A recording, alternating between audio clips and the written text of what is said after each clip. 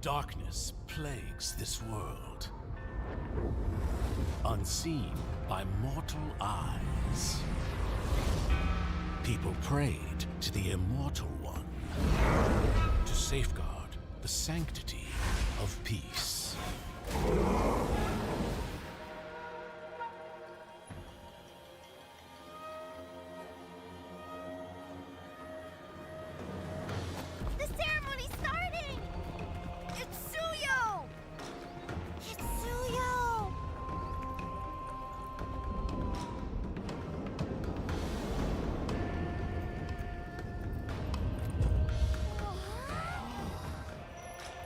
I bear this mask, for this duty is mine alone.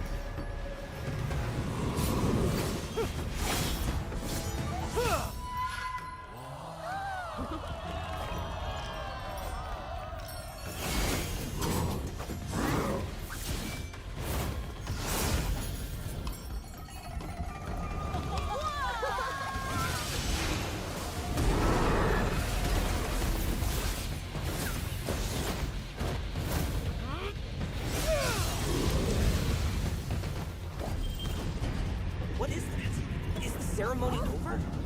Mommy, I'm scared. What is that?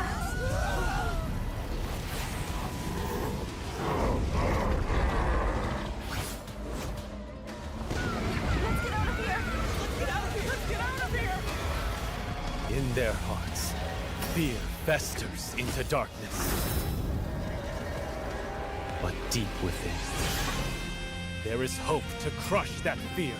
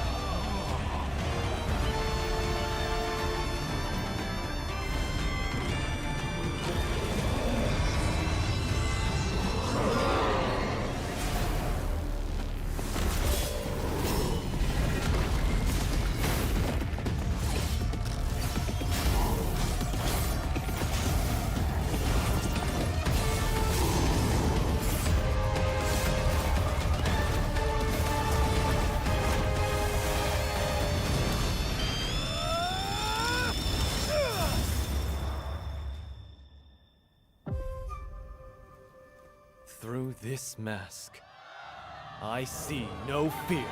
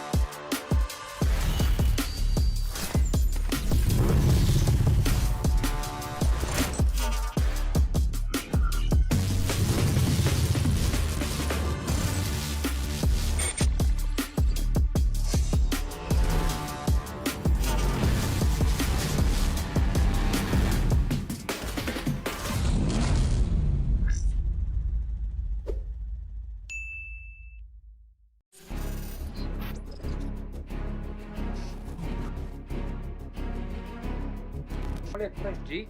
-1? Ayun na. We can. We can 4 seconds, 4 seconds. We can -1. G. G? Just fried chicken, fried chicken. Zia. No pure. No pure Zia. Zia, pre. Ay! Bulo mo. Okay, sa akin. Dali mo. Nice. Help me basic. Yo, Ben. Nice. Sige, tapos to, in the ball to. Sige, sama-sama na kayo mga tanga. Oh, mga bobo. Ingat. Ayan. First goal, careful to... Yeah, may imo ko, pre. End the ball. Tawag lang ako. Tower lang. Nice! Ay, nakita nyo. Ay, gitna. Patay. Take. Alice. Patay na. Alice.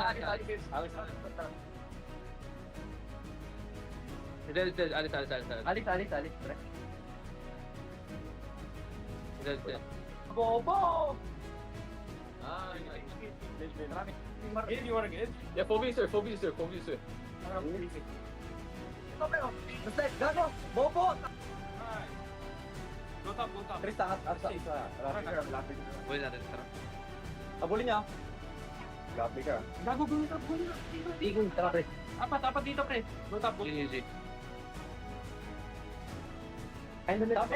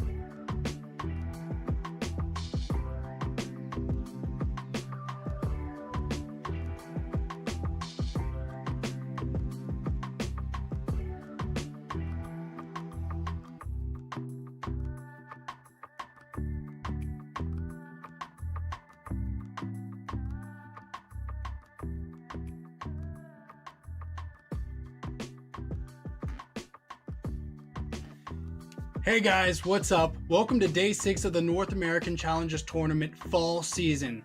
So far, we've had some exciting matches and we've had a lot of shocking moments so far in this regular season, but as it all winds down, who is truly going to rank where?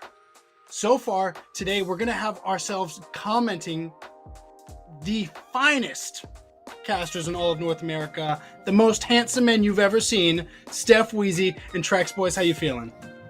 I'm feeling good. Last night we got a big roller coaster of emotions, and today we're gonna finish that off. We have a number 4 spot in the playoffs up for grabs, and somebody's taking it. That's right, and some teams will be sent home today as this is the end of the regular season. It's been an amazing journey. We got to see who's going to make it into the top 4. We've got our whole tournament format ready to be gone through. Trex, can you take us through it? Hey, so for anyone that's just joining or has been here and still has no clue what's going on, we went through 3 Swiss rounds this regular season, 8 teams randomly drawn in the beginning, and the winners of each week would go against the winners of the next week. And now we're on week 3. The final floor has been made. As they went through the Swiss rounds, they played 4 games each time, scoring points with each game won. And now we're down to this last week, Weezy. And that's right. As Trex mentioned, all of these teams competing for points. The top 4 teams with the highest points will move on forward into the playoffs. So far, 3 teams have already earned that spot. Cloud9, the Bloodthirsty Kings, and Godspeed with tremendous victories this regular season. And the question is, who will claim that remaining spot? Will it be Gosu Night Horde, or will it be Overskilled with both of them tied at 4 points? And with the playoffs being shown, you're going to see that we're going to have 3 different breakdowns. We're going to have the best of 5s going throughout the entire thing. And honestly, I'm super excited because, again, today we're going to be finding out who this 4th team that's going to be showing off in the playoffs is going to be. And I'm telling you what, I could not be more ecstatic to find out who it's going to be. Yeah, it's definitely going to be exciting. We get those best of 5s in the upper. Things get a little bit dicier. Lower bracket, the losers bracket, as some like to call it, it's going to be best of 3s and then the best of 7 grand finals. And that's when everything's really going to, boil down to who the best of the best is here.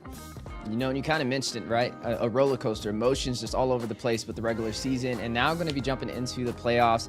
There's no more insurance. There's no more having the affordability to really lose. Teams are just going to be getting knocked out left and right. Yes, there's a lower bracket, but there's only really one more chance to lose before you're officially out of this NACT season. Trex, could you do me a favor and take us into today's schedule?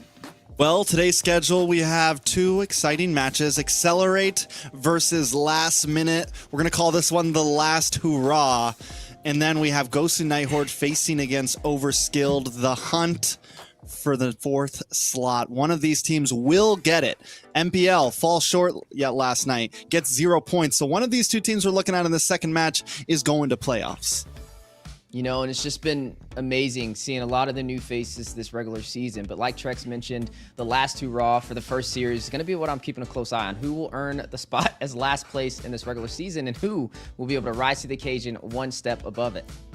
Speaking of earnings, let's talk about the prize pool for a second. $25,600 with over 1.5 million diamonds to be earned, which I think is absolutely fantastic because this is the only NACT that I'm aware of that has ever been affording the opportunity for people to make diamonds within the qualifying stages. You didn't even have to make it to the NACT top 8 to get something, which I think is absolutely huge. But again, all of the real money is here within this top 8, and seeing who's going to get what is going to be pretty exciting. Yeah, it's definitely going to be exciting. Whole lot of diamonds, whole lot of money, ticket to M6. Everything's on the line here, and it's getting closer and closer to the end of NACT. Yeah, and that's what we're going to be keeping a close eye on. You mentioned M6, a ticket to Malaysia, and also to have bragging rights to be the best in North America. All these teams striving to earn that, and we're getting one step closer each and every day as we're about to embark into the playoffs, the final day for the regular season. I don't know if I hear leprechauns or maybe it's a money bag singing, but Steph, can you take us through the giveaway? That's right. As you see that amazing code, I'm not going to try and pronounce it. We'll leave that one to Zeke. He's our translator for these type of things. But nonetheless, there are amazing codes. There's an amazing code out there with a bunch of giveaways. All you have to do is scan that QR code. It'll take you in game and then punch that code in for a chance to win this. This is global. Everybody has a chance to get it. First come, first serve though, and there's only 31 available. Again, you guys are going to have to be fast. 31 available. Vupchigilomix is what the code is pronounced as. That is the official pronunciation. So write that down in your books if you haven't already. Yeah, it's always exciting to get some free gifts before the big games. Sadly, we don't get to take any part of it, but that's okay. So yeah, speaking of big games, we got a big one right ahead of us. Last Minute versus Excellerate. I'll tell you what, we did find a little bit of a victory, though, with Zeke's pronunciation, man. You got to love that. But yes. Speaking of teams, speaking of lineups, Excellerate, fresh on the board the first team to be showcasing their talent today. You've got Reinforce dominating inside of the XP lane. Baby Zen in the jungle. Duck Luck, the mid lane menace. The Roamer, Exor, and then KX in the gold lane. Whoop whoop. Did you catch it? Player substitution, Tara for Exor. How do you guys feel about that? I mean, I'm sad, you know, and Tara has become a fan favorite. For those that maybe don't read the YouTube chats, they love him down there. They're going to be very upset he's not playing today. Some people are considering him the GOAT. Yeah, I mean, I didn't know how to play Tig until I watched Tara, and now he's even got me taking notes. But with the substitution, is it the right decision? Steph, can you take us into the last minute's lineup? Of course, you've got Blade in the XP lane, JDZYZ. I should have Zeke doing the pronunciation for these because they're actual real names. There you go. Just this is a Sky in the mid lane, ZMJ, KK as the roamer, and my hero rocking in the gold lane. That's my hero. Yeah, they're going to be a force to be reckoned with, and we can't wait to see these two compete. Like we said, fighting it out for the title to not be in last place for the regular season. So I think it's safe to say that this match isn't just about where they're placing. I think this match is really going to be a fight for bragging rights because both teams did make it into the top 8, and that is bragging rights in its own. But being able to rank above just being in that top 8 section, that's what it all comes down to. Everyone who's ever stepped foot in North America knows that what do Americans love? Pride. They like saying, I'm him, my name is Himothy. Write that down in your notebook. And I think tonight is going to be the night where not only do we find out who is going to be the 4th team featured in the playoffs, but which team is actually going to be in that future part of NACT. Definitely going to be exciting. You know, and for those of us that don't care that much about Pride, what we also love is watching people fight for Pride. We love sitting on the sidelines and watching these teams duke it out. And that's what's going to happen. And I think, you know, Zeke talked about it a little bit. We've seen a lot of 4-0s. We've seen a lot of 3-1s. But I got a feeling both of these two series could go down the wire tonight. Yeah, and speaking of down the wire, don't go anywhere. We're going to go on a brief break, but we'll be right back momentarily.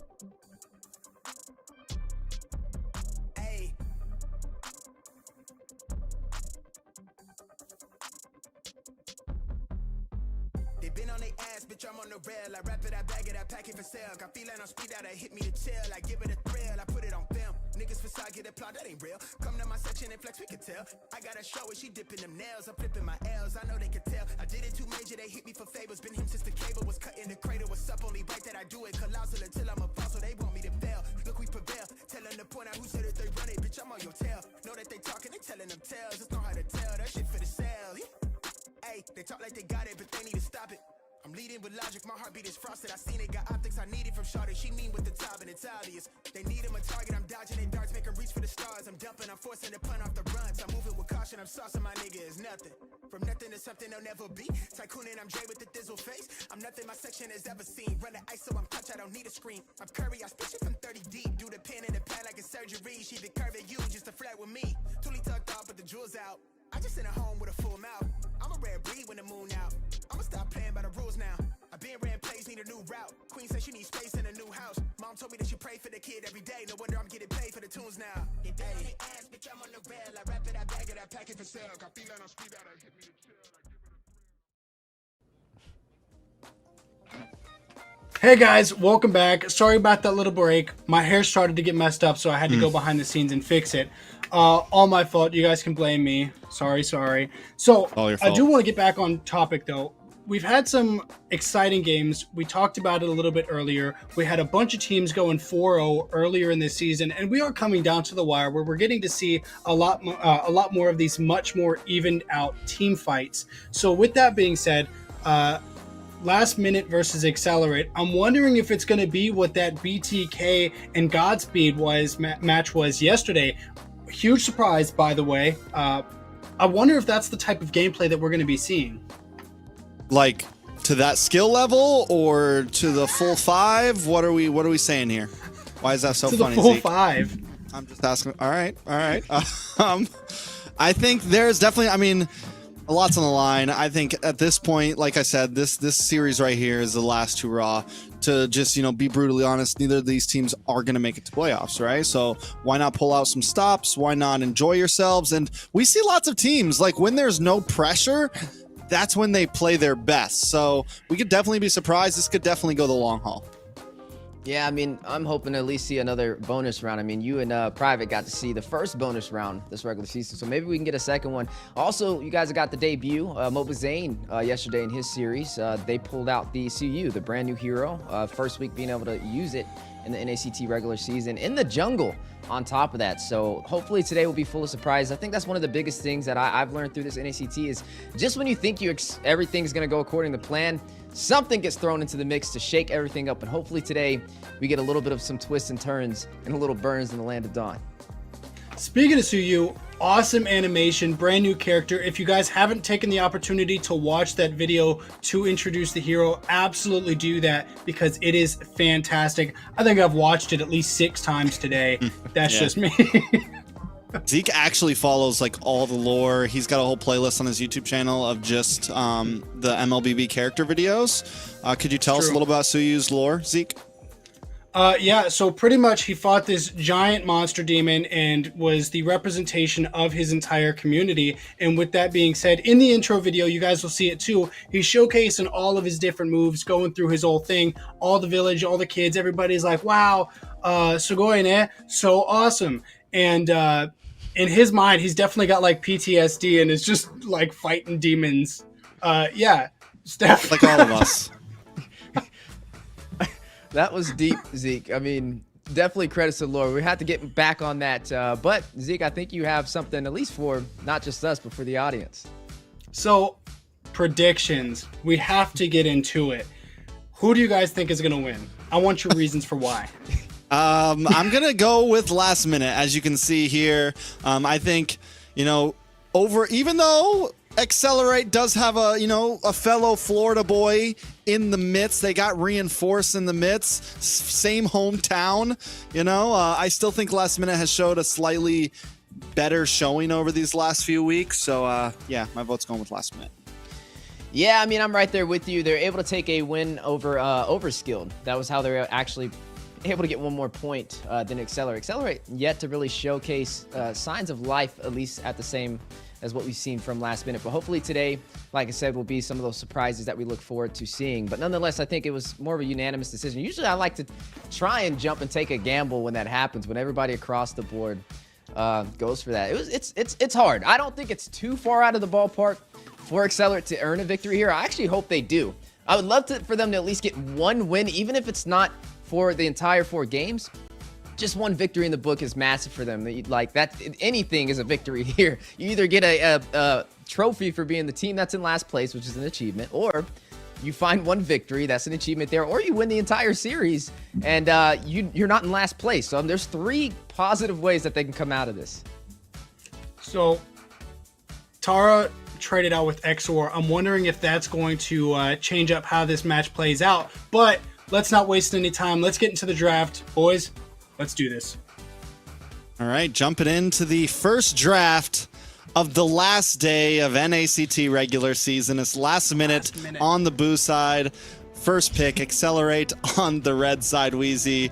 And, you know, we're jumping right in the very beginning. Sometimes the bands have already gotten moving. This time team's taking it slow, you know, so Ruby's going to be first ban. Yeah, Ruby is going to be taken off the board. We know the crowd control could be a problem. Also able to flex the Ruby into multiple different roles is a kind of that triple threat. But yeah, just talking about both these 2 teams, like we said, this is going to be the last time we see both of these teams, as they will not be moving on into the playoffs. So as we take a look at their journey, at least for the side of last minute, we got to see them go up against Godspeed, Overskilled. They're actually able to find their only victory this entire series against Overskilled. Lost 3-1, but hey, they found some sort of pulse right there beating. But on the other side for Excellerate, they didn't have as easy as a journey. We got to see them go up against Cloud9. They shut them down 4-0, and then Gosu Night Horde right behind them. So this is their final shot to get a point on the board. At least 1 point is what we're looking forward to seeing today. Yeah, I think they need to get at least a win in the season. You know, we've seen there's like we say all the time, there's always a team, you know, there's 8 spots, there's always a team that's going to come last, but normally there's always you know, that team pulls off a few wins here and there. Excellerate has had a rough time at it.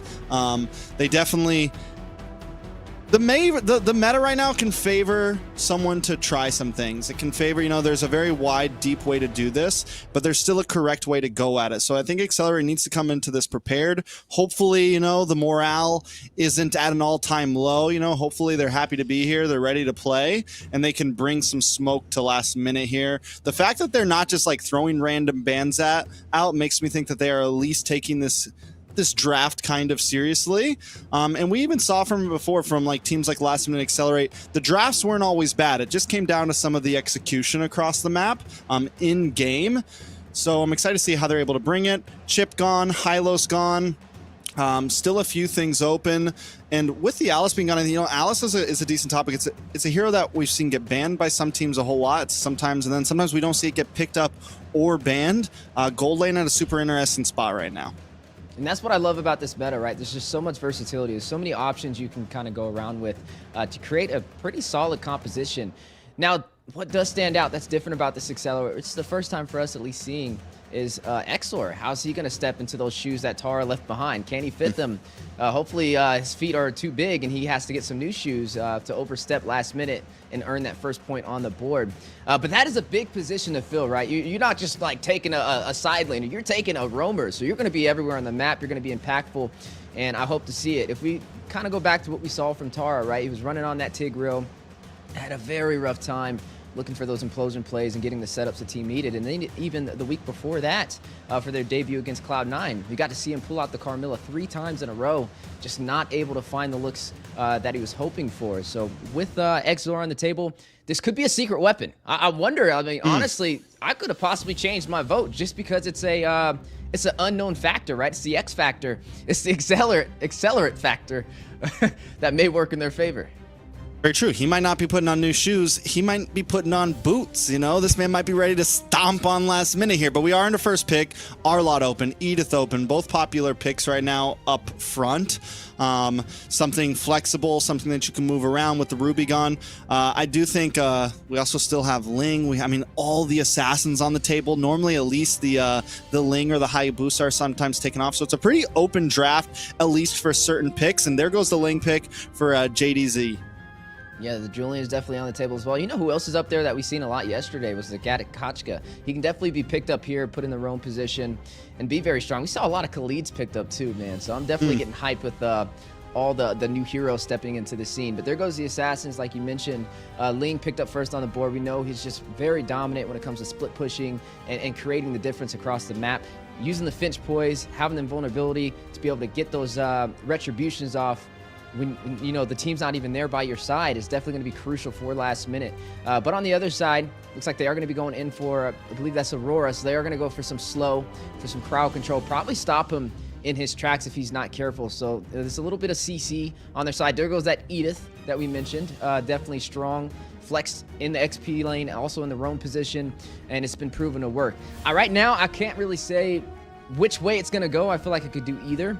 And that's the beautiful thing about this new meta is you can kind of flex these heroes into multiple different roles and still find a super strong composition. But so far for last minute, we're seeing damage.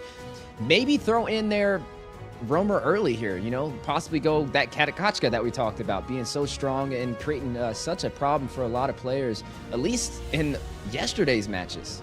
Yeah, got it. Gatad has definitely he's rising, and at first last week we saw him get picked up by Shark. Me and you casted that game, and he was kind of underwhelming. And then we see him yesterday with Shark and already playing much better. We've seen not Mark Cutie, but Cole World pick him up a few times, has been much better. And there's your Khalid and your Gatat. The man's on fire on the guesses right now. So overall for last minute, very solid draft. You know, the Aurora and Duck Luck, and I want to talk about Duck Luck for a second just because she didn't play last week. I think she got subbed out last week. And she's the only female player right now in NACT, and there's also some shoes to fill there for her, right? Because normally it's like Nicolette, it's Ashley, we got Sayori last season entering in too, and this time the only female player right now in top 8 NACT is Duck Luck, and those are definitely some big shoes to fill. So I'm hoping that we see something from her today. I'm hoping we see maybe some really good plays. Kai X also throwing into the Claude, so I mean, on both sides, nothing too crazy. They're keeping it simple. We thought we might go a little out of the box, but I feel like right now from what we're looking at, it is very straightforward. Yeah, no, I mean, I like it, right? I think both sides have some answers. It's just going to kind of boil down to execution. And execution, at least from what I seen last minute, was a little bit better, right? I mean, with Tara in the previous matches, he just couldn't really find the tank mage synergy they were looking for to be able to get online, him and Duck Luck. But with a new player trading in for Tara, I wonder how Exor is going to fill into that, right? We see the Edith. We know it can have some great setups. It can use that Primal Wrath for some additional damage as well. But is it enough, right? I mean, I guess you have Knock-Up to go up against the Khalid if you do put it in the XP lane, if you use that Quicksand to keep himself alive. But I don't know. It's gonna be a battle that they're going to have to tell, right? But something we have yet to see for the side of last minute is what are they going to put up against this Claude? You know, Claude is highly mobile. And when you have a dive composition like a Gatat, or as Zeke would say, a Gattakochka. Sorry, I'm speaking Zeke's his lore is rubbing off on me. But as you see, the Khalid, all of these heroes can dive, even the Ling, right? All of them can dive into that side laner to try and take down that marksman. And Claude is one of the best heroes to be able to escape and play for the survivability. And I think that is an excellent read from Excellerate. Now, on the side of last minute, though, they got to watch out for possibly dive as well. Maybe if the Edith is going to be put into that roam position, or they go something else entirely, time will tell. Maybe going something like the Natan wouldn't be the worst thing to play for survivability with the entropy. Yeah, Natan could definitely be a possibility. We've also seen a lot in current meta of, you know, double fighter off lanes, things like that. The Ruby is gone, so maybe not the best for gold. Nothing too tanky on the side of Excellerate, so I don't think they're going to pick up anything like the Lunox or something of that nature. But there's plenty of options, right, when it comes down to gold lane. The Moskov's gone, but, I mean, we've seen things like the Beatrix get picked up. The Natan definitely, for me, the Natan is still in a really iffy place. I feel like it is very late game. And last minute with the composition they have now, I feel like they want to kind of get aggressive. They want to hit a really decent mid-game spike. I'm waiting for that last ban. I think they just continue to go into the jungle. There goes the Nolan band. So on the side of Excellerate, they still need a jungler. Julian's open. Alpha's open, definitely a solid option. They also still possibly need an EXP laner, and with the Arlot on the field, I think it goes great against the Lance. A lot of threat there, also a good CC to help deal with the Khalid. So I think either of those could be decent options for the side of Excellerate here. Yeah, there's definitely a lot of jungles, and we got to see which kind of route they decide to go with that. You know, Suyu is technically still available too, and with the debut, we got to see Zane dominate on it yesterday with an amazing performance. Maybe we see it again. Like we mentioned, this NACT has been full of surprises, and it's definitely something that can shake up the scene. Even though he doesn't have a true traditional ultimate, he gets online super early and has a massive amount of combos to really affect the team and shake them up. Speaking of shaking things up, though, Tarizla slotted in for Excellerate, which is going to confirm most likely Tarizla putting the XP lane and Edith in the roam position. The Tarizla, I guess is okay, right? I mean, you have a little bit of that knockup with the penalty zone, possibly rush in, stop the Khalid from the quicksand, but then you're going to have to kind of force out your ultimate. But at least he can kind of sustain himself for a little bit, right? He's invulnerable to CC when he uses the execution strike, and they did need a little bit more crowd control in their department, but it's going to require him to get up close and personal, and there it goes! Debut, day number 2, Suyu in the building. I like it. I like it. And then also the Sicilian pick for nice back line. So heavy dive comp from last minute. Very aggressive comp. And then you have the Sicilian for a little bit of late game insurance. The only thing about the Sicilian is if everyone dives in, Sicilian is kind of all by himself. And I think at this point, Excellerate needs to be able to think about it. I think they need a quick moving jungler, someone that can kind of dive to that back line. They go for the alpha instead, which, don't get me wrong, there is some dive there. Plenty of true damage to deal with the tankiness of the Gatot, to maybe a little bit more CC of what you kind of wanted, a little bit more crowd control to help deal with the Khalid. And then the Suyu is just kind of a wild card here. So we still don't know exactly how it's going to play out, but I'm waiting for the swap over. So wait, is this going to be a gold laner Suyu? Mahiro on the Suyu here? You know, it has to be. I mean, yeah. Yeah, because this is a first. Okay. Like I said, shaking things up in the land of Dawn, and last minute, yet to disappoint. Yeah, last minute, literally whole draft looking good, and at the last minute they throw in the wild card Suyu gold lane pick. So excited to see exactly how it plays out. Accelerate's draft, definitely, I mean, still very clean. A lot more basic, which isn't a bad thing. I don't mean basic in a bad way. I just mean a lot more straightforward. Everyone has their spot. Everyone is where they need to be, what lane they're supposed to be in. No real wild cards. But let's jump in to the first game on the last day of NACT regular season. This is Excellerate going up against Last Minute.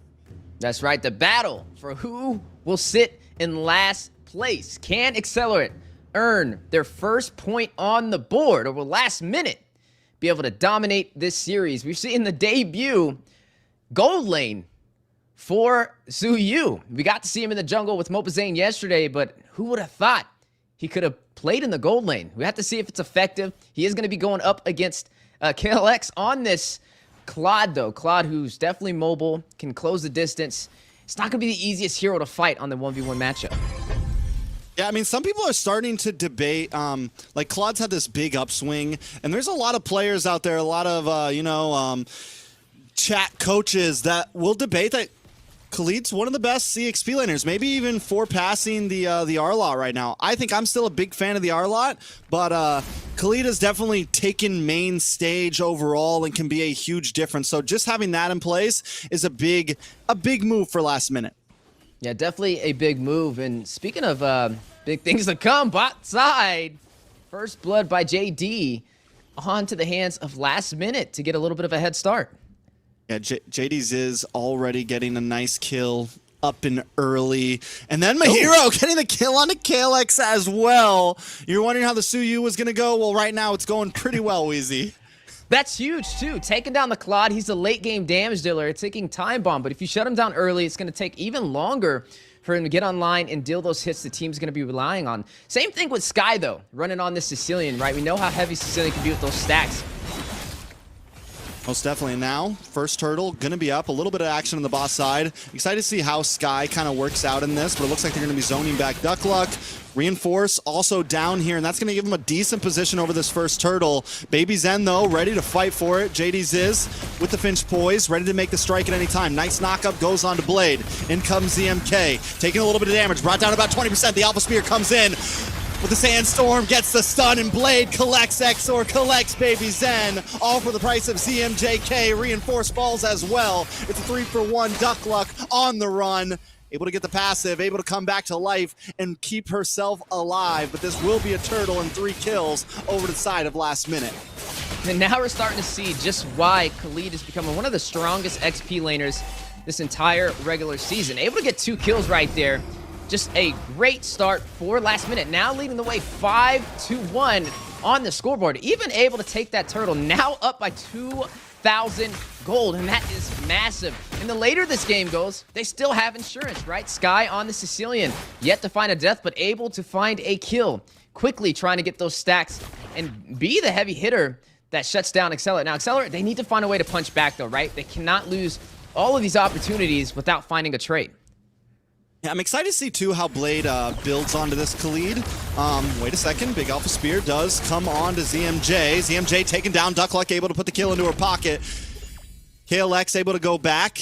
I mean, overall, Excellerate find a nice pick off there. Blade and Reinforce still going out on the boss side. And Blade, a whole level up, almost more right now. We're creeping up onto a solid level up. Taking a look at the items, though, Weezy. Yeah, as we are looking at the items so far, we are looking at a little bit of a slow push for KLX since he did fall, right? He's trying to get some of these core items to deal massive attack speed, and with him finding that first death, it's going to take a little bit for him to get online. But Sky, though, having these stacks is going to be something to lean on. You are going to see him pick up the Clock of Destiny as well to kind of help that Thunder Belt, though, on this Khalid, who's already working toward being such a heavy threat. Blade, 2-0-2, highest kills in the game. You got to find an answer for him, right? If you allow him to free range, free roam, and get these kills, he's going to help scale in the early game. Ooh, Duckluck in trouble, though, able to just get away, but no, ZMK follows him down, gets the kill. Baby Zen now a little bit of trouble as well, but KLX comes in with a blazing duet, able to zone away ZMK and Sky. The onward, the Earth Shatter, locks onto ZMJ, but now Blade getting involved.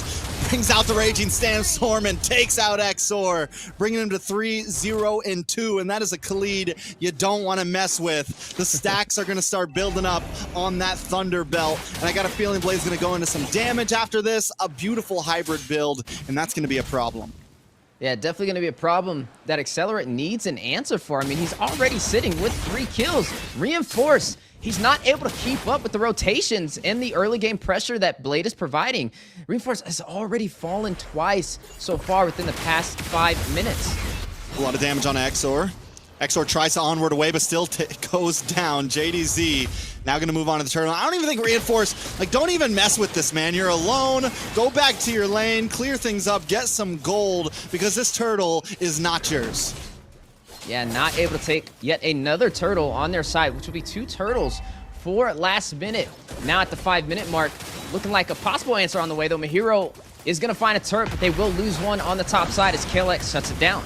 Ooh, Raging Sandstorm flicker to the sidestep. Baby Zen locked in, but wait a second. Baby Zen able to get some final shots and last minute push back. A lot of damage coming out from Duckluck, a lot of damage coming out from KLX. So we're seeing some moments of hope in some of these fights. It's not a complete steamroll yet.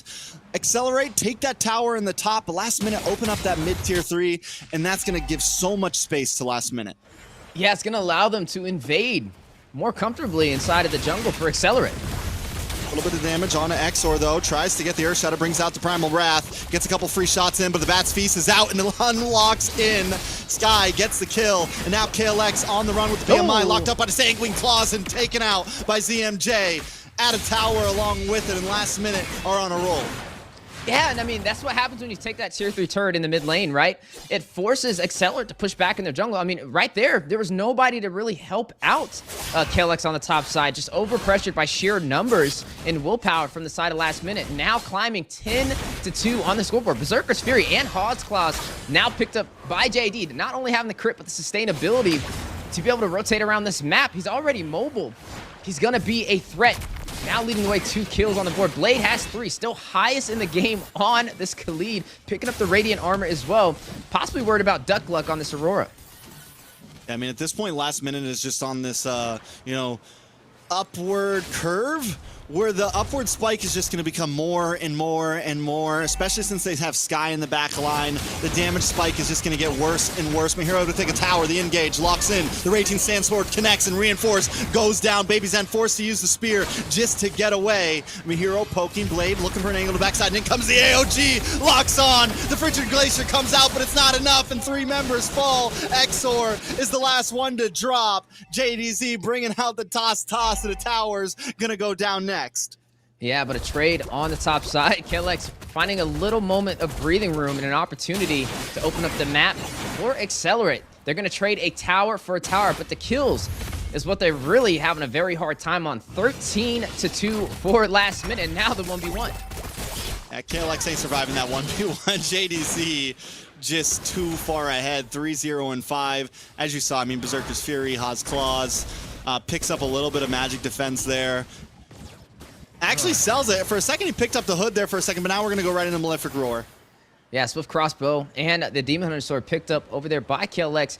He's having a very rough game. At least he's split pushing though, right? He's focusing on the objectives. Even though he knows he's not going to hit that late game power spike as early as he wants to, he can still be effective by clearing these turrets and kind of keeping an eye on where Last Minute is on the map. Last Minute though, doing a great job at rotating for game number 1. You can tell the synergy is there and it is growing every single game. Kind of what we've seen in their last series that we got to see them fight it out on. Now it's showcasing that they're scaling through the regular season for their final series. Now going to be able to take this Lord, which should help them push even further, take some of the tier 2 turrets standing for Excellerate. Excellerate now forced to kind of play on the defensive, right? They have to wait for a mistake to happen. They can't be overly aggressive. I mean, it's already a massive gap in the economy. They're down by almost 8,000 gold. They just gotta be patient, wait, try and catch Sky out of position. Ooh, Exor goes in, gets caught. Gonna be able to just disengage. I mean, you're right, they just need to kind of be patient, hang out. They do have play potential, but KLX keeps on getting caught by JDZ. I get the idea, right? Play the macro, try to play the long lane. But at this point, especially when there's a Ling on the enemy field that can move around the whole map very quickly, I don't think that's the play to make. Yeah, see, that works when you don't have a highly mobile hero on the opposing side who can cut that distance in a matter of seconds. And that's what JD's doing. He's kind of just feeding into JD to make him even stronger, as he's now 4 kills in. He just passed Blade. Yeah, it's definitely gonna look like a problem. Baby Zen keeps on having to use that ult just to get away. The penalty zone comes out, but Reinforce pays for it. More damage coming on to Kale, coming on to Baby, coming on to Duck. And Exor is forced to retreat, give up the tower, give him everything just for your life. And now standing with only the inhibitors, trying to hold off Last Minute from pushing into their base. Going to be their hardest fight so far this entire round, and it's just been very one-sided. We haven't really got to see Excellerate come online, and they need KLX to be able to hit hard, to be able to push back Last Minute. With him falling 4 times already, yet to find a kill, it's going to take a little bit for him to get online. We're only at the 10-minute mark, and now the battle for the inhibitor on the way. And I mean, Last Minute just kind of taking it slow. They got some nice poke on. They have a huge lead that they can kind of be a bit more aggressive. They don't completely have to freeze lanes immediately, but at this point they will wait for this turtle to come up. But let's look at some of these items. Well, what's interesting is Su Yu. He's up. Look how much gold he has over KLX, right? I mean, I guess they did take a lot more turrets and majority of these objectives, but he's just scaling so much better. He picked up the Hunter Strike. He's going to have that mobility, also some physical pin. Has the War Axe with some additional pin to be able to sustain himself even longer in the fight, and then goes for more physical penetration with the Malefic Roar. The man's going to hit like a truck, and I'm excited to kind of see how he is in these team fights. But Blade! All right, Baby Zen, gonna be okay, gonna survive. You know, Su Yu, you mentioned Su Yu. 107. We've seen some changes happen to the gold lane in terms of things like Alice, Rubies. We've seen some fighters down there. Could this be a possible position? He is a heavy hitter. He's got this fighter assassin play style. So in a place that he can collect gold, is this maybe a possibility we see him in the future here? Yeah, we'll have to see how effective he is with that gold in the team fights. But something else I'm kind of watching is Exor, right? He replaced Tara in the roam position and has yet to really have an impact for the team. I mean, he's 0-5-2 on this Edith. We know they prioritize the Edith first in the draft, and it just really hasn't been working in his favor. He's not really able to find that opportunity, especially with Sky on the opposite side of the table, able to fight from afar and get them stacks to deal massive damage. It's just been a pretty smooth game for him. Nobody's been able to find a way into the backline to shut him down. They don't even have a traditional marksman, like you said, running the Suyu, the debut Suyu for the gold lane, and he's yet to even fall. And he's not even a long-range hero. He's up close and personal. And Excelerate's still not able to close that distance. But look at Blade. Look at the confidence for game number 1. Yeah, Blade is not worried, man. I don't think there's anything that Excellerate can do to take out Blade right now. And if they fall for the bait, they get a face full of Raging Sandstorm. They get a face full Avatar Guardian. And then JD and Sky just come in to clean things up. Excellerate doesn't really have an answer. I think at this point they need to hang back, wait for last minute to come into the bottleneck and look for that big onward Earth Shatter, paired up with the Frigid Glacier, paired up with everything else away. JDC coming in. AOG comes into the backside, gets a nice knock up on the Duck Luck. A lot of damage, lands on an Exor. Out comes the Frigid Glacier, does get the freeze on the Blade. ZMJ though, doesn't care, keeps moving forward, takes out Baby Zen. Exor down as well, and the Lord locks onto the base of Sky, brings in a siege from the back end. More damage on a Duck Luck. KLX gotta go back to heal, but another wave now coming down the mid as JDC comes off the Finch Poise. Mahiro into the backside, looking for some damage on a Reinforce, but takes some himself, forced to flicker away. Accelerate, trying to defend. A penalty zone does connect on a JDZ, but all they got to do is lock onto the tower. They don't have the minions to do it, so they're taking tower shots to the face. Duck Luck, passive, comes out, just survives, but Blade gets the monster kill and seals the deal with game 1. Seals the deal last minute. Able to find yet another victory, trying to get their first 4 on the board. Definitely a good start for today's first series up against Excellerate. I mean, over the entire game, I didn't see really any mistakes. They were on point. The synergy was great. They focused on what they drafted, right? Sky playing in the backline, not stepping out of position, not being overly aggressive. 3-0-14. Blade is what really shined to me, though. You mentioned the Khalid and how effective it could be. One of the strongest XP laners in this NACT. And the closer we get to playoffs, the more and more we're starting to see a little bit of a pattern where the team that picks the Khalid is starting to win more than the team who does not. And maybe that's something that Excellerate can kind of sniff out and use for their advantage. But right now, last minute is going to be in the lead for this series. Keep in mind, both of these teams fighting it out for the battle for last place. And last minute now has 2 points on the board compared to 0 for Excellerate overall this entire season, but their first point for this series. Yeah, I mean, so pretty much Excellerate, they don't want to come down to the bottom of the bracket. They need to win the next 3 games here, right? They need to come out on top in this series. And like you said, even if they don't do that, I think it's important for them to at least, you know, to put up a fight, man. I don't want to see last minute just clobber them, you know? Accelerate's got to come in. And I think, yes, there was some draft issues. I think though the Charizla might be a comfort pick for Reinforce, something, you know, it's still a viable pick, but against something like the Khalid, you got to get a bit more meta. The R-Lot was open. I think it's something that should have gotten picked up. They could have even maybe swapped the Edith over to the EXP lane, something a bit more viable that can maybe hang its own, especially you saw early game, Blade was all over the place. You have the passive. It's a very fast moving EXP laner that can rotate very early on, and something as immobile as the Charizla might not be the best answer to it. Yeah, and you just got to find a trade in the draft, right? I mean, when you're letting 3 high-value targets go into the enemy side, you got to have 3 answers of yourself that you traded these heroes for. JD got to pick up the Ling. We got to see Blade pick up the Khalid. And then we also got to see the Katat picked up by ZMJ. Now, it's too early for me to really tell for the Suyu, so I'm not going to count that one just yet. I mean, maybe as we get into the playoffs, we can get a little bit better of a evaluation of how effective it is. But 3 for sure got traded, and all they really got out of that, I would say, was maybe the Edith. I wouldn't even say the Alpha was really worth the trade. So I think maybe now they're going to have a priority in this draft. Maybe they do things a little bit differently, right? Maybe they get the Assassin. Maybe they take up the Katat.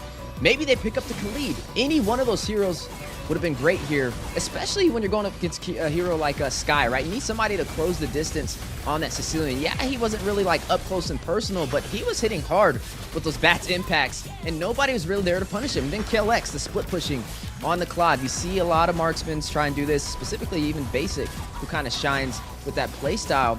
But when you're going up against a highly mobile assassin, it just makes it very easy for him to pick you off.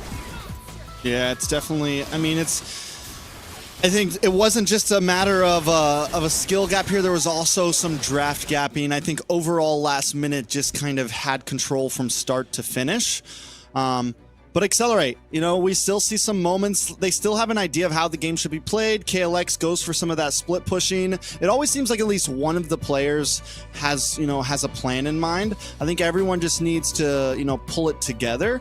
And especially when it comes down to laning phase, they can't let that snowball get ahead of them. And whether that means, you know, picking a tankier mid laner, picking a tankier lineup, a little bit more crowd control, something that can kind of slow down the opponents from just pushing in on you so much, there has to be an answer somewhere if they want to be able to take a game.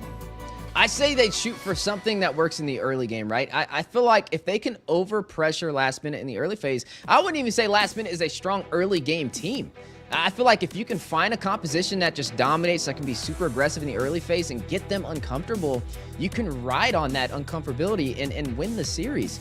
So hopefully going into game number 2, that could be possibly their game plan. I mean, Tig was even available, even though you got to see Tara not have the best Tig. Yeah, without Tara, they can't pick Tig. Yeah, maybe so. Or maybe they live up to Tara's legacy and pay him homage by picking up the Tig. It'd be an even better story for them on their way out for the regular season. But they need pressure in the early game, right? We saw too many objectives fall into last minute's hands, but no trade-offs. Most of the time, it was like 5 kills before they even found one.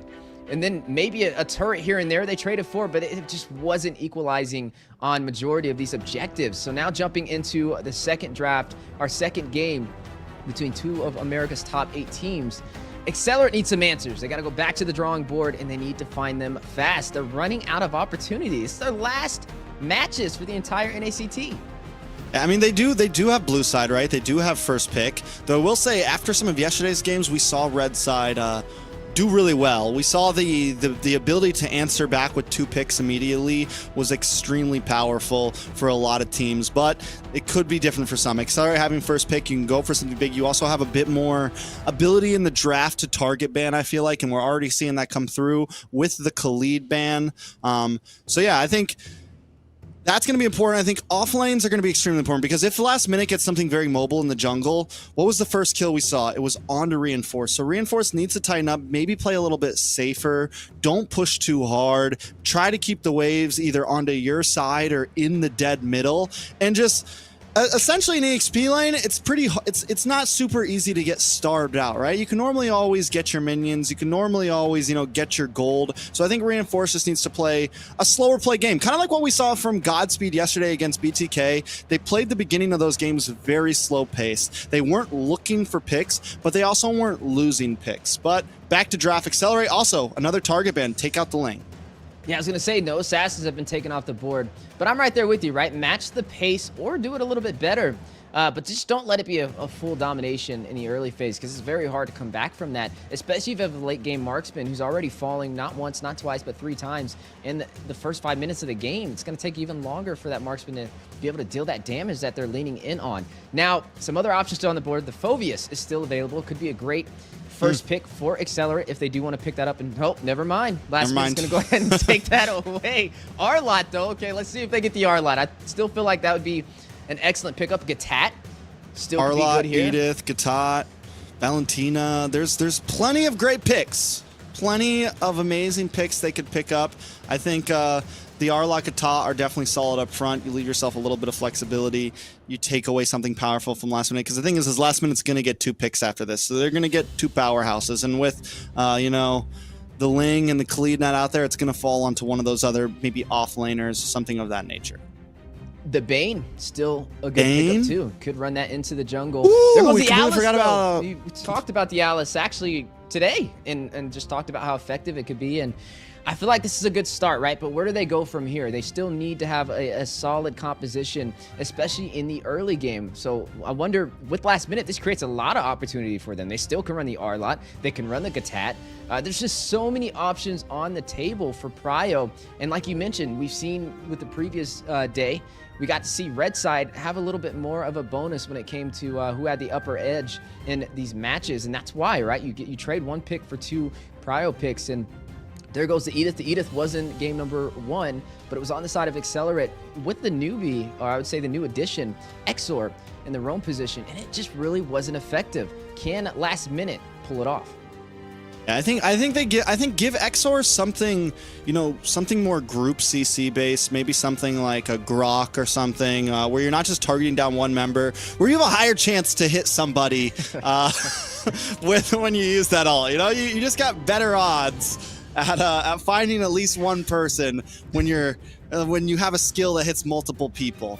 I think that's a great spot for Exor. Plus, ooh, nice Hayabusa though picked up for Baby Zen. And you know, honestly, if I had to pick like 2 people that I think have the biggest potential to really like make a moment happen on Excellerate, for me it's either Kayaks or Baby Zen. Yes, Baby Zen has had some rough plays, but has also had some decent plays, and Kayaks as well, maybe not always with the team, but has been able to at least make some plays happen over the past few weeks. So I think that's a good option. They pick up the Yuzong, which hasn't been like the most popular XP lane pick, but we have seen Yureshi pick it up a few times and done well with it. We've seen some XP laners at least make it work. Yeah, I mean, I feel like the Yuzong is kind of like a safe card, right? It's not really like the most effective, but it also is not the worst option. And it's definitely a comfort pick. And I feel like it's great on trying to chase down the back lines. And right with this situation, you have an assassin who's not very mobile, so you could possibly get to him. But it's going to be a problem when you pick him up so early, especially when you got, there you go, a little bit of a counter to him, right? The Lunox, you can use the Brilliance, can kind of go under the ground, especially when you drop down and expect to hit that Petrify. They're going to have a little bit more time to create that distance, to not make it easy for a Yuzong to chase those backlines. And they have yet to really pick their marksman. Maybe this still could be a Lunox, I guess, think technically Lunox, in the gold lane. Yeah, I think Lunox gold lane for sure. Which means Mage can still be evasive. They could pick anything that can fight from afar and expand that distance away from this Yuzong, or something with crowd control. Maybe a Vexana, who is yet to be banned off the board as well. Yeah, they are getting into the zone of like pretty heavy magic damage on the side of the last minute, but still I think they're comfortable with it. And whether they put Lunox in mid or gold, it's going to be a nice counter to the Yuzong, and also a decent counter to the Alice, man. You're going to be able to shred any tanky heroes that Excellerate wants to bring now. And the great thing about the Lunox too is though it has an amazing late game, it also has a pretty decent early game. Like Lunox is just kind of a slept on hero that's become really popular again, but has always kind of had this spot where she can be viable depending on the situation. So now coming into the second ban phase, Carry going to get banned out from the side of the last minute. I'm surprised they're banning into the gold lane, but maybe just in case this Alice goes somewhere else. But I got a feeling the Alice will be gold lane. Yeah, the carry is a little interesting to me, especially because I feel like they would want a marksman that's not highly mobile, that they can close that distance on, at least with what I'm seeing from the composition. But maybe they're just worried about the speedy light wheels and the burst potential, the tank shredder that Carry can be, especially when you have an Edith who's going to be trying to get up close and personal. We don't even know if this is Edith in the roam position. This could still be an Edith in the XP lane, yeah, and they still can slot pretty much anything they want. The Katat could still be picked up and put into the roam position. And that's just some beautiful three-dimensional drafting from the side at last minute. But for Excellerate, they have a lot of mobility. They have a lot of ways to get to a backline. You have a Yuzong with the Black Dragon. You have a Quad Shadow from the Hayabusa. And then you have the Blood Ode from this Alice to be able to get to the backline at a moment's notice. A lot of mobility to get to these objectives as well. But they're lacking in the crowd control department more than I would like, right? I mean, Yuzong is forced to be in the fight and take all of these hits, which is going to quickly burst him down, especially when you want him to initiate and get to those back lines. And there's already a lot of burst potential for a hero that rushes up and gets up close and personal with that Lunox over there by Mahiro, and also the Edith with the Primal Wrath. So maybe picking up that Radiant Armor, it should be something he kind of focuses in on super early. You mentioned already 3 heroes on their side with pure magic damage. Yeah, I mean, I feel like at this point, Excellerate needs some, like I said before, I think they need some group CC. It's going to be really hard to find this Lunox, right? You have, the Brilliance is going to be, I mean, counters so much that Excellerate already has. The Uji Shadow Kill, the Yuzong, all of it. Lunox is just going to be the answer to a lot of that. Last minute, on the other hand, they just need to kind of round out their draft. And like you said, the Edith can be an EXP if they will still want to, They take up the Grok. So now, Exor doesn't even have that option, which I think it would have been a great option for him. But the Grok is going to be solid. It's going to go great against another Nullifier, has a passive that can stop him from getting crowd controlled. Another person that can slow down this Alice just enough to let the team burst her down. So yeah, I think last minute drafting wonderfully. They bring in the Vexana for Duck Luck, something to kind of stop the dive that maybe last minute wants to bring, but hold on a second. We got a Panda. We do. You know, the last time we seen an Akai, dare I say Dane it, was I don't playing know. it. Was it Zane? No, I don't know. say it. I'm just kidding. Last minute. Maybe last on ACT or something. Oh, man. Hey, I was right there on the same wavelength, though. Yeah, we haven't really seen the Akai slotted. Actually, this is a debut Akai for this NACT fall season. Full of surprises. I mean, the heavy spin possibly could be a plan to pin somebody on the wall, but it's the same thing we kind of talked about, right? You have to close that distance and pin somebody on the wall, and the Lunox is going to be able to get away from that with the Brilliance. So it's not going to be the easiest thing to do. Not to mention bursting down an Akai is very easy to do when you have a Lunox and you have an Edith. So it's going to take a lot of synergy. They're going again with more magic, though. We were asking the question, is this going to be a Lunox gold lane? Is this going to be a Lunox mid lane? This is a Nana, which most likely should be in the mid. Should be. So I'm expecting this Gold to be, lane Nana, Marksman Nana. I'm calling it now. Marksman Nana. You never know. You never know. It's true. It's very, very true. So we get this Akai. So one thing that the Akai will supply here is good disengage. A good hero that once he hits level 4 will be able to help stop the dives that last minute has been bringing all last game, and probably this game as well. How well is the Akai gonna help out with the way that Excellerate maybe wants to fight? I don't know, but if Excellerate wants to take this at more angled fights and the goal is to split last minute up, which really the composition they have, they can do that. They have a Hayabusa who wants to single target people down, wants to make sure that Shadow Kill is on one member of the opponent, so the Akai can definitely help for that. Same thing with the Yuzong. If he can find 1 or 2 members, you know, and really just zone in on them, it's helpful. Alice as well. Excellerate could try to take these as more as one-off skirmishes and maybe flourish in it. Yeah, but I want to see how it kind of plays up against this Nana, right? A hero that we don't traditionally see too often, but doesn't mean it's not effective, right? Nana, who can transform pretty much not only Exor on the Sakai, who's going to be rushing in with the heavy spin, but also Yuzong, who's going to rush in and try and get these setups with the Fury's Dive and the Black Dragon, which can kind of delay their team fight capability and completely change the dynamic of the way it fights out. And it's definitely going to boil down to placement if Sky wants to pick that off. I mean, we saw Sky run the Sicilian last game. Yeah, he played from afar. Yeah, he wasn't really up close and personal, but he didn't fall that entire game, and he was doing a lot of chip damage. This time around, though, I feel like he's going to have a lot more set potential to delay a lot of the skills that Excellerate is looking to try and dish out up against last minute, which may be a little bit of a challenge. But you mentioned Excellerate. They have the dive composition. They have a way to get to the back line.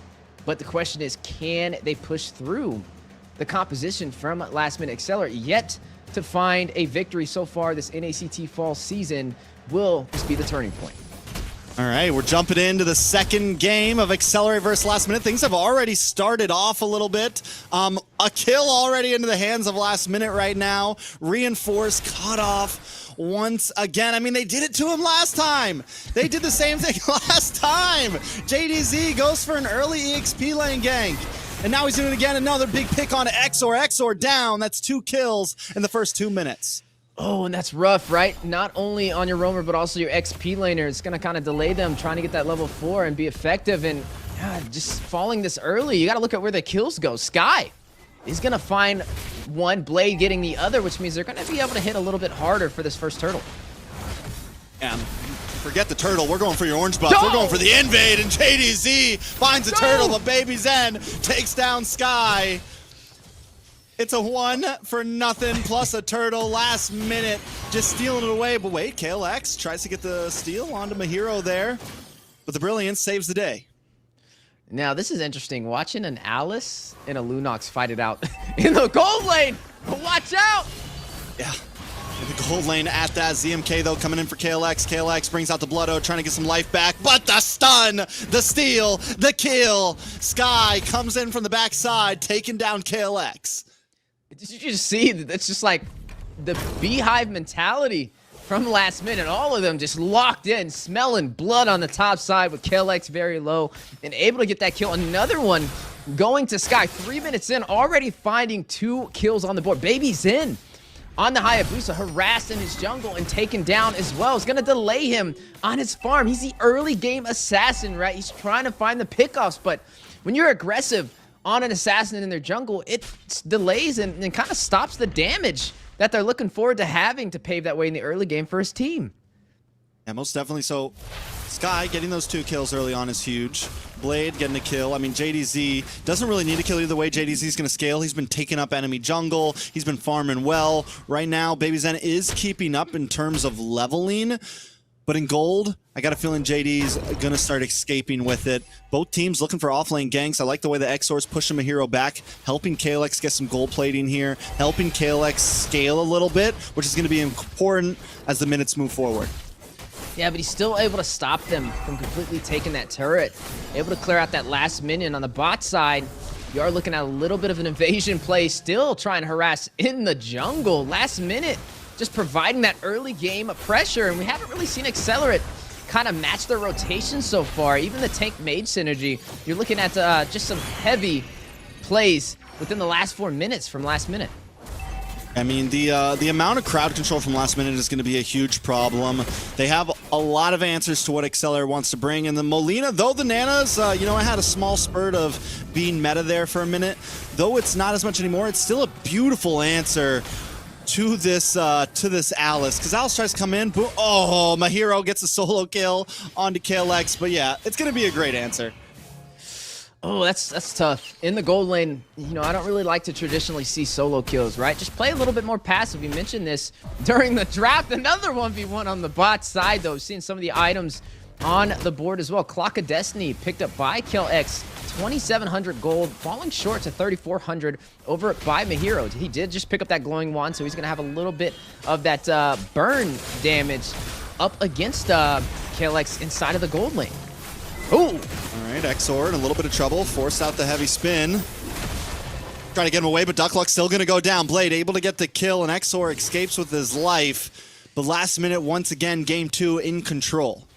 Yeah, not able to find a kill on the board for Excellerate, similar to game number 1. Not able to find objectives at all this time around as well. Look at the evasion plays. Baby Zen on JD, trying to expand that distance. I'm pretty sure, did JD take the orange buff? Or he did, so he got Baby the Zen steal. sees none. The Baby denial. Zen gets nothing here. It's rough. Ooh. KLX in trouble. Able to maybe get the outplay flowing. But comes, how does it happen? Why? Why does it have to be like this?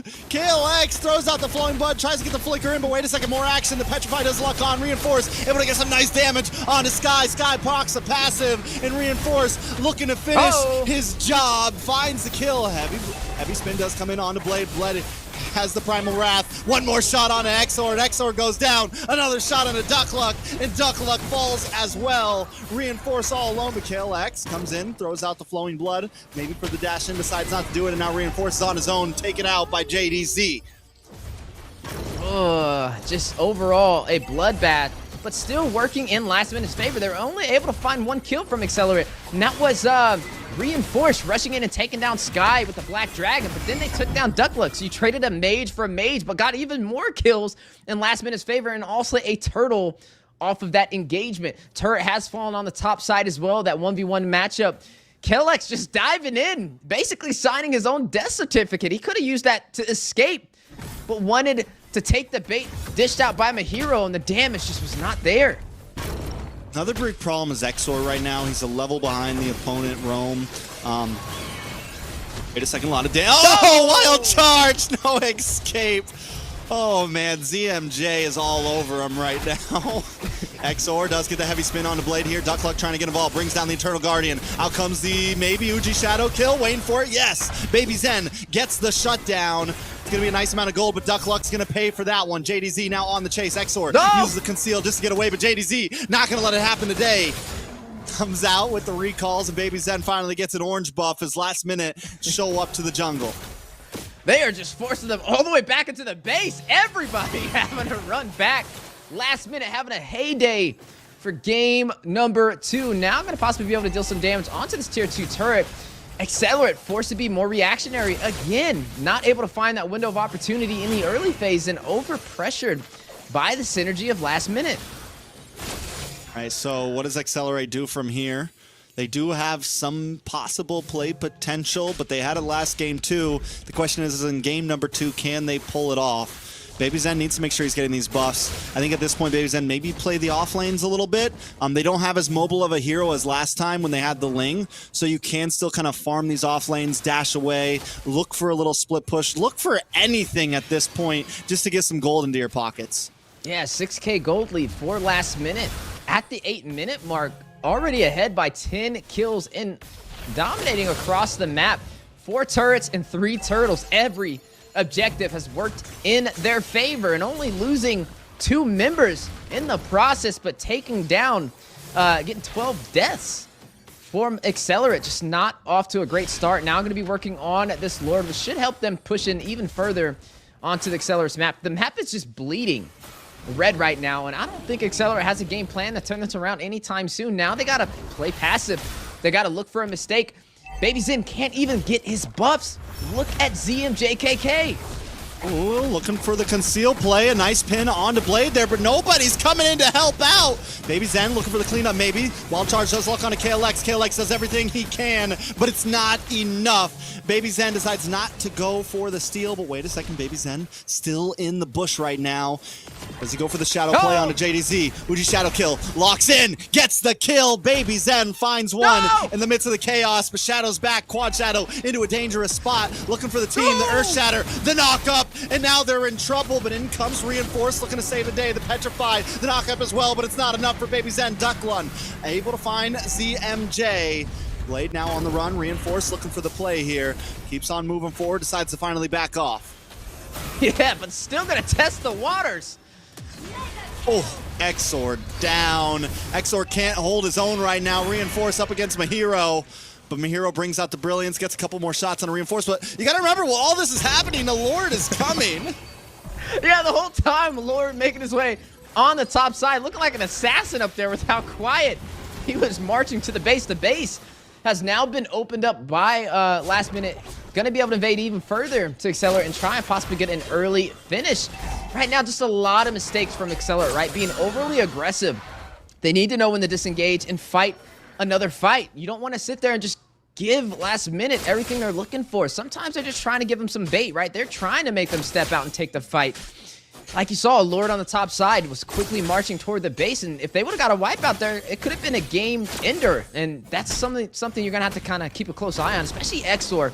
We saw him fall, right? His main job is to push out last minute from that base. Speaking of last minute, speaking of Exor, Exor does bring out the heavy spin, but still gets cut off. Sky able to get the combo down.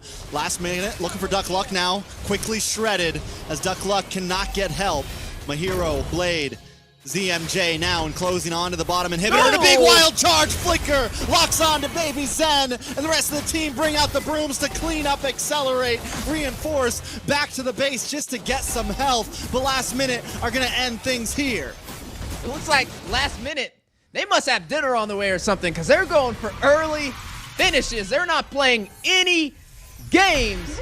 Their hottest debut since the regular season started, their final series, and now with a massive advantage leading the way 2-0 against Excellerate. All right, so I mean, another one in very quick fashion. Last minute, KDA 24 and 34 deaths. That is a total team KDA, which means the only deaths they took were 4, Wheezy. Oh, that's bittersweet. Oh, I got to go back and see exactly what 4 members went down. But nonetheless, yeah, that was just another rough game. A very fast minute match, right? 11 minutes in total to be able to close that out. Blade, again, coming online. They have yet to find an answer for him. Reinforce, just having a very rough time matching rotations in the hero pool. First, we saw him do it on the Khalid. Now we get to see him do it on the Edith with the MVP as well. Just another flawless victory for last minute. But it doesn't even just boil down to the XP laner. I feel like for game number 2, the tank mage synergy was just not there at all for the side of Excellerate, right? Duck Luck and Exor. We just didn't really see them making plays as a unit. We got to see majority of their members moving more as individuals and not as a team. And that's where I feel like Last Minute is overshining them. Yeah, I feel like for a, up-and-coming team, a team still working on themselves, one of the best strategies you can really go for is, the group up strategy. As quick as you can into the game, around the 6-7 minute mark, third turtle mark, try to start bringing 4 members together as much as possible. Keep your formations tight. Don't get caught off alone. And I think that needs to be Excelerate's game plan here, because as you said, Last Minute is just always finding one of them. And at the core of all that, as you said as well, is going to be Exor and Duckluck. They need to be the duo. They need to be the one that's kind of controlling these movements. Yeah, the tank mate synergy is crucial, especially for the early game, making these plays. I mean, look at it right there. Look at Mahiro. Look at CMJKK. Look at Sky cutting off Kel X and shutting him down on the top side. Also, we still got to mention Reinforce, how he keeps getting picked off. The first minute. What's going on?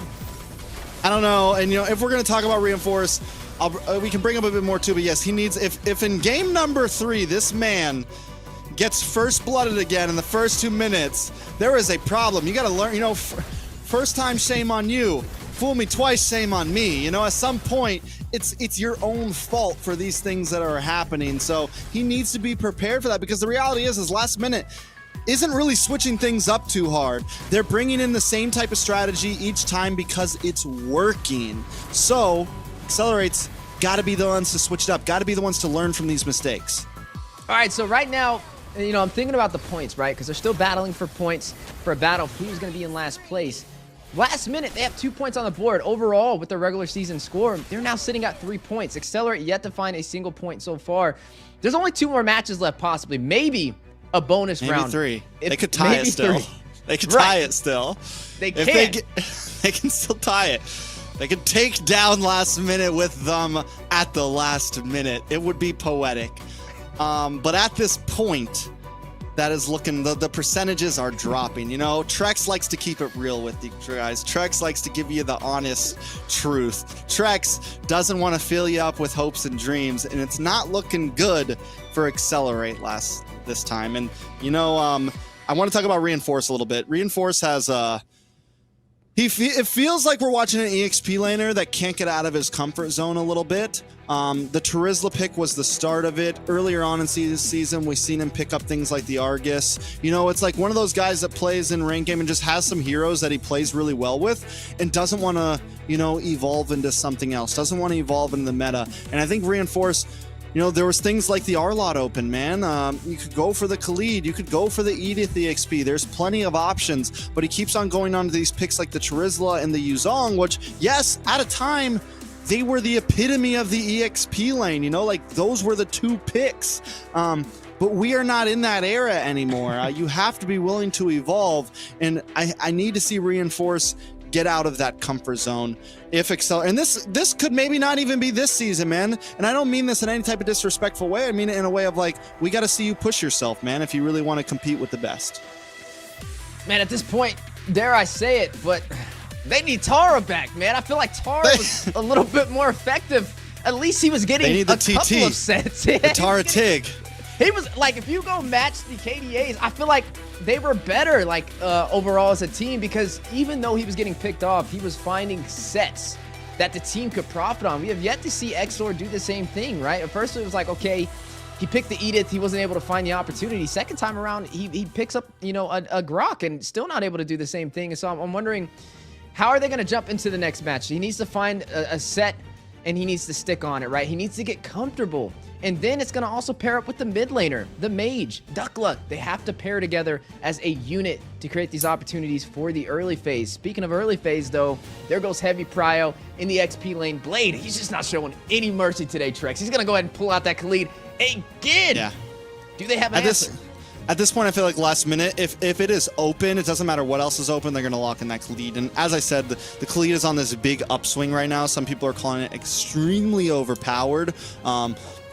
I still haven't really seen it in that zone yet, but right now against Excellerate, it feels very overpowered. Excellerate, though, are going to take the Gatot this time, along with the Edith, so 2 strong picks. Edith most likely going to EXP lane, so maybe Reinforce finally gets something that at least might work down there, and they get a decent roamer as well. Yeah, it's a little shaky, right? I mean, I guess Gatot, he can rush in and try and get a setup, but they're very beefy right now. You could get a tank shredder to pretty much burst both of them down and maybe even prio that super early in the draft before you even go into the second phase. Yeah, the Lunox would be excellent here. The carry could be another option. Still going to have to watch out for the set potential. They're going to go a little bit more for pusher of objectives, though. Pick up their jungler, go for the Bane. Now, the Ling was banned out. The Hayabusa still on the table. Excellerate could pick that up if they still want to run the Assassin route. The Nolan still on the table as well. There goes the tank shredder, though. We were talking about heavy hitters, but that's going to be a little bit more effective in the late game. And you're going to have to watch out for the Gatot closing the distance on the Sicilian. Hey, man, in game 1, we saw Sky hurting with that Sicilian, even in the mid game. So it feels like Sicilian is definitely having this comeback, especially you paired up with the Bane. You paired up with this hero that stops divers, you know, is essentially meant to, like, you know, stop people in their tracks and give Sky that opening. And then you have the Khalid also with the crowd control. I mean, overall, last minute drafting well, very similar to some things we saw from Godspeed yesterday. It's just, I mean, it's clean right now, and Excellerate now needs to find the answer. And with the, I mean, the Hayabusa could be another possible option. I know maybe it didn't fare too well last time. Could definitely be a possibility still this game. I think it would be really good here, especially up against the Sicilian, right? You need somebody to close that distance and get to the back line. I don't think the Gatot is enough to be able to do that, especially with Exor. We've been seeing him kind of rush in and get picked off before the team can even initiate. And when you have the Gatot, if you rush in there and nobody else can kind of join you on those sets, it's going to be very hard to burst down that Sicilian. But if you get the Hayabusa with the Quad Shadow, it could be very effective. Now, they are going to pick up their mid laner, though, pick up that Vexana. So I like it, right? It's some additional crowd control in their kit. Heavy magic, but still, it works. Now, we need to kind of see what they're going to slot inside of the gold lane. Last time we got to see the Lunox, we can see Alice. We get to see the Alice banned out this time around. There still are other options, especially getting in the back line. You could run something like the Claude here. It could be really good up against the Sicilian. First off, you guarantee yourself late game damage to kind of pair up against something like a Sicilian, but you can also close the distance at a moment's notice with the BMI to shred down these heroes, which is also going to be something we're going to be keeping a close eye on. Now, something that stands out, though, and we got to say a key to victory, is what do you do about Blade in the XP lane? I think maybe Excellerate tries to do the same thing, you know? Try to kind of cover that XP lane, maybe go for an early lane gank, slow down Blade as much as possible. I think they're definitely, whether we like it or not, Reinforce seems, at least in laning phase, seems to be one of the weaker links. And I think Excellerate needs to, you know, kind of fill in that gap, right? And whether that means sending Exor down to EXP early on, you know, kind of keeping tabs onto the ganks coming from ZMJ or coming from JDZ. They just need to maybe show some support down there. KLX might have a couple mess ups here and there, but overall KLX does kind of hold his own as long as he's not being ganked.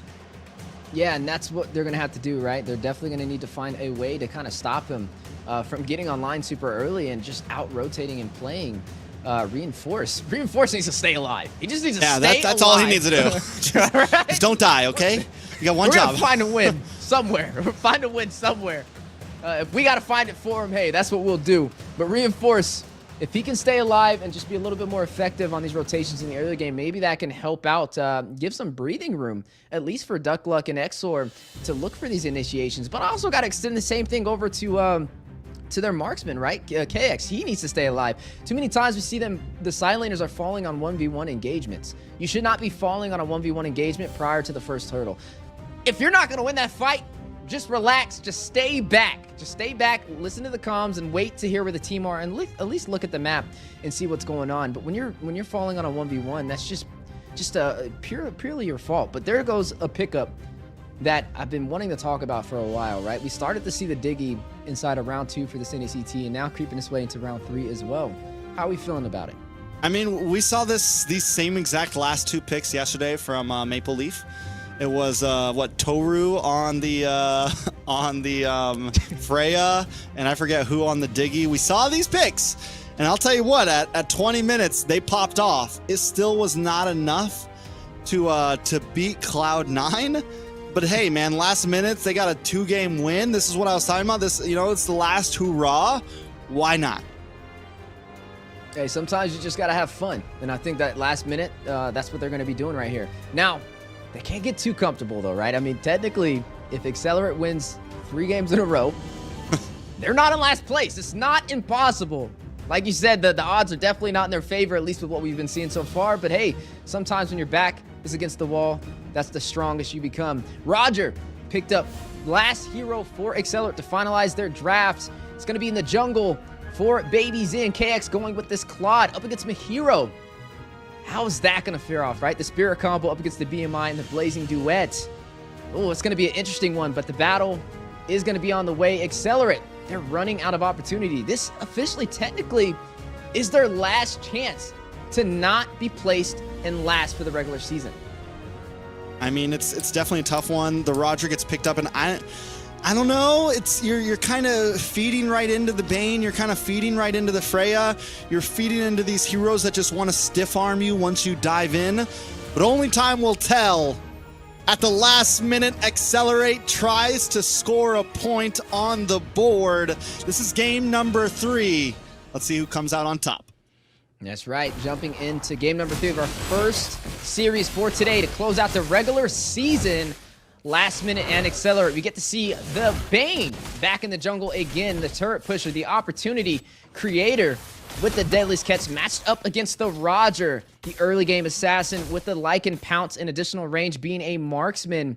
Can definitely smell a little bit of trouble. Excellerate, they have yet to really find that opportunity in the early phase. Last minute has kind of been the one who's been the aggressor, and Excelerate's been more of a reactionary team. Game number 3, I want to see them be more aggressive. I want to see them make the plays and kind of out-rotate last minute to make this a little bit more of an even matchup. Yeah, man, just flip the coin, you know? Just get up in there, see what happens. Baby Zen does get the Litho Wander, so good start. That's one camp for the side of Excellerate. Also, another big thing to point out, Reinforce is still alive, and we're past the 1-minute mark, so another big bonus. Duck Luck Exor also kind of facing it out in the mid side. So far, this is a good start for Excellerate. This is a great start for Reinforce. Not falling so far, which means we got to see now really how Excellerate kind of plays into this first objective, right? Can they find that window of opportunity? In their favor, they do have a Roger, so he can definitely be very effective with the Lycan pounce as long as they can deal some initial damage. And that's really what we're going to be kind of keeping a close eye on. Both sides getting ready for this first fight.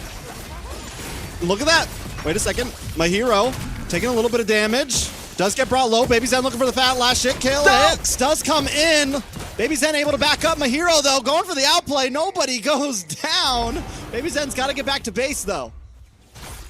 I'm still in shock. How did nobody fall in that engagement? That was very impressive from both sides, which means this turtle is still intact for anybody to be able to take. And you're already seeing JD wasting no time, already pulling the aggro to take this objective, and that will be the first turtle on the board for last minute. ALX at the end of this gank right now brings out the BMI, the Blazing Duet, able to get a couple shots on a Sky there. BMI's back, but still taken out. One bat to seal the deal and get the hit. KLX goes down, and this is what last minute has been thriving on, these early game off lane ganks. We did see JD go up to the top side, and Duck Luck was there, or Exor was there to kind of help out Reinforce, so that gank did not prevail, but then they just moved down to the boss side and still pull something off. Yeah, we've been keeping an eye on Blade, right? Running on this Khalid. We saw him have a very heavy impact on game number 1. Still able to kind of out-rotate up against Reinforce. They did put Reinforce on the Katat, though, in the XP lane. Put Exor on the Edith for the roam position, which is interesting as well. I mean, I'm not saying that it could work, right? I mean, you have the mobility, you have the sustainability as well as being tanky to not really have to worry about getting bursted down. But something still stays the same, right? Last minute finding the first opportunity, taking this first turtle, and also taking the first kill on the board with Sky. Or moving a little bit on to Blade. I want to talk about Mahiro. Mahiro's going no boots. Mahiro's going straight into BOD right now. Which I think is just hilarious. That's going to be insane. They're going to lock onto this tower, though. Look at the shred right now. Might be able to take it down. Exor trying to come in. Looks for the onward. Looks for the Earth Shatter. Doesn't get the knock up. And they respond to Exor. Taking out Mahiro. Academia.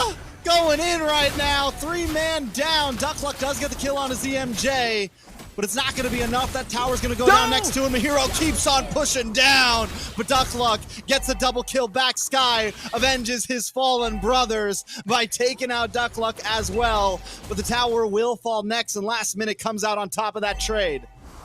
Mahiro, Sky says, don't worry, I got your back. Gets the last minute kill up there to take down Duckluck. They take the turret as well, and now the battle for the turtle possibly on the way.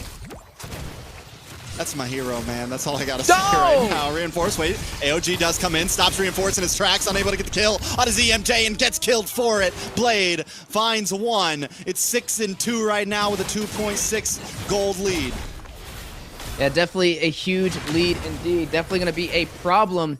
Now gonna go in for this turtle. All right, turtle down. Turtle will be down. JDZ able to secure it. Mahiro now switches lanes, comes up to the top side. KLX there as well. Where do we go from here? I'll tell you where we go from here. Mahiro gonna move on to Baby Zen. ZMJ there. Gets the pullback, gets the reverse time. KLX does use a Purify, but Mahiro doesn't care, man. He is diving under towers. He is diving in their faces, and this is what we want to see. ZMJ now on the run. Duckluck gonna get involved as well, but taken out from Sky. It's a killing spree into the hands of Sky, 3-0-4. Yeah, now gonna push in for this turret for the mid lane. Blade gonna be the one to seize the opportunity. Last minute, up by 2 turtles so far, 5 kills, and a conceal play. Bit of damage. Sky looking for... Oh! Stop it, man. The man went for the blazing duet. KLX has been getting denied time and time again. Yeah, definitely the denial there. Accelerate. They're falling short on these objectives as we see in some of the items pop on the board. There goes that Blade of Despair you mentioned with Mahiro, picking that up super early to be very effective, stacked up with that Inspire to dish out a massive amount of damage and be very aggressive. Sky, though, is the one that's kind of shining right now, right? On the Sicilian, 3-0-6, Clock of Destiny, only item fully built so far, and that's all he needs to be able to sustain himself and last in these fights. All right, so Accelerate just still on the descent right now. Last minute, last minute just keeps up with these from bot lane to top lane, from bot lane to top lane. It is very simple in the way they're approaching this, but it is working out very well. They're gonna try to take towers and just move from top to bottom, and they keep on catching someone in the midst of it all. Exor now in trouble. ZMJ able to get the final hit, able to get the kill, brings out the time journey, give him a bit more shield as Reinforced tries to fight back, tries to do what he can. Will it be enough? Mahiro just keeps on advancing. Duckluck down, Reinforced might just be next, just one more shot, but they're not able to finish the job. They will move on to the tower though, and that is another one down. Just objectives over objectives for last minute, always finding a way to create that opportunity. And Excellerate, they're just not matching their pace so far. Overall, it's just a massive gap in experience. I feel like last minute, they just know where to be and when to be there. Excellerate, I feel like they're still moving a little bit more as an individual than a team. Now, they do have Claude, right? He could be the late last minute damage dealer they can kind of lean in on, but he only has the Swift Crossbow on his side. Doesn't even have a full item built so far in this game. You already see the Berserker's Fury and the BOD picked up over there by Mahiro. 2 items already under her kit. KLX is overloading right now. Finally gets the DHS. Just got the DHS in. At 8 minutes in, just got the DHS in. That's trouble. That's a problem. We're supposed to be getting into possibly 3rd item at this point. You know, having half of 3rd item built. But KLX has just been getting denied everything. And last minute right now, sitting in the middle with the 5-man recall. Look at them. They're revved up. They're ready to go. They know if they win this game, they will officially secure their spot, not as the last team in placement for the regular season. And that is definitely a major victory in their books. One step closer to being in that top 1 position. It may be top 7 today, but possibly down the line, that top 1 if they continue to compete. But for Accelerate, right, they have a chance to turn this back around. They have a chance to stop them on that glory. I always say sometimes overconfidence breeds to arrogance, and maybe that's something they can lean in on. Look for a mistake from last minute. We are going to be seeing the Lord now spawning in, going on the top side, still holding on to that tier 2 in the mid lane for Excellerate, and then their inhibitors for the top and bottom side. It's going to be a hard battle. Not one that's impossible, though, but it's going to take a lot of synergy and a lot of patience. They need to read their movements. They need to look for the mistake from last minute if they want to turn this game around. Let's see if they can do it. Reinforce is a little bit tankier this time. He's going to start the engage, try to get the taunts on, but he's getting melted down. Too much damage. AOG does come out. Still up. Finally falls Mahiro, able to get the final shot on him. JDC also down. Jungler, but Wade Blade with a Raging Sandstorm on to 4. Able to get the heal back as well, and Exor can't finish the job. Sky finds Exor, and the Lord connects onto the top inhibitor. This is just the start of the onslaught. I think they're going to go in for a possible close. KLX and Baby Zen left to defend. Left to defend as my hero goes back to base to get some health last minute with waves crashing onto all the inhibitors. Don't wanna take it out too quick. A nice shot, nice Sanguine Claws does lock on to reinforce. The last minute's gonna back off. Yeah, gonna back up. Wise decision. Now standing with only inhibitor turrets for Excellerate. Blade though comes in, Sky able to get a quick shot on the Duck Luck, take her out. ZMJ on the run, Baby Zen, the Lycan pounce, finds the kill. KLX goes down to my hero though, as Reinforce still in the backside, looking for Blade, looking for Sky, but Sky's getting free shots as members of Excellerate are dropping. It's nothing but Exor against 3 members of last minute. Yeah, and inhibitors marching, or minions marching through the mid lane, 1 inhibitor in the mid standing, and the top and bot side. They have the numbers. Do they go for the game ender? They definitely have the possibilities, they have the damage, they have the numbers, they have a tower eater like Bane on their side right now. The last minute, down to the last minute, might just take their time. Yeah, I mean, they are quickly spawning back in to defend up against last minute, but they don't have any inhibitors minus the top side to hold off this onslaught. Last minute looking to seize this victory. 30 seconds until the Lord spawns in. This is where they got to make a choice. Do we be overly aggressive? Do we try and overpressure them? Or do we just wait and play the objectives? Do we just wait for this next Lord, see if they want to come out and fight it? If not, it'll be an easy taking for the side of last minute to try and close out this game. Items now on the board. Massive advantage right now for the side of last minute. They're up by 8,000 gold and climbing. Even Bane, I mean, you're looking at the Blade of Despair, the endless battle working in his favor in the 4-man recall. ZMJKK just needs to join the party for the full 5-man through the mid lane. I feel like if they all fought it out in the mid lane, man, that'd be an epic way to end this series. Shark would say, that's a nice recall. That's a nice recall right there. So, I mean, at this point, you know, one more thing. That's a nice recall right there. That's a nice recall. Everybody involved. I mean, at this point, yeah, Excellerate, maybe just, you know, jump in. Go for it. Why not? It's going to be crazy. It's going to be a nice last-minute finish, you could say. I love the puns. Blade right now, you know, back in the day, a Khalid, you'd pick up an Oracle, right, just to get even more heals.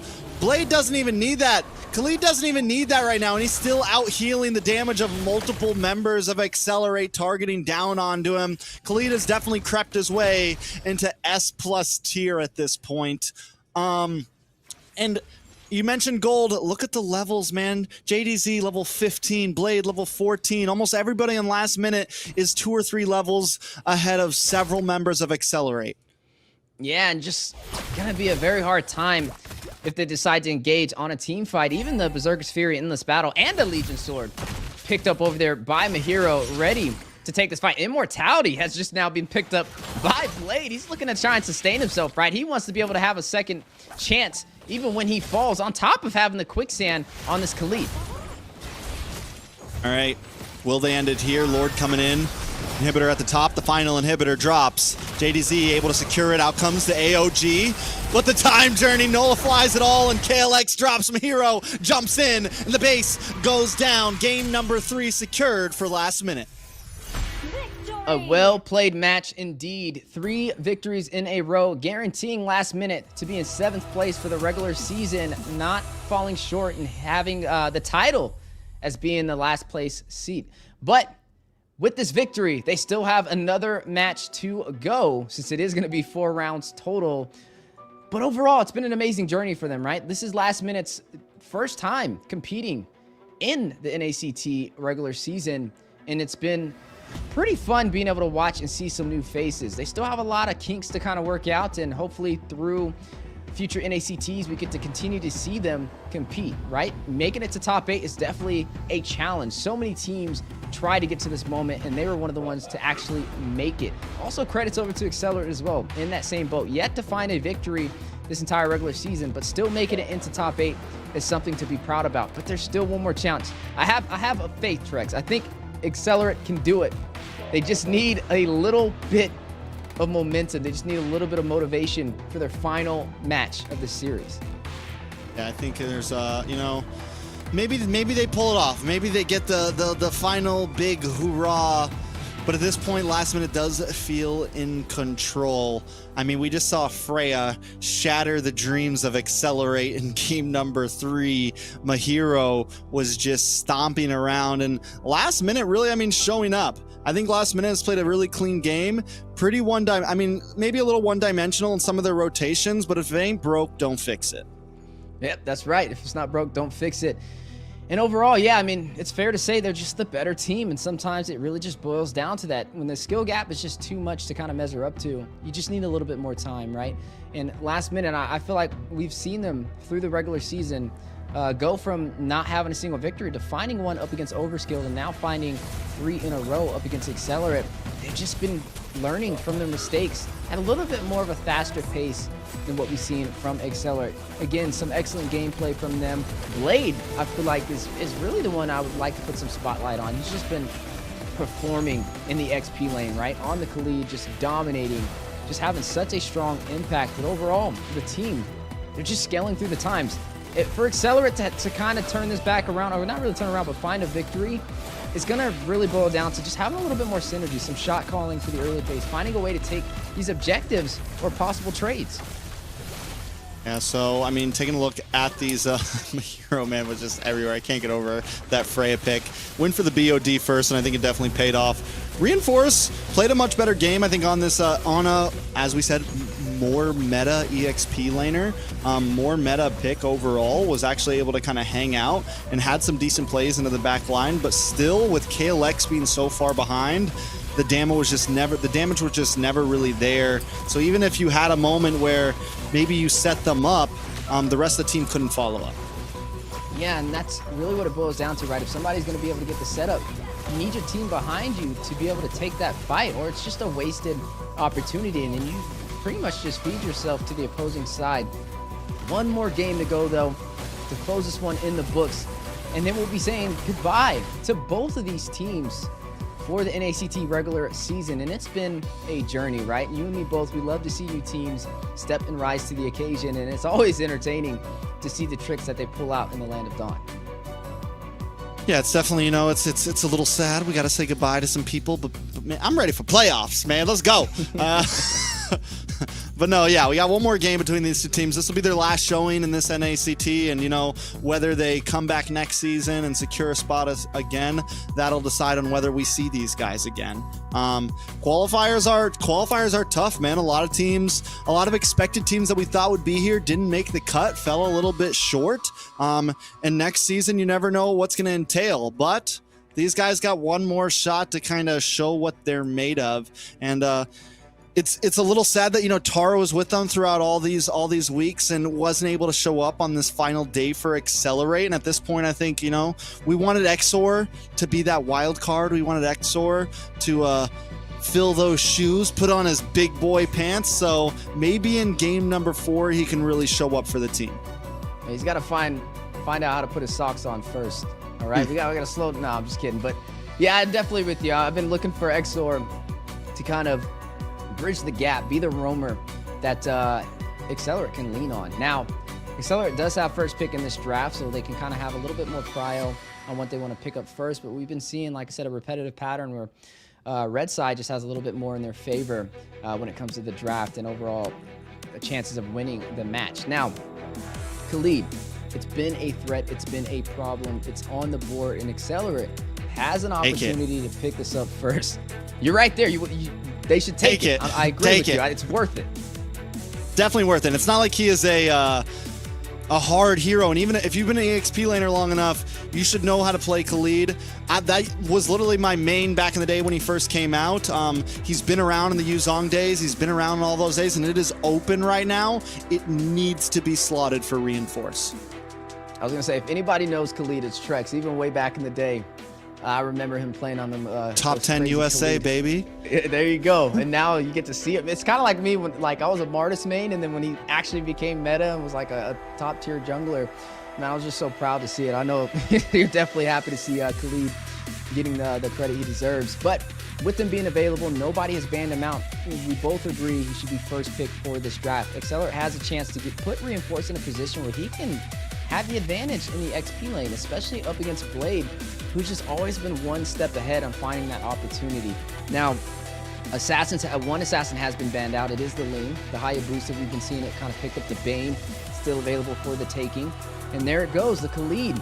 Maybe we can see maybe a former top 10 USA can bless Reinforce as he enters the land of Dawn. Like we said, their final chance to put 1 point on the board before they close out their debut for the NACT regular season. All right, but Blade's gonna bring in the Cho, and I wonder if this is an EXP Cho, that's gonna be vicious, because it's not something you see every day.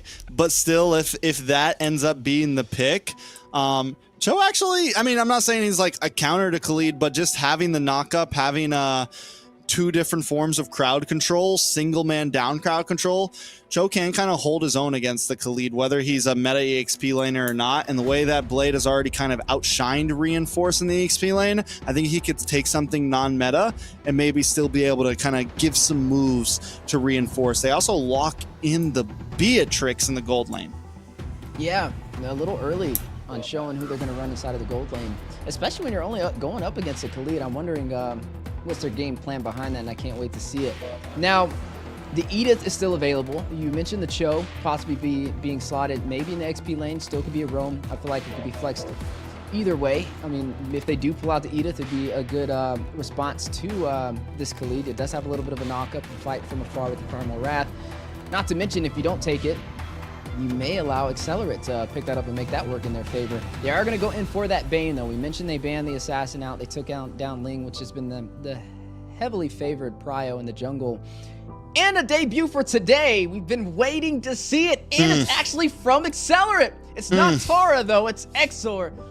Let's see. Is he going to live up to the name? Is he going to live up to the Tara legacy that we've been waiting to see? And it's a hero that's pretty straightforward. I think right now with the Bane behind it too, Excellerate actually has a really decent composition right here. You have plenty of crowd control, you have great dive, and then Khalid doesn't have to be a diver either. He can kind of stick with the team, and you pair that up with a deadly catch. It's just overall well-rounded. Speaking of well-rounded, the Beatrix, a well-rounded marksman, right? It has a lot of versatility, can play from afar, can play up close, has AoE damage, has a massive range with the sniper, can definitely be effective. There goes a Gatat, though. Last minute, not going to let up on the meta, going to go ahead and guarantee that up for their side. We've seen it put in the XP lane, we've seen it put in the roam position. Right now, with both of these matchups, I really am actually interested to see which way it goes. I feel like it could be effective either way, and it's some good crowd control. Now, with the Tig, I mean, you are going to have to watch out for the Way of the Dragon. You're going to have to watch out for that knockback if you are going to try and go in for an implosion play. But outside of that, I feel like you can get a decent setup up against last minute. We haven't really seen who they're going to run in the mid lane, though. We've seen picks such as the Lunox be very effective, still could be effective up against a hero like Tig, Khalid, and a Bane. All of them require getting up close and personal, so if last minute picks up a tank shredder, it could be very effective. I think last minute, really if either teams, against the Gatot too, I think both teams kind of looking for that, but we know last minute has that in their clutch. Having already picked up the Beatrix though, right? You're giving up some of those options. They could go for something like the Lunox mid, but honestly at this point, I think last minute has proved as well that they can kind of go a little bit outside the box here and maybe still outskill Excellerate. But as you mentioned in the last game, sometimes, you know, confidence can breed into arrogance. So Excellerate, if last minute doesn't want to just completely counter draft, Excellerate can take full advantage of that. The The Valentina does get banned out. Last minute still looking for a mage. A Lilia could be solid for last minute here, especially with the Bane and the Tigreal could be a solid answer. The Vexana still open as well, so a few options still very strong for last minute. I would actually, yeah, I'd like the Lilia for either side. I mean, you lose the Lilia up against the Tig, the Bane, the Khalid. I mean, it can do a lot of early game damage against them and overpressure them when they try and rush in for these setups and pushes. You're going to see the Kadita, though, pulled in there. It's going to have a lot of crowd control, a lot of mobility as well. The Rough Waves, the Ocean's Oddity, Breath of the Ocean, all of that very effective up against Excellerate. And it's great crowd control, especially when you're going up against a hero like the Tig, who has the Implosion play. So that's a lot of CC. You have a Kadita, you have a Gatat, and you have a Cho. Single target and group CC all checked off the board with some additional damage from last minute.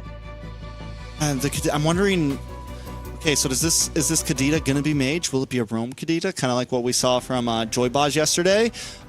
Does this mean that the Cho's definitely an EXP lane? I mean, again, it's the last game for these two teams. I'm not expecting anything less than insanity. And speaking of insanity, some survivability and a great marksman, especially up against a dive composition, has been slotted in from the side of Excellerate. It is going to be that Claude Nana. This is going to be the second Nana we've seen today. This time Excellerate is going to be the one to pick it up. Duck Luck should be running that in the mid lane. I like the Claude here. I feel like it's ooh. Okay, now that's different. That's spicy. We like to see things shaken up. Look, we just survived a hurricane over here, all right? You can't be just throwing these things at us, man. We've had enough things thrown at us so far. I got another one coming. God. There we go, Trex. How we feel about the Natalia pickup from JD? I'm wondering. All right, so JD locks it in. Jungle. It is going to be an EXP lane Cho. We got mid lane Kadita, Roam Gatot. Last minute pulling in some crazy picks at the last minute. Excellerate just keeping it simple. If there is an opportunity for Excellerate to get a game, this is definitely it. Or last minute just going to tear them apart. But we'll see how it goes. Yeah, they're going to have to be aggressive early. Use Exor, rush into the jungle of JD, right? Stop this Natalia from farming. Just overall, just overwhelm and provide pressure, especially when you have a Khalid, right? You have a lot of AoE damage to be able to stop the Natalia from disappearing and sneaking up on you. As we are going to be jumping into the Land of Dawn, though, something is for certain. This is the final game between both of these amazing teams. One game to go. One last second to prove themselves. Excellerate has to do something here. And I feel like last minute is giving them every chance, right? You're picking up some off-ramp picks. You're going for a mid-lane Kadita instead of a roam Kadita. You're going for a jungle Natalia, which, don't get me wrong, there's lots of possibilities with a Natalia. You can snowball. You can get crazy. And the way that Excellerate plays, where they get real split up, they like to go for, they fall short to these early laning phase ganks. The Natalia can definitely survive in it. Exor, I like the way that Exor is kind of pushing in already. They have the Khalid. They can definitely get aggressive, and that's what Excellerate should do. Yeah, Exor, smart move, trying to delay and deny JD from having an easier time farming on that jungle, but he was paired and matched up against with Sky, rotating with Blade, being a little bit, or not Blade, rotating with ZM to try and deny the buff over from Excellerate. So both sides doing a great job on providing that pressure in the early phase. Now, we mentioned the matchup. How do you stop Blade on the bot side? Blade picking up the Cho to go up against the Khalid. Khalid now in the hands of Excellerate. We have yet to see really reinforce in a position to have the upper hand in the XP lane, but this may be the opportunity he's looking for. He just needs to wait and kind of spot out the ganks. ZM already on a rotation, looking for a denial. And look at Excellerate making some plays of their own up at the top side. It's like, fine, you want to gank our EXP laner? We're going to push into your gold lane. The amount of damage they're doing, they bring that tower almost all the way down. One more wave and they could steal it away. They might make a record for taking the turret in the fastest in NACT regular season for the fall. And there it goes. Able to take it. 2 minutes, 8 seconds. I think we may have just seen history written down from Excellerate. Which honestly, though they lose this turtle, as long as they don't, Baby Zen goes down. I was going to say, it was probably a good trade, but at this point, it's feeling more on the even side. They are up in gold right now, but they're about to lose an orange buff, so I think last minute ends up coming out on top a bit. Yeah, still trying to find a trade, this time in the jungle. JD caught out of position, needs to get out of there. AOG does lock on along with the way of the dragon. Nice combo on a Reinforce. Reinforce goes down. The implosion comes in, gets pushed in. Wait a second. ZD falls. ZMK might go down next. Baby Zen trying to lock on as well. Blade now going to get involved as well with the Gikondo. Gets the knock up. And Excellerate backs off. I had to put my glasses on for a second. Are we sure that's not Tara out there with that amazing setup? Able to stop last minute. Trying to be overly aggressive in Excelerate's jungle and find a kill on top of it. These are the plays you have to do to stay in this game, especially in the early phase, which we've seen with the last 3 games last minute have a massive advantage on. But taking this turret in their favor may open up that window of opportunity to be the aggressive one for the early game. All right, so now KLX switches lanes. He's going to be up against the Cho. I think with the Purify, with the BMI, he should be able to handle Cho just fine. Whoa, big AOG. Locks down onto ZMJ. Baby Zen, though, goes down. Excellerate in trouble, man. It's 3-1. They have taken a tower. KLX feels like their only hope at this point. Yeah, able to take that tower. Also, last minute, able to take a turtle. Ooh. Pick off, though, top side. A nice Petrify also on a KLX. It's a double attack, both faces, both off lanes. Excellerate losing both laners. And now Blade comes in with a way of the dragon, long range. Brings back. Big knock up onto Exor. Sky now trying to escape though. Exor maybe look for the pull in. The implosion locks in. Baby Zen brings out the deadly catch. A lot of damage. Sky does fall. Excellerate find another kill on the map. And this is why when we mentioned, speaking of mentioning things, my hero Reinforce 1v1. Reinforce, I don't know. Oh, Raging Sandstorm comes out, but Mahiro backs up. He gets the backspace and they both trade. Kill for kill. Totally worth it. Totally worth it. Yeah, totally worth it, man. Totally. We are going to see the play for the turtle, though, on the way. 3v2. 3v2, Baby Zen able to take him out. Or take the turtle, at least. Reinforce just getting back on the map. JDZ, doing his job. He's 2-1-0, but we haven't seen anything crazy so far from this Natalia jungle. Yeah, I'm waiting to see it. He has the movement speed, so he's definitely able to traverse across the map and get a pick-off. Just picked up the Blade of Heptases to be able to deal some initial burst damage on contact. Exor, though, doing a great job. Now hit with the Way of the Dragon. Bro, Blade is fearless right now. We were wondering about this EXP lane Cho, and it is working well. ZMJ gets kill off Cam onto Reinforce. Reinforce, man, 1-4-1. This guy has not been having a good EXP laner experience in the NACT. Yeah, it's been rough. He definitely needs to find his proper footing, and Blade is not going to give him that opportunity in this game. He's going to have to fight for it. He's going to have to fight for those rights. Mahiro will be able to take the turret on the top side for last minute. This is their first turret they've been able to claim so far in this game, but up by 4 kills. Now, Excellerate, this is a way better game than the last 3, right? We're starting to see some signs of life, but they need to ride this momentum and create more opportunity. Blade, though, looking for an opportunity himself, gets away the dragon onto Baby Zen, right into Mahiro's grasp. Mahiro putting out the damage. Nice Petrify locks onto Baby Zen, and Baby Zen goes down. ZMJ getting the kill. Blade backs off a little bit low on health, but they already got something. Exor uses the conceal play, but does not make a play. Yeah, Baby Zen just having a very rough start in this game. Now 2-3-0 on this Bane. Even though we haven't really seen JD join too many of these team fights or be that effective, Zen has been falling left and right to make up for JD not being around. Yeah, Mahiro should be able to get this tower. Exor looking for the flank onto the backside. KLX there. Will he be able to make it in time? Implosion does lock on. KLX gets a couple of free shots. Waiting for the BMI, waiting for the dash. Then Namir's passion comes out. Will they get the outplay? Mahiro does it again. The mega kill. Should have been a double. Accelerate falling to pieces and Reinforce finds something, but he might go down for it. Looks for the quicksand guard, but he can't get it because the Way of the Dragon stops it. Blade takes the kill into his own hands. I don't feel that was worth it. I think he should have just went back. No. Oh, AOG. Baby Zen falls next. Last minute. Collecting the kills. Yeah, the debt must be paid. And last minute is handing a receipt over to Excellerate so far for this game. Oh, XOR looking for something here. Hey, man, XOR 0-1-3, though, man. He's had worse times. Yeah, that is true. For a moment there, I felt like we saw Tara, a little bit of homage to their teammate, pulling out this Tigreal for their final game of this series. Sky, though, on the Kadita, has been doing very well. Now 3-1-3. ZM right beside him on the Skatat. Both of them finding the setups that last minute can profit on.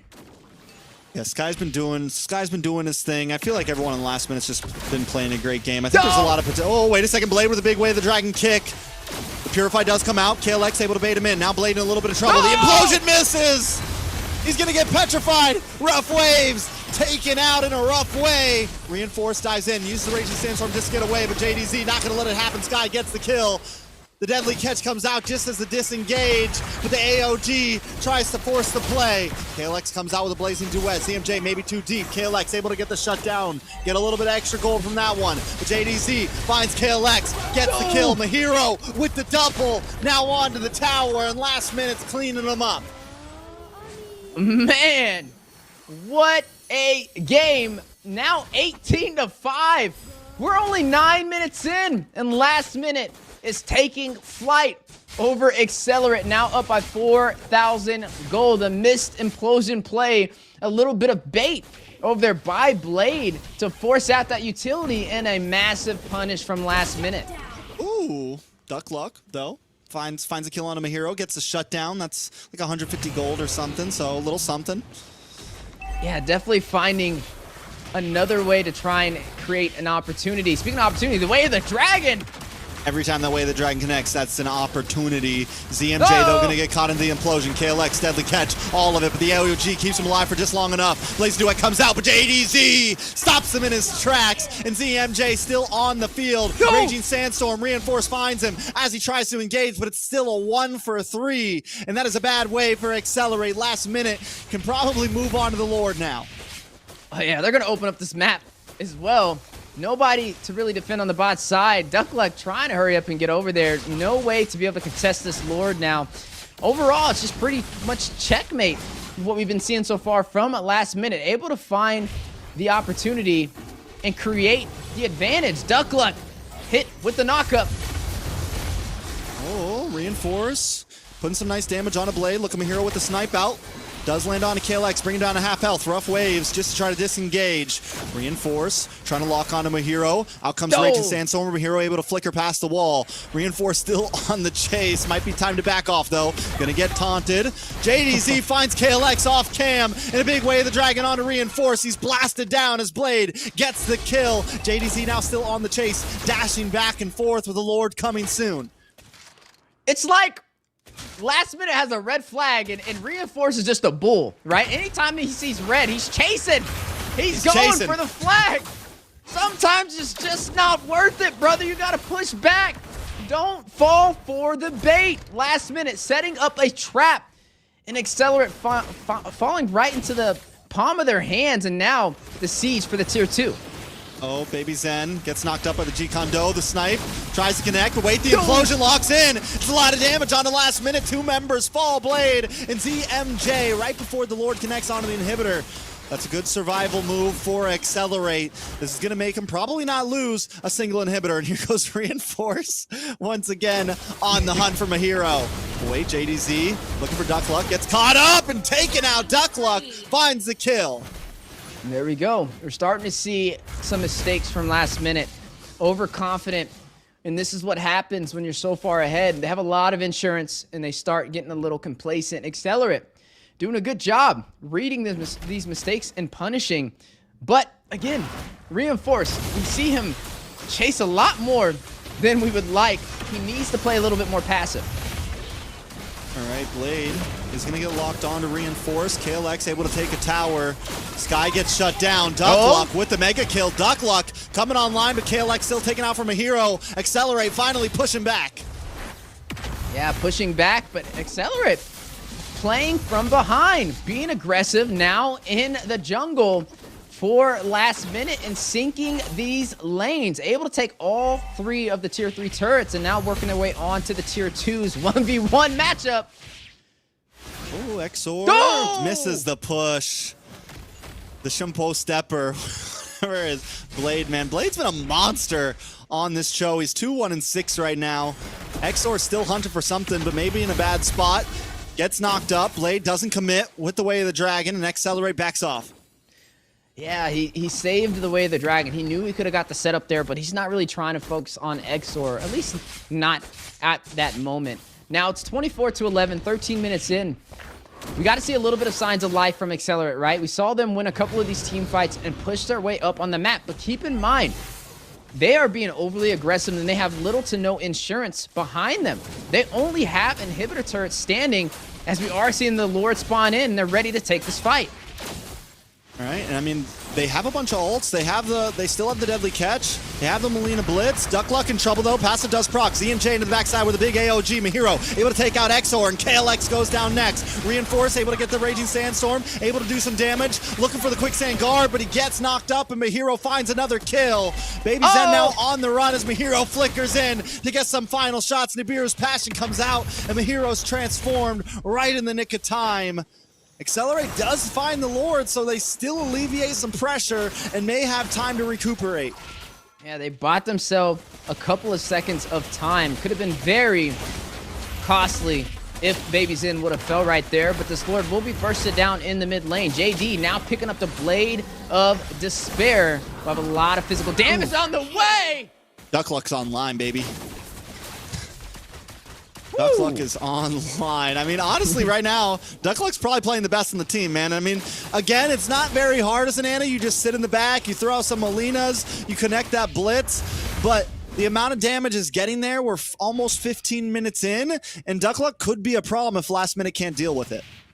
He's out there playing, or she's out there playing. She's out there playing. Duck Goose, she's making a statement today, letting the world know, hey, she's ready to shine for their final appearance in the NACT regular season. JD on this Natalia, though, 6-3-6, just being a silent assassin, but it's been effective. We've been seeing him do a lot of split pushing, too, to create the opportunity for most of the turrets to fall in their favor. Some of the items popping up on the board as well. Let's look at Duckluck, right? Now 9,000 Not even gold. maxed.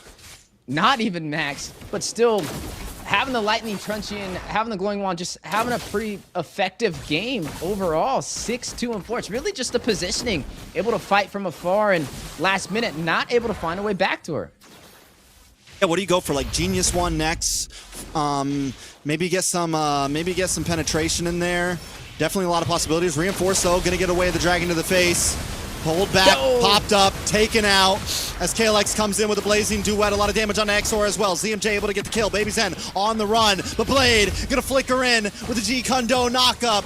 Transformation does come in. Melina able to help out, but Baby Zen still in a bad spot. Blade looking for the cutoff. Sky gets the final hit as ZMJ gets the kill, and Duckluck finally shut down. It's a full 5-man wipe, and last minute are ready to look for the finish.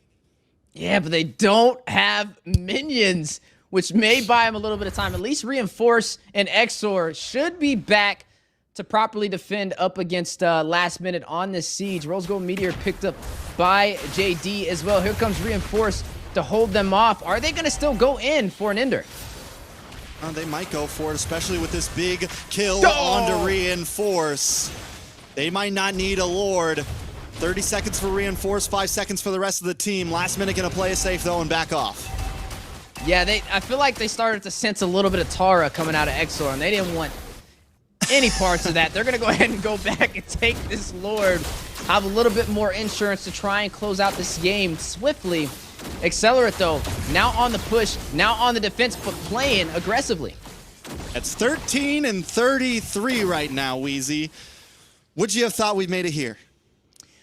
You know, I stopped trying to predict things because I realized that you can't guess it all. And that's what I love to see in this NACT fall season. I didn't think Natalia would have snuck up in here.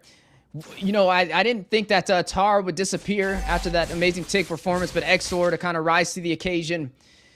And to be able to see heroes that you've played on, such as the Khalid, get the recognition or the, you know, that he deserves. It's a sight to be seen.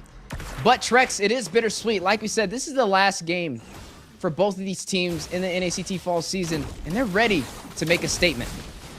Oh, last minute. Looking to finish things off. Baby Zen brings out the deadly catch. Pushing Blade back. Blade looking for the kick. AOG locks in. Big raging sandstorm. Will it be enough? As KLX tries to go into the backside with a blazing duet. A lot of damage on him, a hero, but Exor on the run. KLX gone. Nothing but duck luck against the world. And good luck today because last minute wants to end things their way. The enemy concedes defeat and last minute takes the game. There goes those smiles we were looking for. You get to see another victory for last minute. It's the first time they've got 4 in a row. A complete blowout up against Excellerate to close out their debut this NACT fall season. Definitely look forward to seeing them in future NACTs to come. Excellerate was never able to rise to the occasion to put a point on the board, but they did find a victory elsewhere. Able to make it into top 8 for North America is definitely something to be proud about. And there you have it, bittersweet. Excellerate last minute, their last game for the regular season, and it's been a journey. This game, though, definitely credits over to last minute. I finally figured out why Reinforce has 11 deaths. Look at his build. What is he doing? Nah, there's no way. He traded that last second.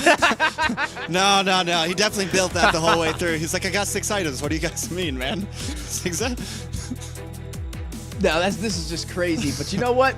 Hey, man, if they want to be full of surprises, I'm all for it. But again, we see this time and time again, right? There always has to be a team that sits in that number 8 position. And this time it will be Excellerate. We've seen teams through NACT regular seasons slowly rise and get higher on that totem pole. And hopefully it'll be the same case for them.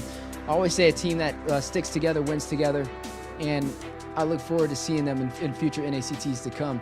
Last minute, though, a major victory for them to be able to not only win this series, but to get a wipeout, completely denying Excellerate a chance for a point on the board, is showcasing that they were scaling through the season. Had it been a little bit longer, they could have potentially took another victory off of the other top 8 teams. Yeah, it's definitely sad. You know, they only had like 3 weeks to really get in, to get moving. And one thing I can say is teams that normally sit around the 7 or 6 spot, we do see them, you know, grow throughout seasons. Last season was a great example of that. We saw teams like Fiend take some surprise wins here and there. We see teams that come in at the bottom of the pedestal, maybe fight for a 5 or 4 position. Those possibilities are already there. So I do hope to maybe see last minute more in the future. I think they did improve over this, and this is a great time to take this and take what you learn and keep moving forward into future seasons. Right, going back to the drawing board and creating plans, and hopefully, like you said, we'll see them again. Hopefully see Tara again, man. I mean, he gained a massive amount of fans with the limited performance that we got to see. Now, Trex, it is bittersweet, but we do have to bid both of these teams farewell.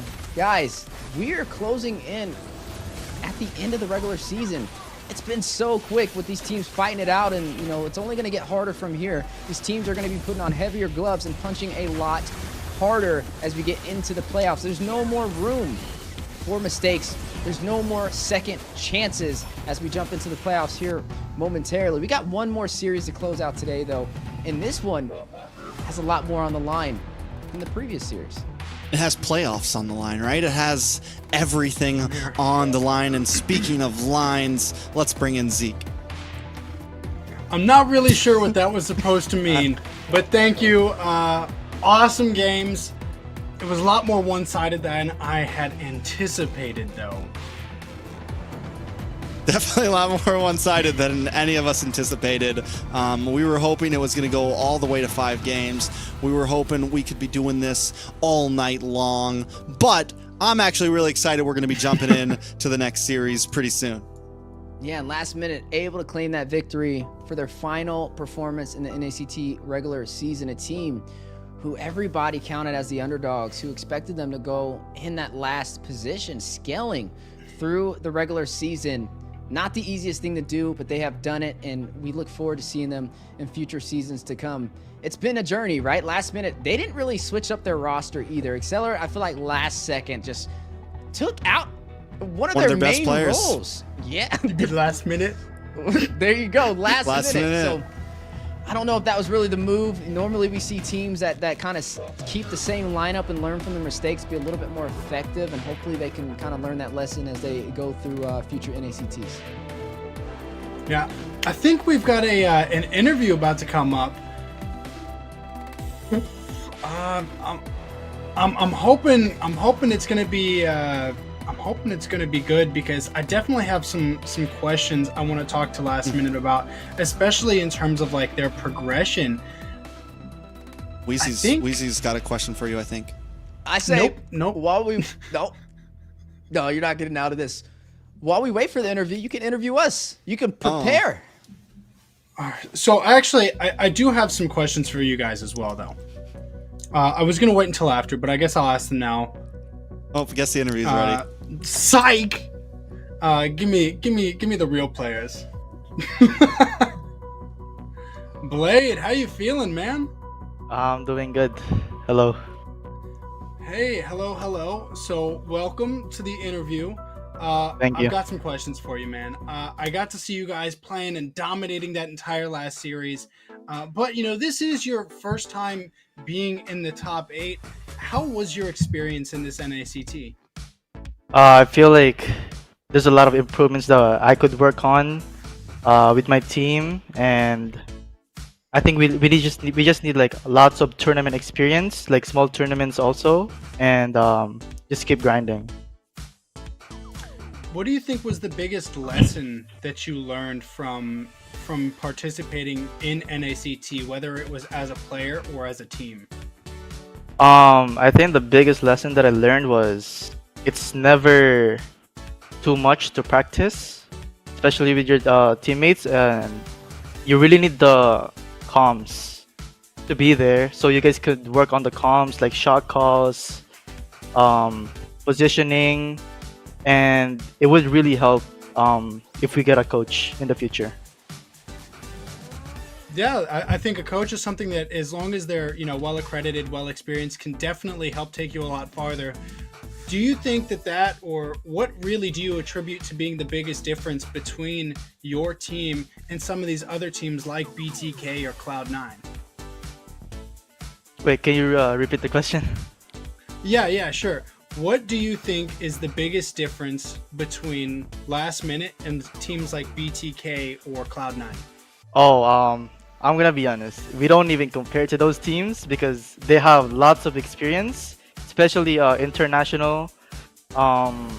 They also participated in all NACT tournaments, and I didn't. And they were always top 8, top 4, top 2, and we need like months or maybe even years of experience and like practice. Yeah. Sure, but don't count yourself out.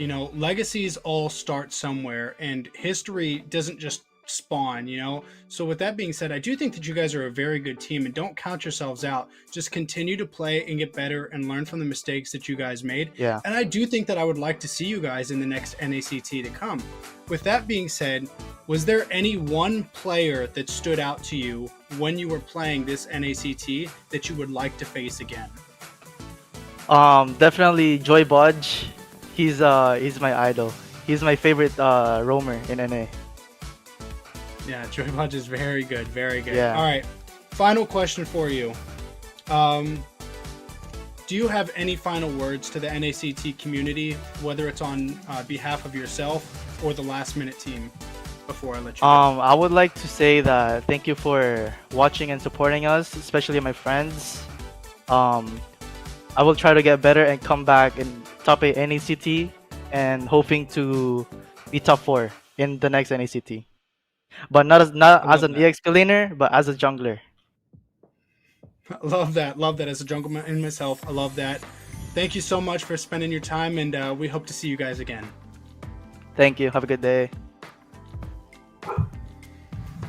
Love him. Very well spoken. Very well spoken. Yeah, I'm excited to see Blade maybe in the future, man. Also, shout out to Baji Boy. We have similar taste, and yeah. Yeah, I think overall his head's in the right place, right? He's going to focus, continue that grind, and he looks forward to competing in future NACTs, and we look forward to casting it. So hopefully we can see him, whether that's in the XP lane or in the jungle, hold that flag for his team and be a top 8 contender. Let's see that MVP spot, baby. Big Blade. Big Blade. Are we going to coin that nickname now if we see him next NACT? It's Big Blade in the house. I like it. And then honestly, I mean, he had a lot of explosive moments that really shined for his team. Honestly, he was one of the main reasons why they're able to dominate so early in the game. He kept constantly out-rotating Reinforce, finding that window of opportunity for his team to capitalize on. And his hero pool was very impressive. Even on the show, we got to see him sidestep a lot of the times for the setups that were trying to go in on him. And seeing him in a new position for the next NACT, I'm wondering how that's going to play off. I feel like he has good synergy. He has good micro and macro. And overall, just a pretty solid player when it boils down to it. So definitely well-deserved. And on his exit out of the NACT fall season, what better way to do it than earning the MVP? With that being said, he was saying that he wants to come back as a jungler. I'm actually really excited to see what he's going to be able to do in that position if they do make a comeback next season. Because as a jungle main myself, I know that it can be pretty competitive and very mechanical, and I would love to see what he can bring to that field. Yeah, I think jungle, I mean, yes, if we haven't gotten to see him jungle, so I don't know. I really liked him in EXP lane, man. I think right now a lot of teams are lacking decent EXP laners. EXP lane can have a huge place on a team.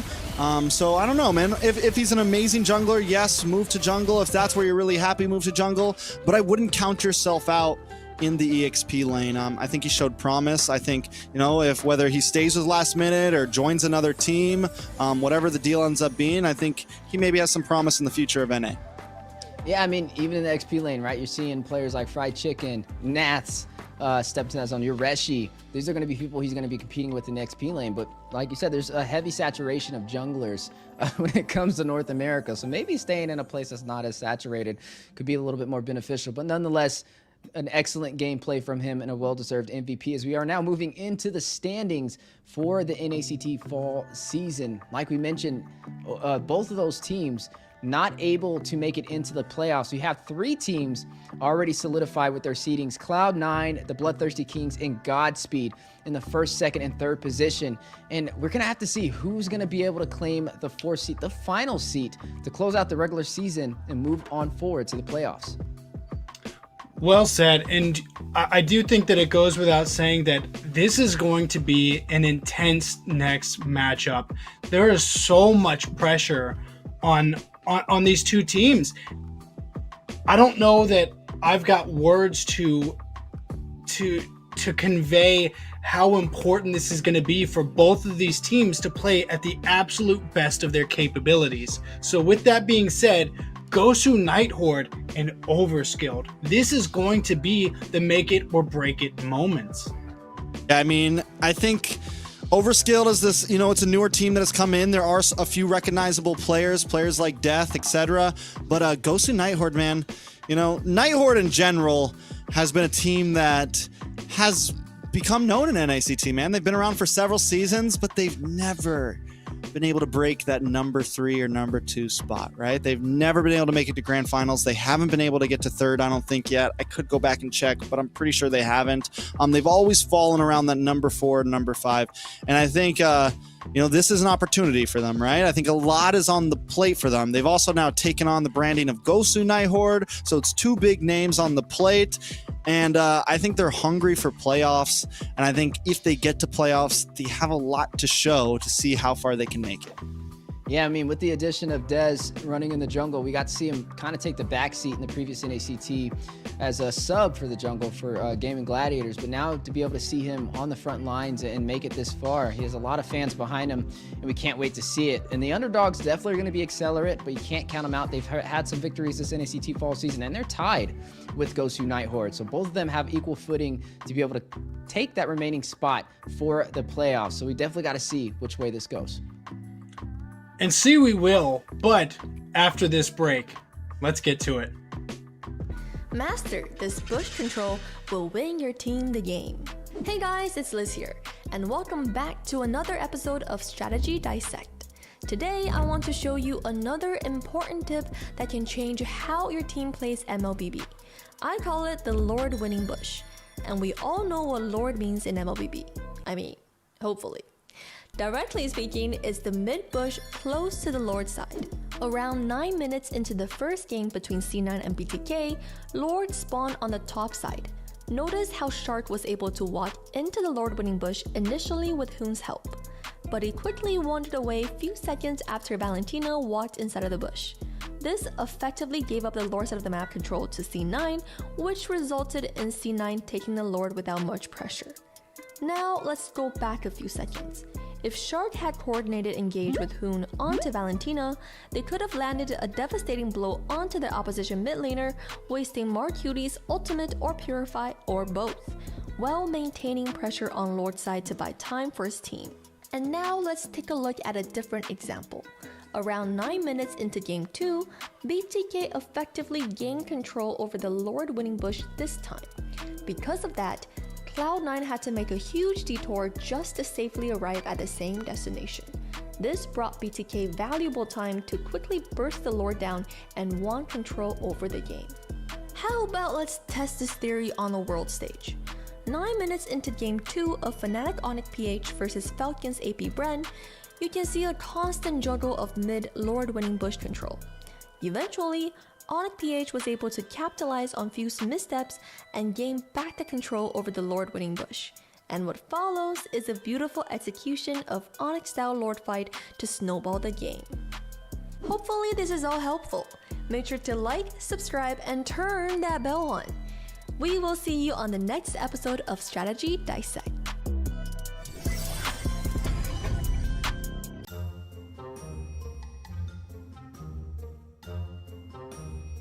So right here, me and Hun just tried to go back, but we got popped a lot. And we tried to clean mid, and for some reason, Chao tried to get MOBA, and I canceled the Chao kick. So right here, we don't have any skill. So we tried to defend Nolan blue. But for some reason, the Lucy tried to kill Nolan behind, but he missed, as you can see. And right here, we know we're gonna win, because the Tyrael have all. And look at me. 2-man all. They cannot do anything. And look at Nolan. He think that Lucy is Nicolette or something, so he can one-shot her. But that's my cutie, so that's the whole different story, I guess. Unlucky. So right here, they did a good play with Makuti. He buy a lot of time for his team, so carry can boost top free goal. We waste a lot of time for him. That's a good play for Makuti. And right here, nothing happened. Yeah. We let the top wave come to our bay. That's fast, and we don't have any clear, you know. We need the one to clear the top. And we tried to send Antula to make the Nolan, but we forgot that the Antula. So, but next time, I think the 4v should go there to match in the Nolan next time. Yeah. And Antula just come to teamfight with us. 4v just stay with Nolan, 1v1. So the Nolan cannot split anymore. So it's better for us. Remember to watch us the game BTK this weekend. We lost the first day, but it's not the playoff, so don't worry. We will come back stronger. So make sure to watch BTK this weekend. See ya.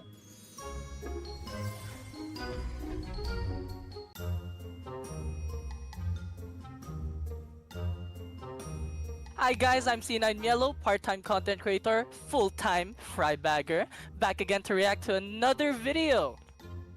This time it's C9 versus BTK. Woo! Oh, nice kick. Oh my god, an even better cancel from Mr. Shark. Oh my, dude, that was frame perfect. Jesus. Oh, teleportation. Mars outside the bush. Wait, what the? They saw him. Mar, you're criminal. Oh, nice swipe. Oh, he went in. Oh my god, he's gonna get stunned. Zia with the prio, basic clearing mid. Need that extra gold. Oh, 1v1? No, dude, just dash out. Another 1v1. Ooh, fade away. One more shield. Try again. Alright, he's done, he's done. What went right for BTK was for sure Shark's cancellation. I mean, that was just perfect. If not for that, Zane would be dead, the buff would be down, maybe even transition to gold. I think what went wrong for Cloud9 was the fact that Mar was outside the bush when they teleported. So they saw them teleport, they were ready for it. Also maybe the fact that maybe the mage shouldn't be TPing that deep, maybe just the R-Lot go in, so they could all come in different directions next time. And then Basic was also split pushing instead of helping out, maybe like just throw in a slow, just be scary. Alright, looking at the game state, C9 doesn't really have much of a choice right now but to clear waves. They do have strong wave clear with the Lilia and the Beatrix rockets, and the Nolan on the split push. But in this clip, I think Fovia should just be coming up to clear because he's not needed on the siege anyway. His team is strong enough to push for sure with the Wan and the Angela. They're strong enough to get the 2 towers here, I think, without Chicken. I mean, he even killed himself here and they still got 2 towers. I think he should have just been there to match the Nolan for sure. Split pushing is definitely like a valid strategy in this meta because there's a lot of quick assassins, like Nolan. Like, he has unlimited dashes for as long as he has energy. And it's also the fact that it's Cloud9 and they have like a 50% split push buff from basic. Alright guys, thank you guys for watching another video by me. I'm gonna go back to bagging some fries now. Oh, and shout out to Cloud9, shout out to Sir Rose, shout out to my mother, my aunt.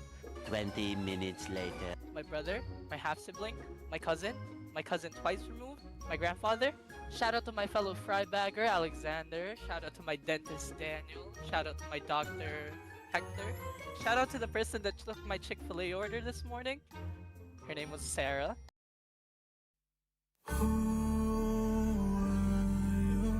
Fighting for,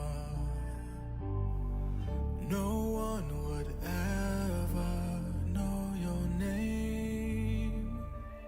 Who were you waiting for? No one would be there to save you.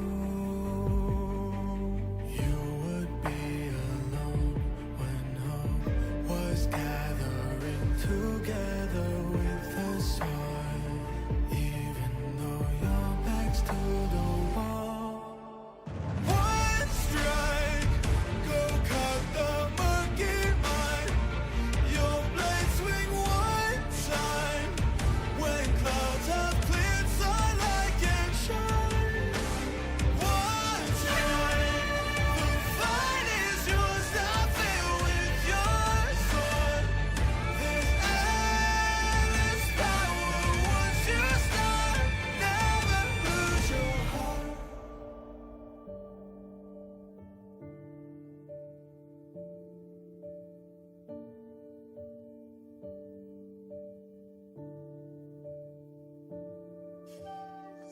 Tonight is dark and the shadows are deep. Who can protect the world?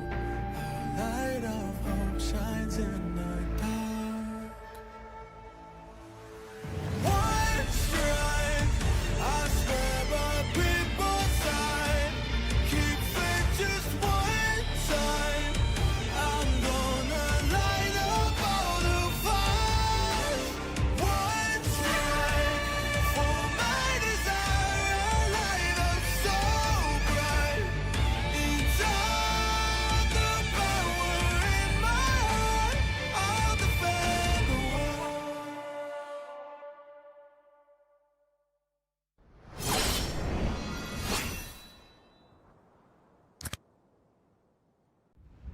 A darkness plagues this world, unseen by mortal eyes. People prayed to the Immortal One to safeguard the sanctity of peace.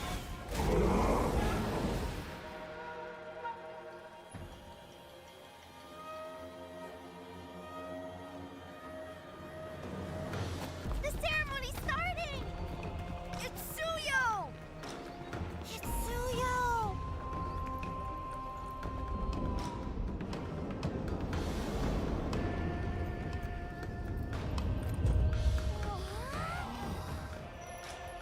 I bear this mask, for this duty is mine alone.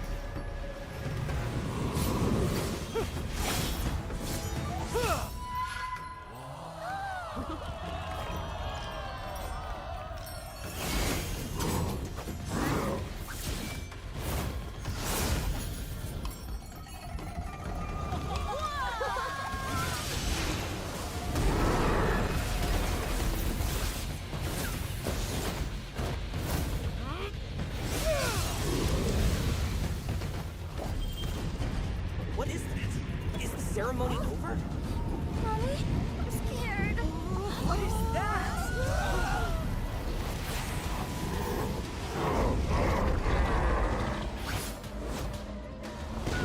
Let's get out of here. Let's get out of here. Let's get out of here. In their hearts, fear festers into darkness. But deep within, there is hope to crush that fear.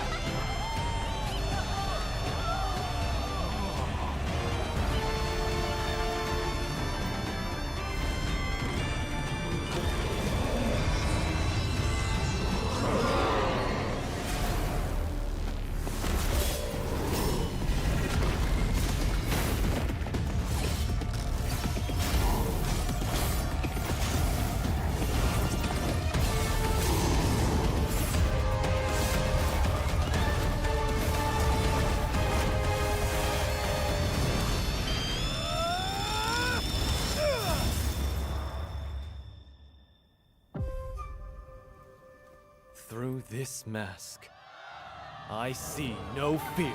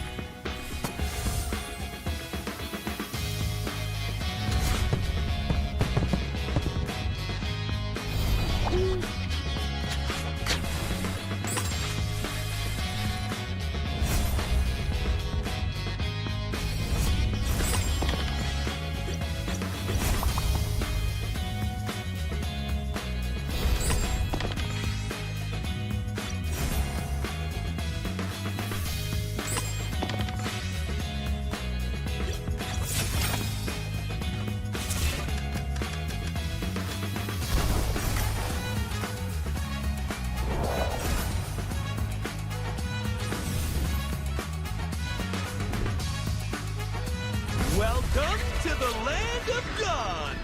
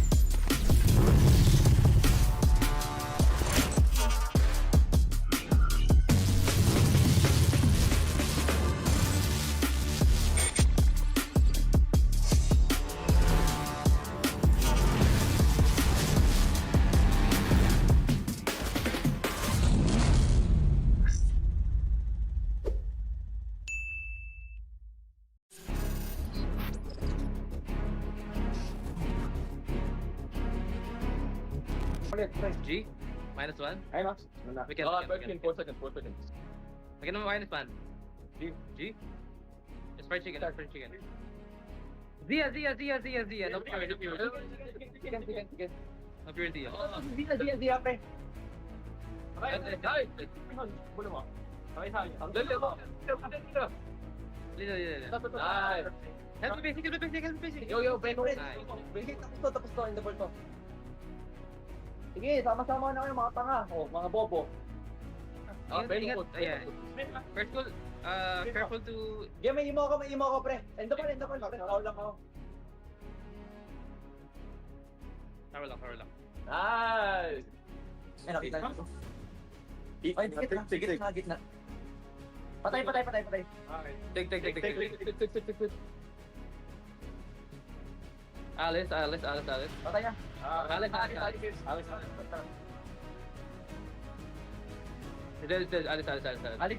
pre.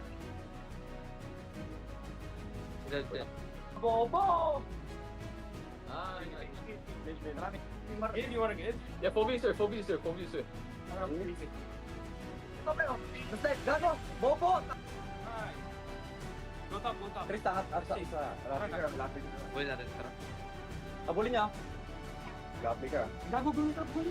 Igun, tara, pre. Apat dito, pre. Go top. GG. Ay, dali. Tama.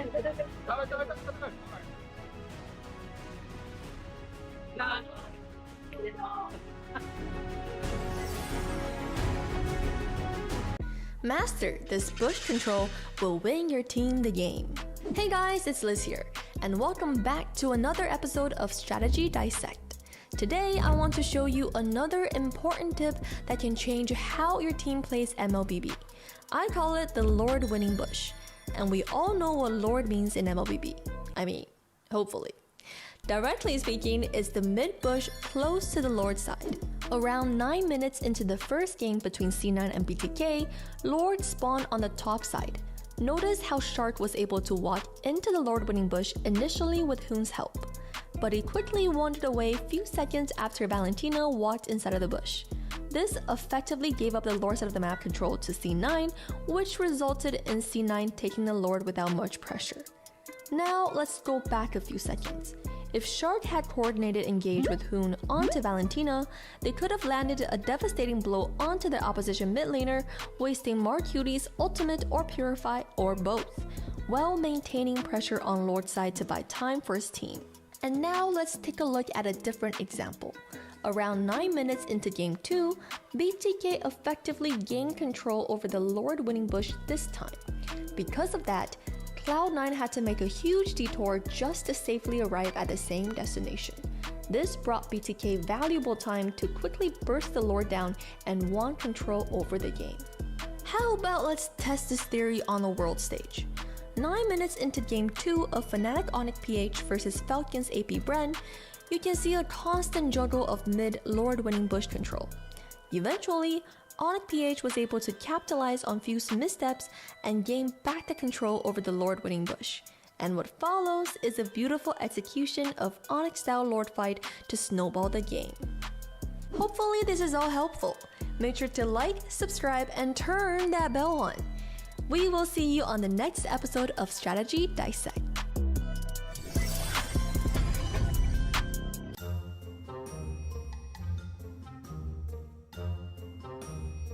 So right here, me and Hun just try to go back, but we get popped a lot. And we try to clean mid, and for some reason, Chao tried to get MOBA, and I cancel the Chao kick. So right here, we don't have any skill. So we try to defend Nolan blue. But for some reason, the Lucy tried to kill Nolan behind, but he missed, as you can see. And right here, we know we're gonna win, because the Tyrael have all. And look at me. 2-man all. They cannot do anything. And look at Nolan. He think that Lucy is Nicolette or something, so he can one-shot her. But that's my cutie, so that's the whole different story, I guess. Unlucky. So right here, they did a good play with Macutie. He buy a lot of time for his team, so carry can boost top free goal. We waste a lot of time for him. That's a good play for Macutie. And right here, nothing happened. Yeah. We let the top wave come to our bay. That's fast, and we don't have any clear, you know. We need the one to clear the top. And we tried to send Antula to make the Nolan, but we forgot that the Antula. So, but next time, I think the 4v should go there to matching the Nolan next time. Yeah. And Antula just come to team fight with us. 4v just stay with Nolan, 1v1. So the Nolan cannot split anymore. So it's better for us. Remember to watch us the game BTK this weekend. We lost the first day, but it's not the playoff, so don't worry. We will come back stronger. So make sure to watch BTK this weekend. See ya.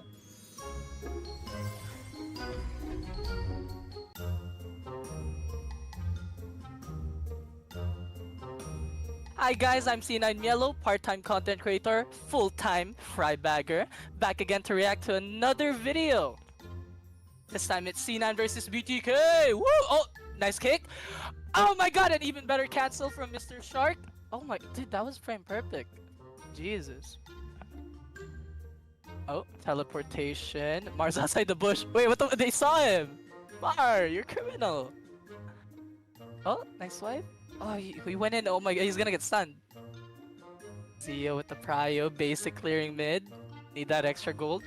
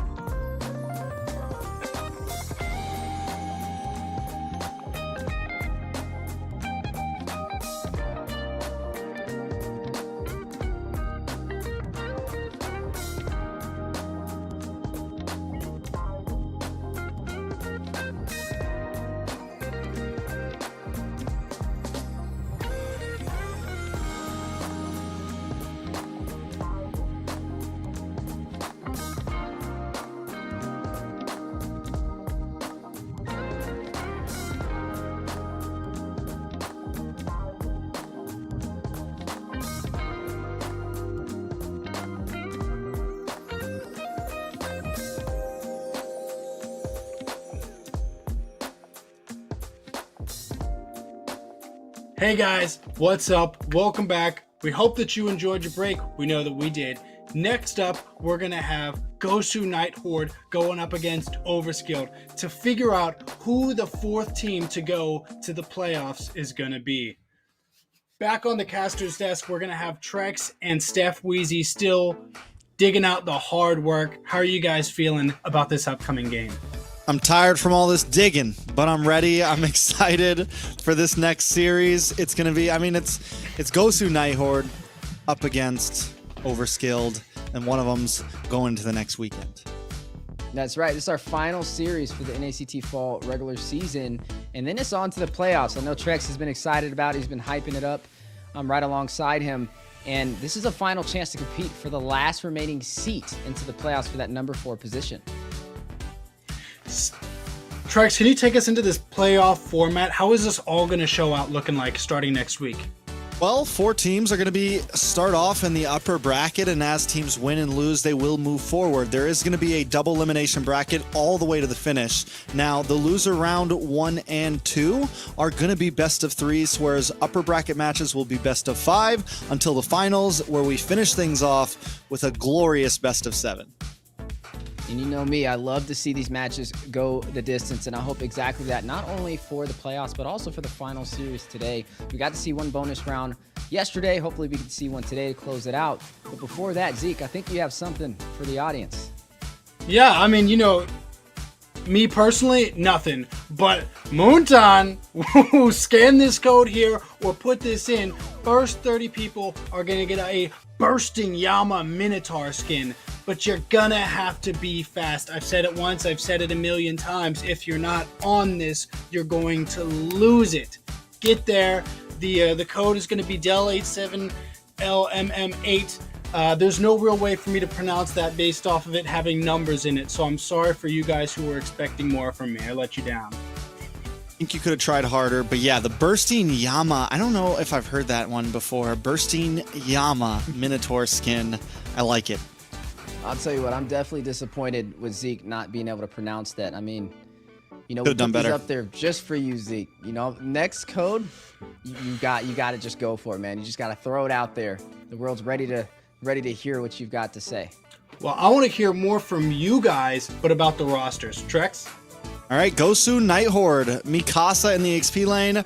Oh My Foe, gonna be subbing in for Yellow BC, Legend in the mid, Alcyone in the roam position, and Dez possibly in the gold position. Now, there was rumors of these swaps maybe coming. Last time Oh My Foe filled in, I think for Legend or Mikasa, I couldn't remember. But either way, this time Oh My Foe will be swapping in for Yellow BC. And it's definitely going to make the playstyle of Gosu Night Horde maybe a little bit different. That's a very big change. You are right. They did replace Oh My Foe with Legend, or Legend replaced Oh My Foe. And now to be able to see this change again, kind of seems like Oh My Foe is bouncing around, and this time Dez will be affected. Now going to be put in that gold position without Yellow BC holding that down. Now I'm interested to kind of see how this affects the teams. We often say that new additions to rosters can make it or break it, and with a team such as Gosu Night Horde, I'm expecting them to have that synergy. But speaking of teams with synergy, a new team on the scene just showcasing their talent and now having a chance to make it into the playoffs with their final series up against Gosu. It is going to be Overskilled with Death in the XP lane, Myth in the jungle, Kawa Patootie in the mid lane, Song is the roamer, and Superman taking flight in the gold lane. I'm honestly pretty excited to see this Overskilled team come back. We've seen them do really varying levels of success that they found from these different teams based off of who they've been fighting. But when it all comes down to it, the Gosu Night Horde versus the Overskilled is literally like, that's supposed to be their perfect matchup. And I know I'm all over the words because of all of the excitement that I've got for this. And if you guys know Trax, you know Steph, you know me, I'm all about this last minute pressure that it comes down to, and they've got to be feeling it. Yeah, I think both teams definitely feeling it. Gosu and Horde making this roster swap might scare people, but I do think that they have enough of a management team. There's enough people behind them, you know, manager like Tyrant. There's enough people kind of backing the team to where I think it was a well-decided decision. I think it's what they believe is the best choice for their team currently. So I don't think it'll hinder them. And I do still think that Gosu and Horde might be the favorite in this. But I'm excited to see what Overskilled brings to the table. I mean, I'm right there with you, right? We got to see what they bring to the table, and they definitely have the talent behind them to be able to bring some great competition. Now, I got to say, between both these teams, I think we're going to see some even level matchup. I don't think there's going to be too much of a major gap between both sides, and I hope that we can see a potential bonus round as we move forward. I'm very excited to see Oh My Foe coming back into it. We saw him a lot last season, last NACT season. We're going to see him again this NACT season. I thought that he did well, but let's get into it. The caster predictions. We all seem to vote for the Gosu Night Horde, but I wanted to know why. Actually, Zeke, I want to know why this season your votes have been matching ours. Normally, you know, it just feels weird, man. You've switched up on us, and I want to know why your votes have been the way they have this season. I'll let Steph talk first, and then I'll answer that. Well, Zeke, I'm going to be right there with you, except he didn't have my back when I voted for Cloud9 in the BTK scramble, so I don't think he's copying me. I think he's copying you, Trex. Oh. So I know I got the first, some of the first guesses wrong earlier in the season. Most of the wrong guesses that I did get were earlier in this season, where I really did try to vote for some of these underdogs, and they absolutely smacked me around for it. Up to that point, I do feel like the experience levels between some of the matchups were a little bit more lopsided, so putting in my guesses was a little bit easier. But again, those are some of the ones that I've been really surprised by, because again, we've got games like yesterday where BTK goes up against Godspeed, and Godspeed almost hands them a series loss, which is absolutely wild. So I felt like up to this point, some of the picks were easy, some of them really haven't been, and this is another one of those matches for me where I put in my vote for Night Horde, but I really do feel like this match could go either way. I think Godspeed. I mean, I think Gosu Night Horde definitely has shown potential. In the very first week of all of this, they faced up against BTK. They did lose out on that 0-4, but even in that first game, they showed some promise. They had some moments where like they showed that they know what they're doing. And a lot of these players are veteran players who have been around in the NACT for a very long time, since the early days, since before this was an official Moonton event, right? So I think Gosu Night Horde has what it takes. They just need to, you know, push beyond that 100%. And that's what we're going to be looking forward to seeing today, as we are now officially in round 3, the final day of the NACT regular season, where you're seeing 2 teams fight it out for that remaining seat in the playoffs. Keep in mind, both of these teams are currently tied with 4 points. So no matter which way this goes, the first team to 3 victories will earn that remaining seat into the playoffs. Who will it be? Right now, we've got Cloud9 leading the pack, with BTK still in second, even though they had such a close matchup with Godspeed, who is in third. But this last match is going to determine who is going to be fourth, because although Maple Leaf holds that spot right now, one of these teams have to win. And even if it's a 3-match lead, on top of that 4, 7's more than 6, they're taking it. That's fast maths from Zeke. That's fast math right there. Math is hard for me, so I didn't really understand how that works, but I'm glad you broke it down for us. Yeah, no matter who wins, whether it goes 3-1, whether it goes 3-2, one of these teams is going to end up in the playoffs next week. It's a lot on the line. It is a lot on the line, and it's kind of interesting when you look at both of these teams, right? On one side, you have some more familiar faces, some heavy names behind them, fused with Gosu and the Night Horde. On the other side, you have some new additions that nobody really knows too much about. A lot more of what we would consider would be the underdog, especially when you see the casters' predictions and everybody voting for the House of the Dragon, Gosu Night Horde. But like Zeke mentioned, Overskilled, right? They've had an interesting journey. They, in their debut, went against Maple Leaf 3-1. They weren't able to find the victory there, but then they turned it back around up against Last Minute. But this time, there's going to be a team of a higher caliber, right? Can they rise to the occasion? Well, only one of them can, and we're about to find out. Let's get to the draft. All right, draft number 1 of the last series of regular season. Night Horde up against Overskilled. Wheezy. You know, realistically, I think even though we all voted for Night Horde, we've seen some games surprisingly go the distance. Yesterday we saw Godspeed up against BTK. Do we think that this is a series that you know, could go the distance? You know, do we think Overskills has what it takes to take on some of these veterans? I personally do. I feel like as we get to the final day of the regular season, even in the first series we watched, like I feel like these teams are going to be a little bit closer on that ladder in terms of elo and power.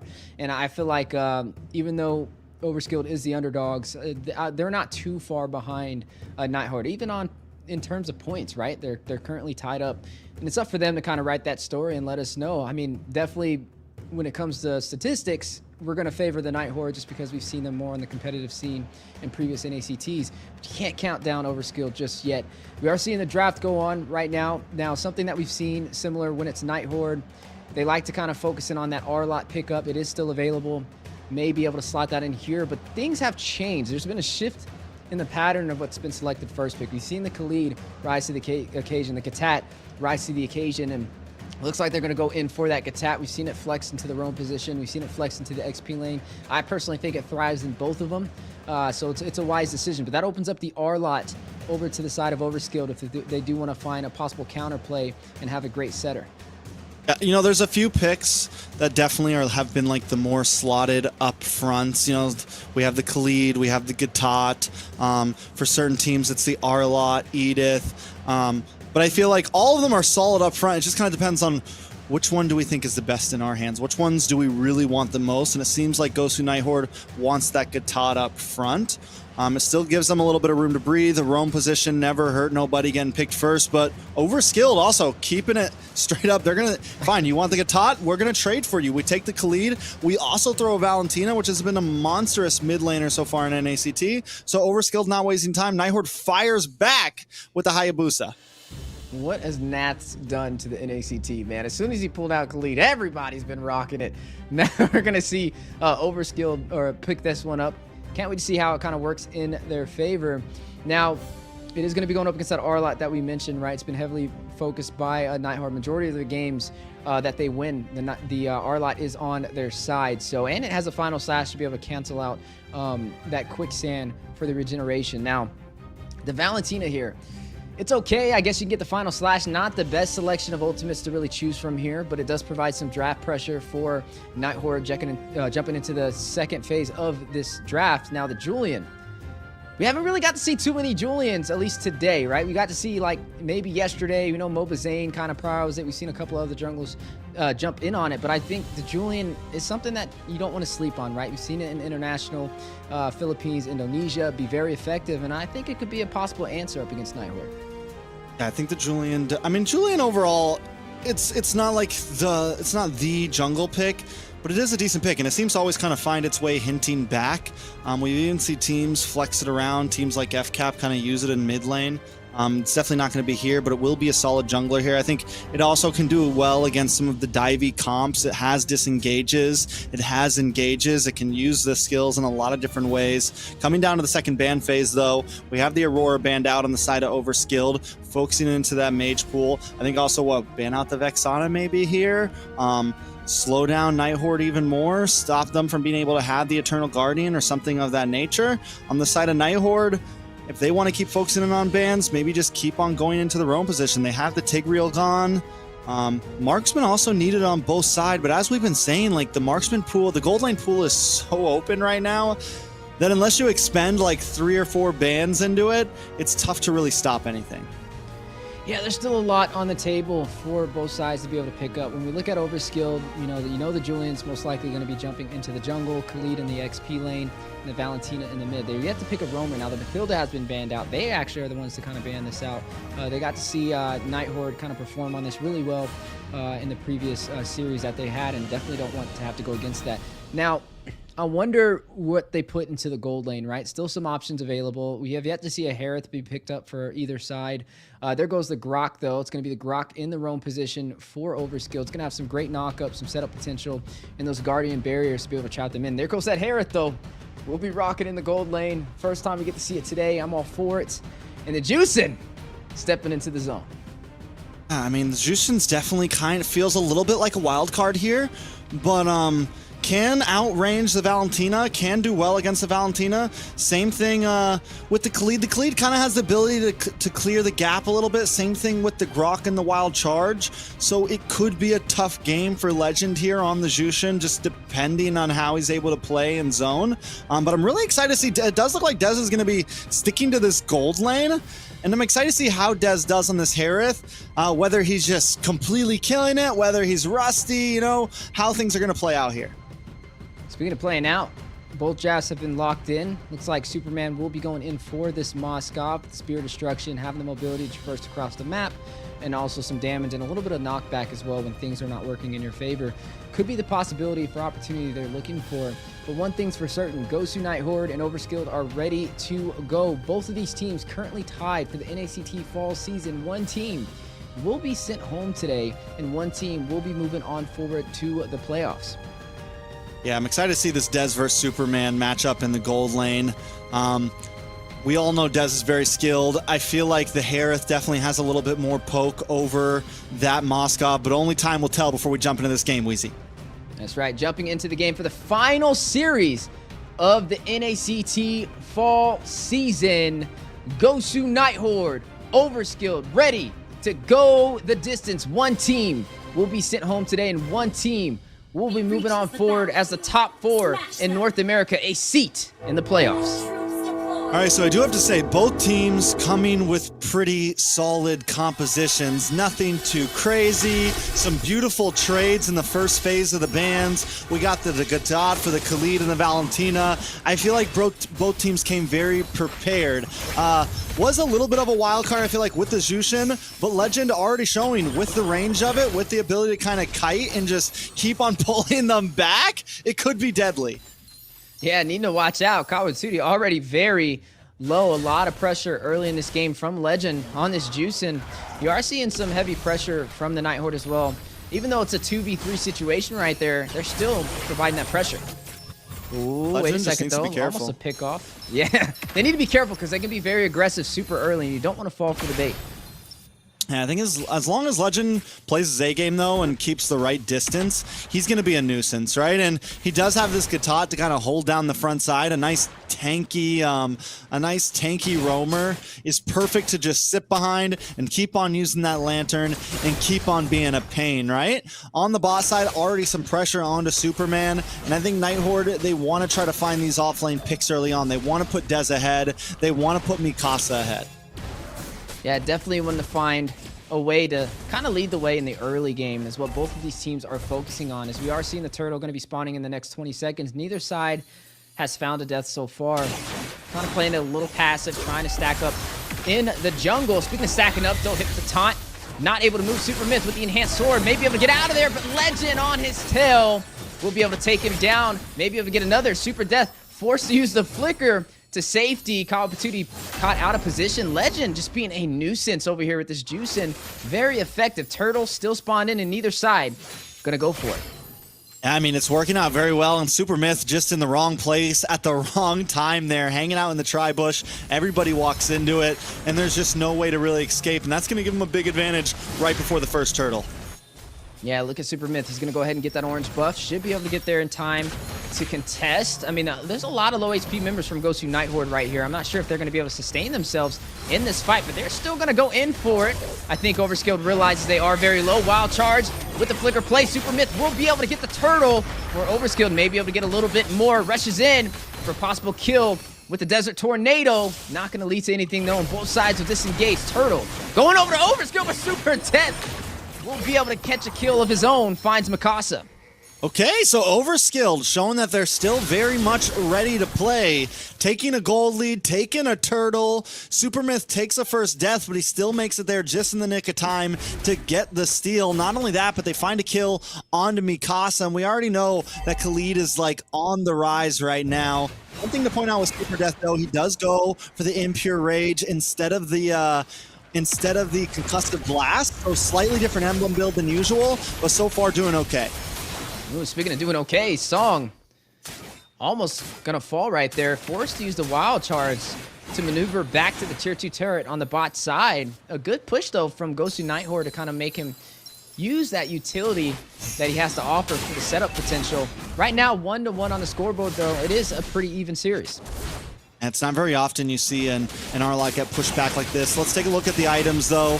Grok's got the Dreadnought armor, gonna help a little bit in dealing with the damage coming from Oh My Ko, Mikasa, etc. Taking a look at the XP laners, though. Super Death's in that 2.2, whereas the Arlot's already behind about 400 gold. Super Death gonna work into this, not very far away from getting this Thunderbelt locked in, so in a very comfortable position. In terms of gold lane, Superman has the Corrosion Scythe. Death still looking to finish that first item. Yeah, you are going to see that Corrosion Scythe picked up by Superman, though, so he will be able to deal some additional damage and increase that attack speed as well. Now, right now, we saw the first turtle go over to Overskilled. Gosu Nighthorde was not able to kind of find the look that they needed. They cannot continue to let these go untraded, but you are going to see the massive play on the top side. Super Death rushing in with the Raging Sandstorm to take down Mikasa. Super Myth by his side. Now going to be a 2v2. Legend, Alkalite make that 2v3. They're both fighting it out. Wild charge for the knockup. Avatar the Guardian from afar from Call Patootie. Finds Alcy1. We'll be able to shut down one member of Gosu Nighthorde, extending the kill lead 3-1 on the scoreboard. Overskilled, overkilled. Right now, they're doing their thing, man. They're finding moments, they're finding plays, and Nighthorde can't seem to breach the wall. Maybe a little bit of lack of damage, could be because of the Jushin. Yes, it has a lot of help, but it's making it so, I mean, it's not bursty like a Valentina, right? It's going to take some time till the rest of the heroes get the damage. We still are yet to see Dez get involved in these fights, and until he is, Gosu Nighthorde just might not have the punch to deal with these big 4v4s. Yeah, the Jushin's just very strong on providing that pressure with the Lantern Flare. Not able to close the distance. Just the amount of mobility it has in the AoE range is very effective, especially in the early game with providing that pressure. But Overskilled still finds a way to pull it off. Call Patootie, interesting enough, he's using the Avatar the Guardian, right? We're looking at what ultimate he's kind of using to work in his favor, and that he doesn't really have the biggest pool to choose from, but it's still effective for the setups he's looking for, though. 2v1 in the mid lane, not going to lead to nothing. Still a 3-1 lead for Overskilled. Yeah, I mean, Legend's getting these catches, but someone's got to be there to, you know, really capitalize on them. Alcyone has taken a death, going to set him a little bit back. Overskilled now turning that 400 gold lead into a 1k gold lead, a little bit more. Overskilled have gotten the second turtle. Last turtle is going to be up in 45 seconds. Back to the item. Super Myth takes that death early on, but he's already gotten a lead over Oh My Foe at this point. Oh My Foe has got the Hunter Strike, sitting at 3.2k gold lead, but Super Myth with it, I mean, it's nothing too major, but in terms of jungler, 600 gold can be half an item, or, you know, not half an item, but closing in on to the next item faster.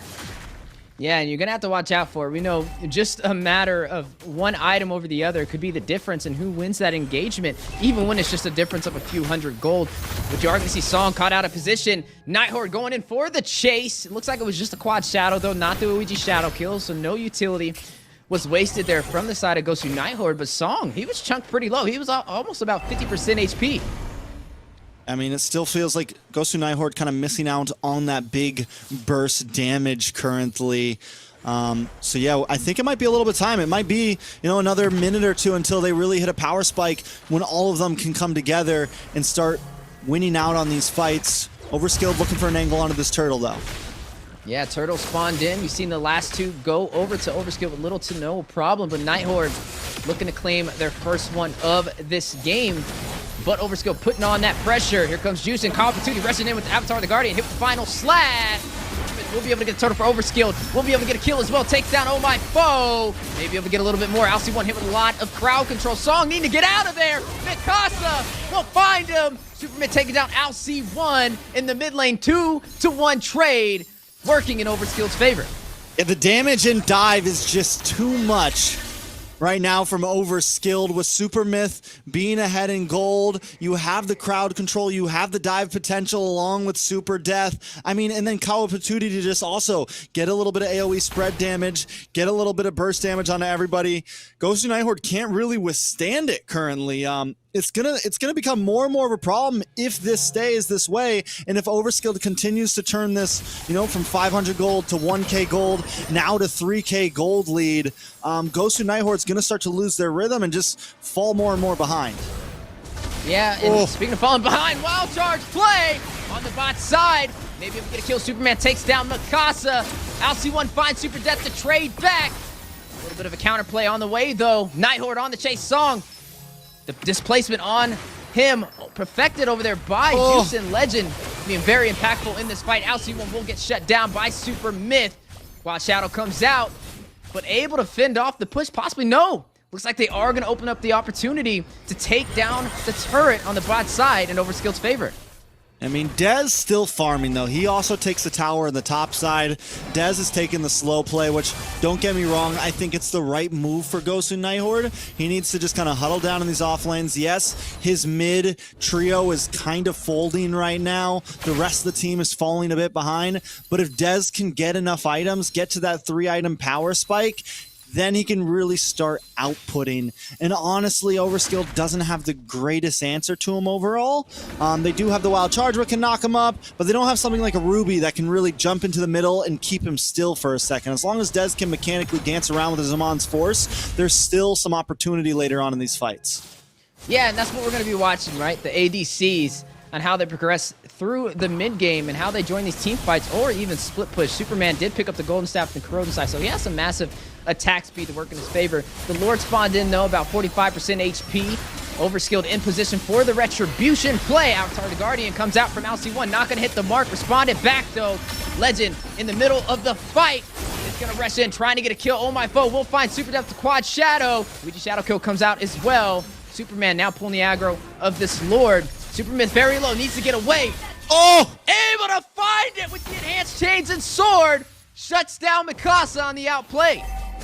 Mikasa goes a little bit too deep there. At least Gosu Nighthorde finds that mid-tier 3, so they find at least a little bit of purchase on the map.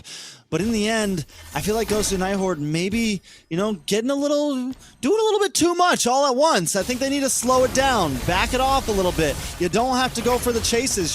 They were winning in the position. They killed Super Death. And now because of this, they might lose a Lord. Oh, wait a second. Quad Shadow window. Super Myth with a retry just in time. Super Death will find LC1. Not only do they get the Lord, but they get a kill as well for Overskilled. Oh, Mikasa looking for something too.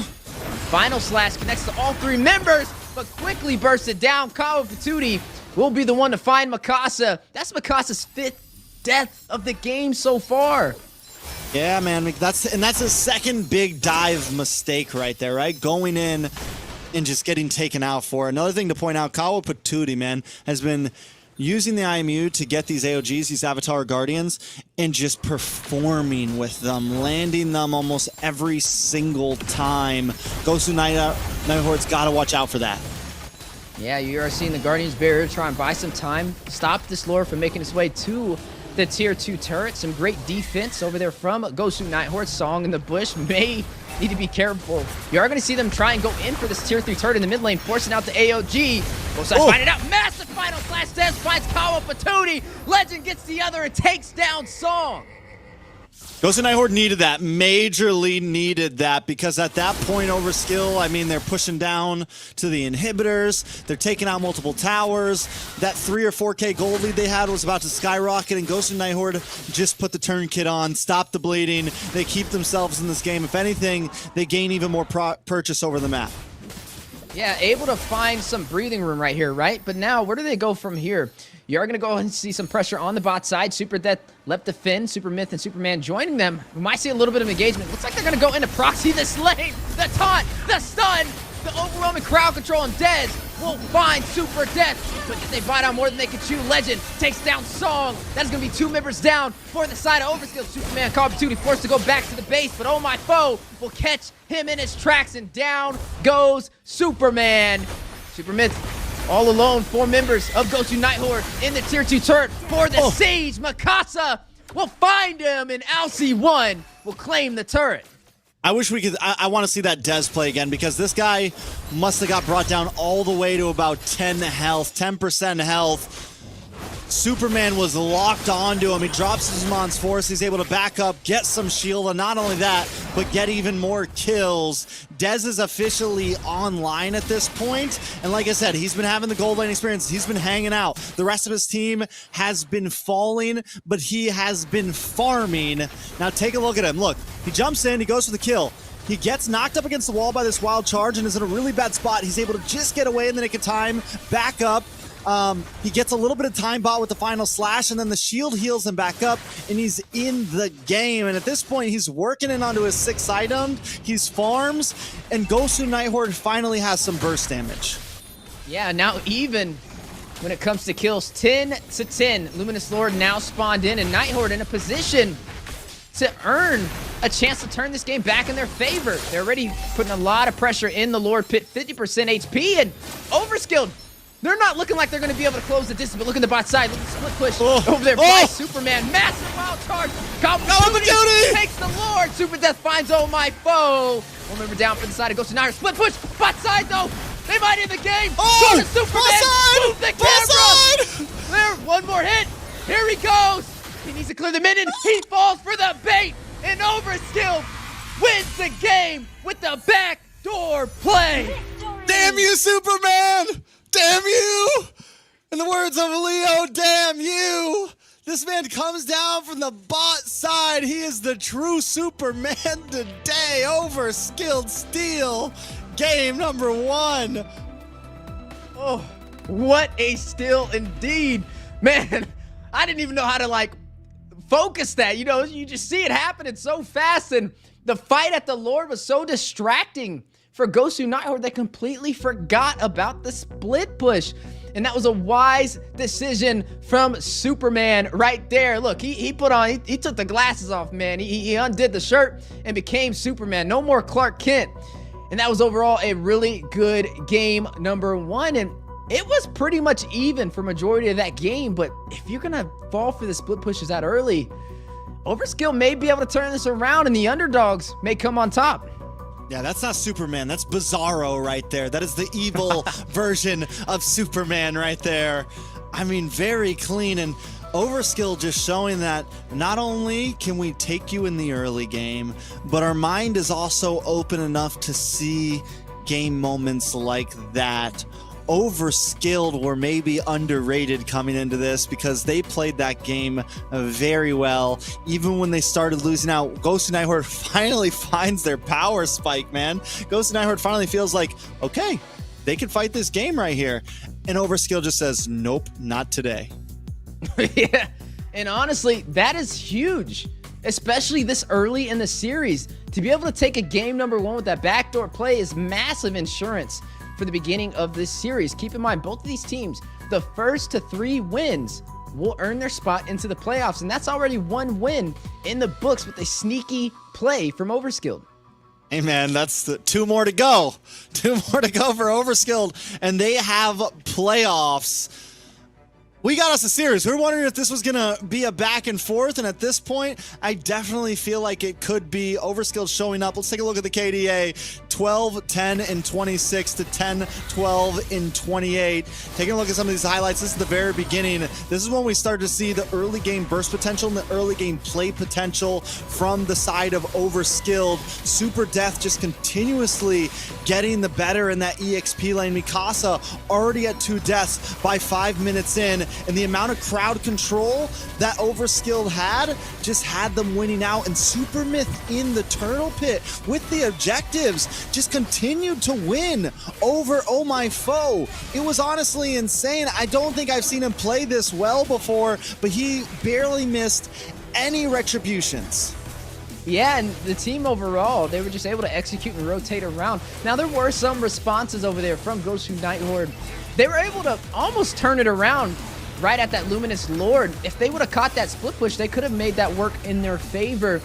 But the macro is starting to kind of lean more on the side of the underdogs. Overskilled rising to the occasion, shocking not only the team, but also us on the desk with the backdoor play with the Moskov. We've seen him building up those attack speed items. I had a feeling it was going to come down to a split push, and Superman was able to pull it off. Now, for game number 2, how do we respond back to this, right? How does Gosu Nighthorde respond back. It's going to be boiling down to watching the map.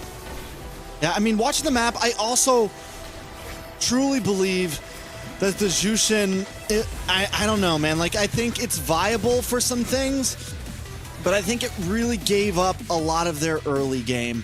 It really gave up a lot of their laning phase. They didn't have the same type of burst damage. Yes, there's some crowd control. Yes, there's some poke, but there was a few times where they probably could have got the kill onto somebody, but because they didn't have any sort of like finishing hit like the Valentina supplies, you know, it's just kind of chip damage on the Jushin. And though the Jushin was very good for a time there, I think right now you're giving up a little bit too much pressure early on. So I think that could be a thought. Mikasa needs to step it up a little bit. Might be time to just ban the Khalid at this point unless you're getting it first pick. There's a lot of things we could break down in that game. And then just to wrap it all up, yeah, watch the lanes, guys. But hey, man, Overskilled came to play today. Yeah, they definitely came to play today. And, you know, something else to kind of mention with this is a different roster for Gosu Night Horde, right? They flexed not once, but twice. They had Legend and Oh My Foe switch around, and now they have Dez going to the gold lane and Yellow BC getting substituted out. It's a totally different lineup with Gosu Night Horde, which effectively, when you switch roles that fast, it's basically a different team because everybody's in a different role. Is that Dez's fault that he wasn't down there watching the marksman? Is that an overall team fault? You know, these are things that you have to kind of keep an eye on and make these decisions, especially when you make a massive roster change and you change more than one role. Most definitely. And I mean, yeah, that's a, you know, Dez, would he have done better in some of those turtle fights? Would he have gotten the retribution off, right? I mean, in the end, you kind of just have to trust that they made the decision they felt was the best here. And with that decision being made, they need to lay in it. They need to be ready for it. Maybe we see some last minute changes in games. I mean, it's definitely not, we can't count that out, right? Dez could definitely take up the jungle mantle on game 2 or 3, and Oh My Foe could jump into the gold. I think both of the players have that. They do get the Valentina and the Hylos this time, which I think is a solid mid. And if they want to flex Hylos over the XP, also very, very solid. But I like Legend on the Valentina, but they do give up this Khalid again. Yeah, and right now, Khalid is rising in that win rate for the NACT Fall season. I'm just pointing it out. It's been working. And you can see it. The proof is in the pudding. There goes the Harith pickup by Superman. He was once against it. Now he's going to use it against Gosu Night Horde. He's not going to go in for that Moskov this time around with that split push capability. Vexana paired alongside it. Kind of double magic effect right there with the gold laner and the mid laner for the side of Overskilled. Now, the Khalid. It's been great. You kind of mentioned Mikasa was struggling a little bit to it. We know Mikasa is one of those XP laners that a lot of people fear, specifically when he's on heroes like that Freya. But nonetheless, it's just the Khalid and the pressure that he provides in the early game. It's hard to kind of match up with it. We got to see in game number 2 what Night Horde does, right? They can't risk this game.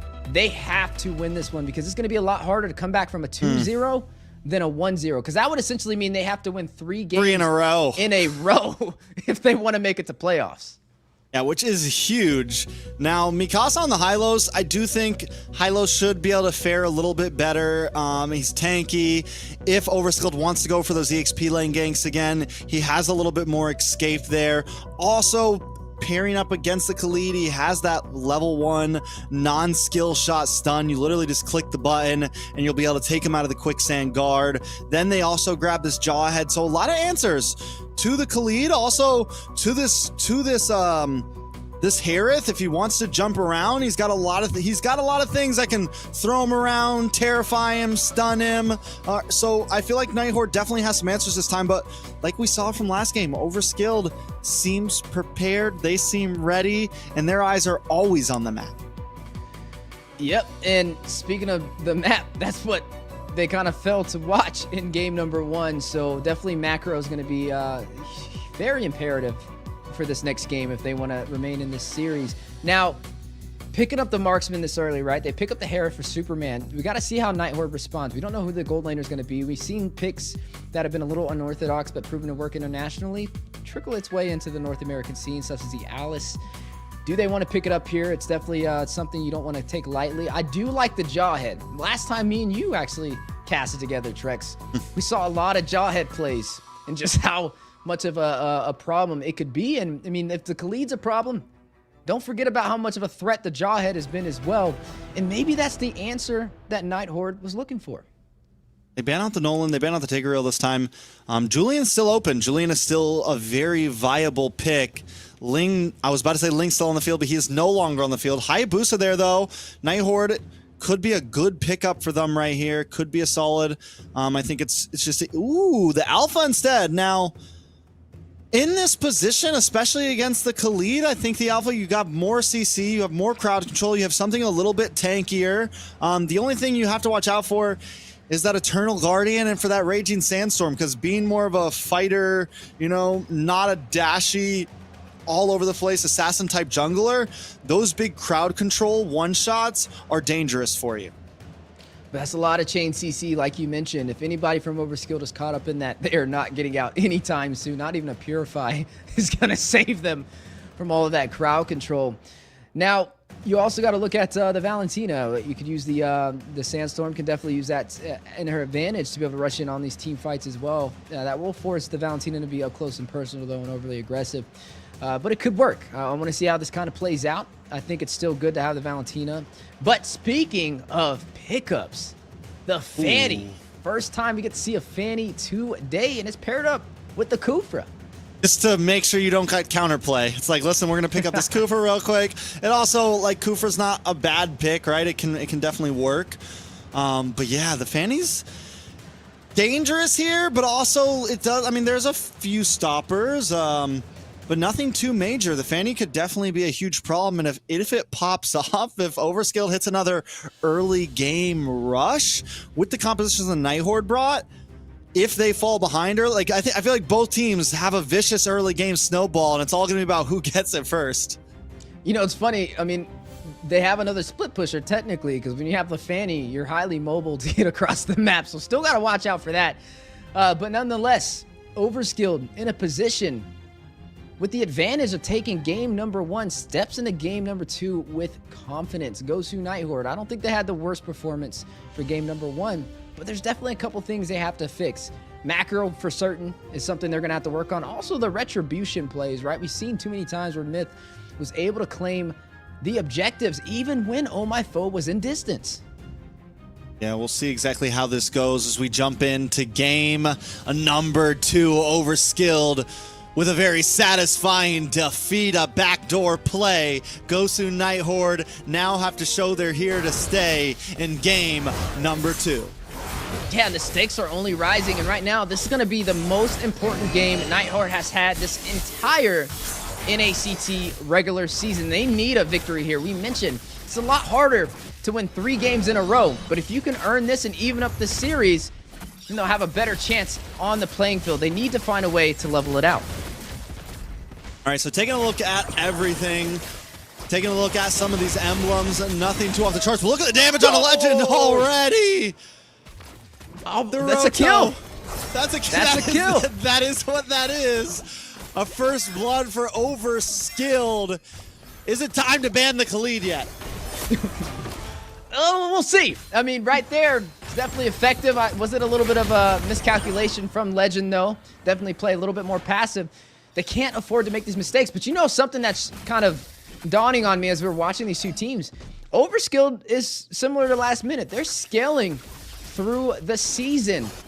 And they're putting Gosu Night Horde on the back foot. Oh, speaking of back foot, though, 1v1 may be a 1v3. Mikasa joining the party. Superman trying to rush in with the cables. Just needs to hit a possible cutthroat. Not going to be able to hit the mark, though. Oh My Foe will be able to make it back to the jungle, but the lethal ejector on the bot side. Hit by LC1 with the last touch. We'll be able to take down Superman. Okay, so that's good for Gosu Night Horde, right? Dez needs to be able to scale. He wants to be able to get ahead. Last time, the party showed up just a little bit too late, right? It took until about 12 minutes for him to really come online. This time, I think if Gosu Night Horde wants to withstand the onslaught, wants to get him involved in these fights, they need him to hit that around, you know, maybe the 8-minute mark. Start getting involved in these fights a lot earlier.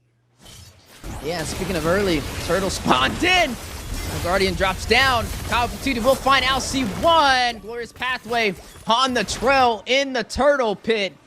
Right now, though, Overskilled still finding a way to possibly take this objective. You are looking at Supermyth on the purple buff, though. Definitely wants that energy before engaging. We'll be able to go in for it. Oh, my foe. Can he close the distance for a retry play? And the supers are in the house right now. Alcyone, though, looking for the target. Battle for the turtle. Alpha charge on the way as well, connecting onto Super Death. 3v1 situation, hit with the stun. Oh, my foe will be able to take him down. That's one member shy for Overskilled, forcing them out of the pit. And Gosu Night Horde should be able to get this turtle uncontested. Casa goes for a good play there, and you wait for the stun, you wait for the quicksand guard to come out, and you're able to pull him out of it. Super Death goes deep there, and that's kind of been his playstyle, right? Dive, hit him with this Raging Sandstorm, try to create space so that Supermyth can secure these objectives. But in this situation, against the composition that Gosu Night Horde has, he needs to be maybe a little bit more careful about it. Needs to be careful. Legend, Cutthroat, Supermyth, then Legend out in the mid lane. And that's just why the Fanny shines, right? Able to dive between that tier 3 and tier 2 turret and get out to safety with little to no penalty, especially when your team does a little bit of chip damage. Yeah, I mean, pretty much if you're around the 50% health mark and Supermyth knows it, a Fanny knows it, you're probably going down. And that's especially in this part of the game. The Cutthroat is deadly.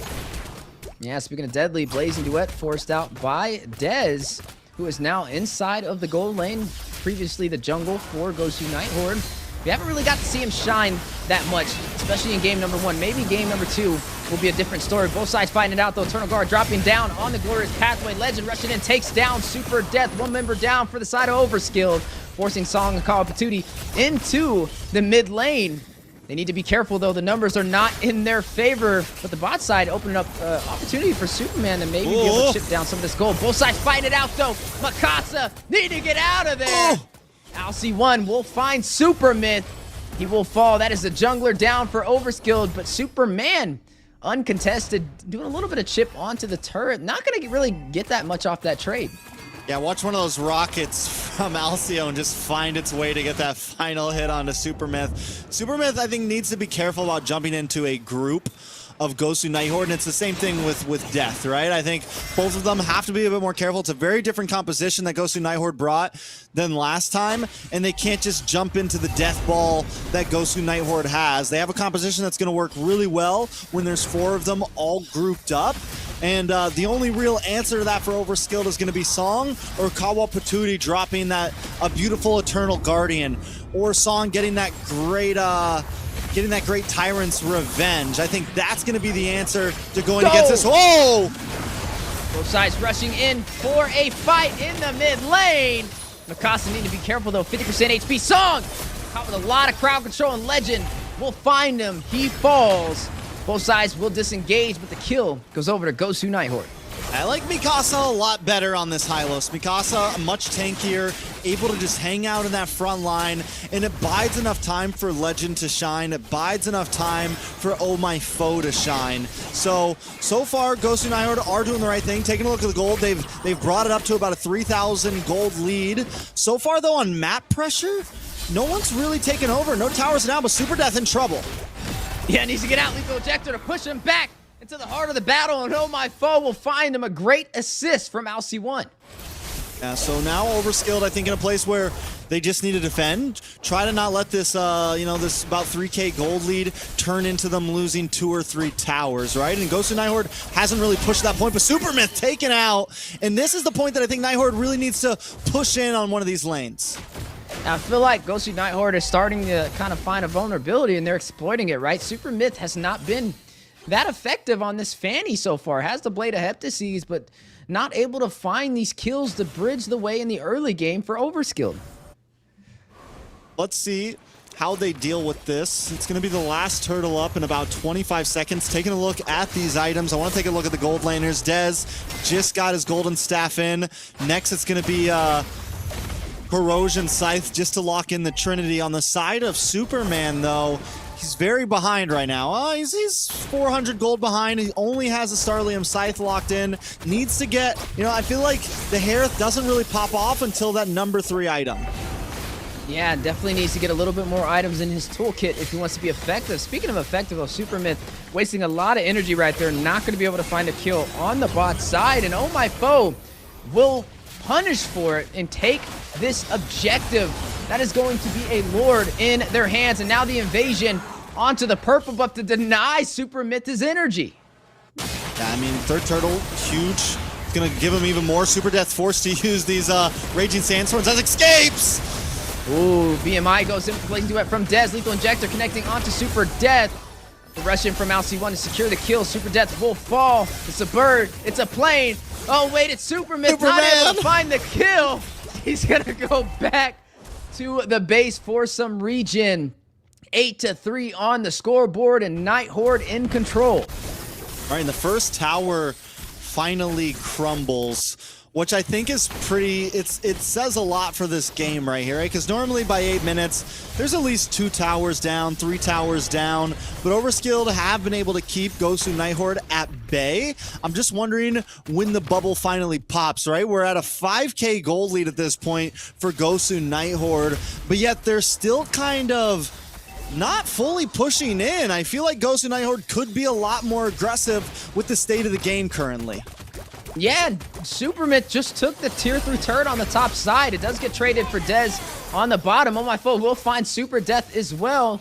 Still a 9-3 lead. Gosu Night Horde, again, they're finding the opportunities on the board, but I agree with you. They should have a little bit more of a lead for what they've gained so far. Now going to go in for the tier 3. Super Myth finds a tier 2 on the top side. He's just clearing these turrets left and right. And there, I mean, Overskilled once again clears that way, but wait, Super Myth. Ooh, caught out of position. We'll be able to get that kill onto Legend.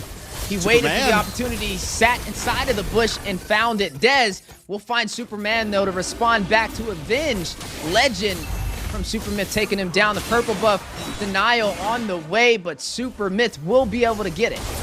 I just want to point out that Gosu Night Horde has about a 4.5, almost a 4K gold lead, but Overskilled is still up in towers right now, still has their mid-tier 3, has been able to defend wonderfully, and now we're down to a Lord at half health. Can Overskilled get the steal? It's the macro, right? I mean, Overskilled, even though they're losing on the jungle objectives, they're able to take advantage on the map. Lethal Ejector goes out onto Song, given everything they got to take him down. Even the concealed play and the glorious pathway. The time of revenge, triple set. Dez will find Song. Oh my foe will claim the Lord. And Overskilled now having to rethink their decision. Super Myth in the bush. Mikasa spots him out. Tries to cable out of there. Able to get away to safety. And he's almost gets stunned up there, almost stuck for a second, but will be able to get away. Kawapatudi dropping these Eternal Guardians at amazing timing. That's one of the things that have been able to keep some of these towers alive, but now with a Lord coming at them and a 6,000 gold deficit, will they be able to withstand Gosu Night Horde? Taking a look at the junglers at this point, oh my foe just locked in the Winter Crown, going for a bit more of a almost defensive hybrid-y build, not going full damage snowball. It could be why Gosu Night Horde's taking things a bit slower in pace, but here comes the attack. Yeah, Glorious Pathway in the mid lane. Mikasa will find the turret. Immortality proc from LC1. Legend taking down Song. Still cables in. Superman checking down LC1. That is going to be a 1-for-1 trade. Tier 2 will fall on the top side. Lord's still coming. They're still going to have to defend. They do have Superman to kind of shred it down. And with Gosu Night Horde down Alcyone, they may not be able to get too much out of this. Also, take a look at Super Myth clearing these waves so that they don't lose that tier 2 in the bot side. Kawapatudi and Super Death clearing the waves so they don't lose the tier 2 in the mid side. Just good defense overall. And since Gosu Night Horde, since Oh My Foe went for the more hybrid defensive build here, he's not really going to be able to be that, you know, major attacker on the team. At this point, it's going to come down to Dez and Legends to be the one to really get these kills for Gosu Night Horde. And that's what we're going to be looking at. Can they pull that off? Overskilled, even though they're down in turrets, they're not too far out of this game. They could quickly turn this back around in their favor. It's really going to boil down to how both teams decide to team fight, or maybe even the split push from Super Myth, if left unchecked, to be able to take even more turrets for Overskilled's favor. All right, so back to these items, right? Back to the items. Super Myth working on item number 4, but I want to really keep our eyes on these gold laners because they're going to be the major difference makers. Superman finally gets in that Holy Crystal, and now it's a time that Superman can really start to shine again. We saw that he keeps his voice. Song might be in a little bit of trouble here. Yeah, Glorious Pathway drops down. Massive knockup from the Eternal Guard. In response, LC1 will find Song. Blazing Duet into the heart of the battle from Dez. Pops the Winter Crown. Oh, my foe will take down Super Death. 2 members down for the side of Overskilled and climbing the rocket out. Not going to take down Super Myth this time. And that is going to be a 2-for-none trade in Night Horde's favor. Well, Superman and Dez are having straight anime battles right now. Everyone's fighting around them, but these two are just going at it. Zamon's Force drops. Blazing Duet comes in. Superman almost takes out Dez, but he hits the Winter Crown just in time. And for a second, I thought it was really going to just come down to who gets the higher basic attack, but they finally disengage. Dez able to take this Lord, and at this point, Gosu Night Horde still very much in control of this game. Yeah, Mikasa initiating a lot of these fights with the Glorious Pathway, spearheading the way for Night Horde to take majority of these objectives. The tier 2 will fall in the mid lane. Superman drops down the Zaman Force as well. Looks like Night Horde is not going to bite on that bait. They're going to focus on the bot side, possibly try and open up this map. All right, let's see which way they take this. Oh, my foe is going to get terrified, taken out, shut down right before the Lord's charging, Wheezy. Yeah, a missed alpha charge. He tried to connect for the setup and completely whiffed it and was punished by Overskilled all at the same time while a Luminous Lord makes its way on the top side. Okay, so Lord coming, Gosu Night Horde, do they abort mission here? Do they still try to crush down on an inhibitor? Song, where were you going? Oh, Zaman Force dropping down. LC1 will pair it off with a Glorious Pathway back to safety. You're going to see LC1 recall back to the base. An opportunity for Overskilled to take this Lord with no contest. Okay, don't get me wrong here. Song's been playing an okay game. And I understand the Kufra pick to make sure that they can't counter the Fanny. But also, Song's got to dial in a little bit, man. He's missing some of these Tyrant's Rages. He needs to be able to land these, and not just on one person, but on 2 or 3. If they can get that big play, it could be the game changer. Myth no longer really doing the job that Myth needs to. The damage just isn't there at this point, and it's why Gosu Night Horde is able to just continuously advance. Gosu Night Horde has a nice tanky front line. Oh, Song tries to get the play on the Legend. Purify comes out. Yeah, Purify does come out, baiting a little bit of those battle spells. But right now, Overskilled still holding on, right? They're still trying to find a way to turn this back around in their favor, but for certain, Gosu Night Horde is in control at the 15-minute mark as we're slowly trickling into the late game. You are looking at overall Night Horde able to take majority of these objectives with little to no problem. All the Lords, all the Turtles with little to no problem.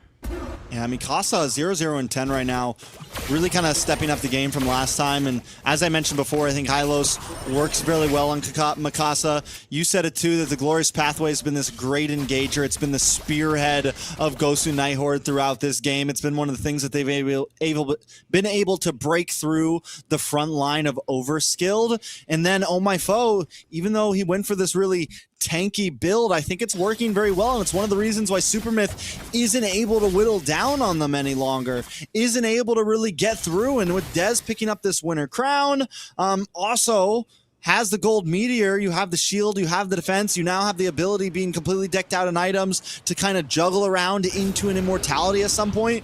Dez is also going to be very hard to kill for Overskilled. And at this point in the game, Overskilled running out of answers unless they get some big Hail Mary set, some big play, you know, during a Lord or after, or at any point in the game, really. And you're going to see Oh My Foe and LC1 pick up the immortality as well for some insurance for this next engagement. Oh My Foe will be able to claim this Lord. Overskilled now trying to run back to safety. Glorious Pathway, the initiator. Mikasa rushes in, catches Song, catches Super Death, and Legend trying to deal some chip damage. Everybody makes it back to the base to live for another fight, but that's another Lord in Gosu's favor. Oh, Superman. Go for the kill onto Dez here. Alcyon's gonna know he's there though. Gonna have to back up. I think honestly though, Overskilled can probably survive this Lord push as long as they don't have a huge mess up or a big whiff. I think having Superman there to kind of burst down, having Death to be able to clear waves, having Kawapatuti drop the Eternal Guard, and we've seen them put up great defenses. I don't know if this is when Gosu Night Horde ends it, but Gosu Night Horde doesn't really need to end it here. Like I said, they have a composition that just really kind of pushes back onto Overskilled, and they can take their time with this before they win it. And time seems to be on their side with the Lord marching through the base. Gosu Night Horde looking to possibly close this out. The BMI from Dez. He wants to handle Mikasa, will find Song. Dez will find Super Death. 2 members down for Overskilled, but the Lord at 25% HP. Minions marching through the mid lane in a concealed play. Called out from Mikasa. Both sides fighting it out. LT1 trying to go in as well. Mikasa will find Super Myth in the base. Crystal will be bursted down. Gosu Night Horde will take game number 2 against Overskilled. Gosu Night Horde does it. They push in, they put it all on the line, and they're able to get the game on that Lord there very cleanly. And the way that they push Superman over to the inhibitor there to where he can't focus on the Lord, and it buys enough time that they can get the Lord onto the base, they can recuperate themselves, they find 2 kills, and Kawapatuti already uses the Eternal Guardian, so there's nothing to stop them from really pushing it onto the base. And at that point, I think Night Horde knows it. Yeah, we can end here. Taking a look at some of these items, at some of the final stats, Mikasa 2-0-11 with the MVP, a big turnaround from game number 1.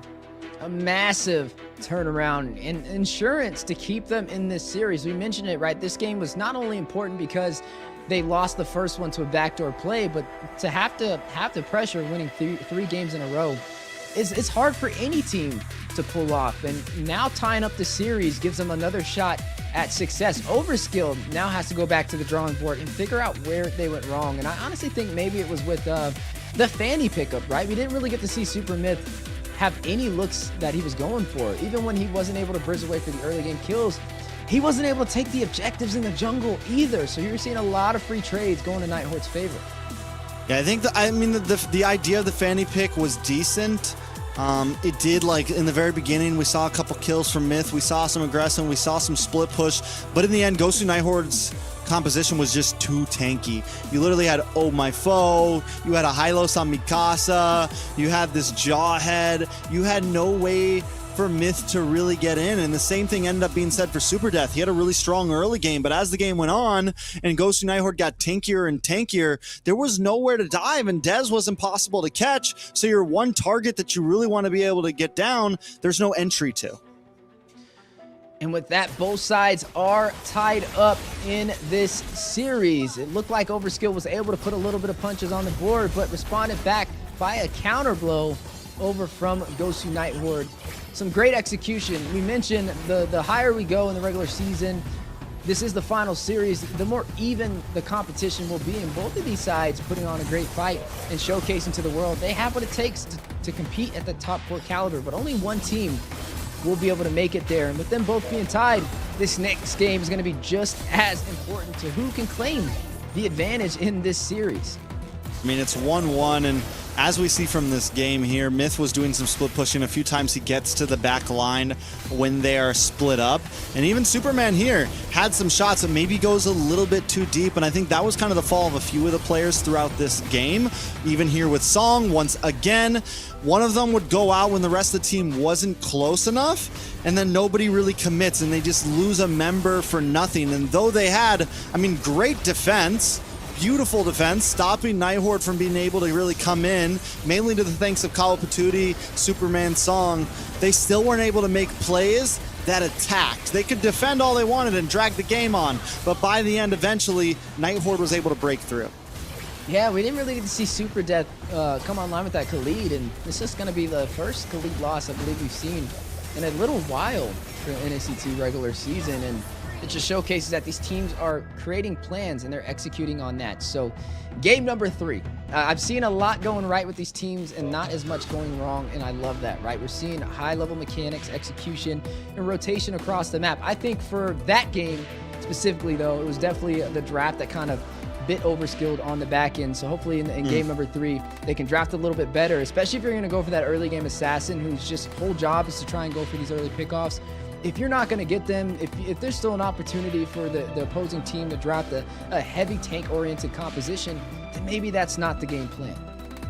I mean, I think overall, after seeing game 1 where Overskilled is able to control a lot of the game, then in the moments that Gosu Nighthorde comes back, they're able to still get this backdoor play. And then we come to this game where Gosu Nighthorde really just, it's a slow burn, but they win out strong on that one. We're seeing that both of these teams have the ability to take something from the other, whether it's in draft, whether it's in gameplay, whether it's a cheeky backdoor. I think there's a lot to see out of these last 2 games. Hopefully this does not affect the morale of Overskilled or anything. We just saw Nighthorde get backdoored and they were still able to come in ready to play. So I think game 3 is going to be huge on draft. It's going to be important about what picks are getting picked up from the front to the finish, and then how it's executed on the field.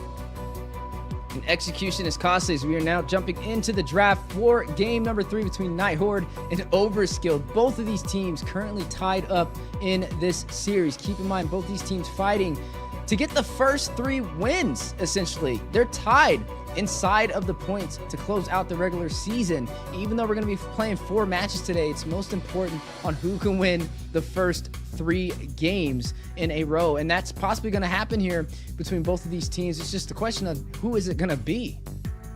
I'm wondering what Nighthorde goes for the first pick here. Khalid is open. They do ban out the Hylos, which was a great pick for Mikasa last time. They also ban out the Arlot. With those 2 picks gone, I could see the Khalid definitely coming in up front here. Not really a lot to deal with him at that point or to withstand him at that point, but instead they go for Legend on the Valentina.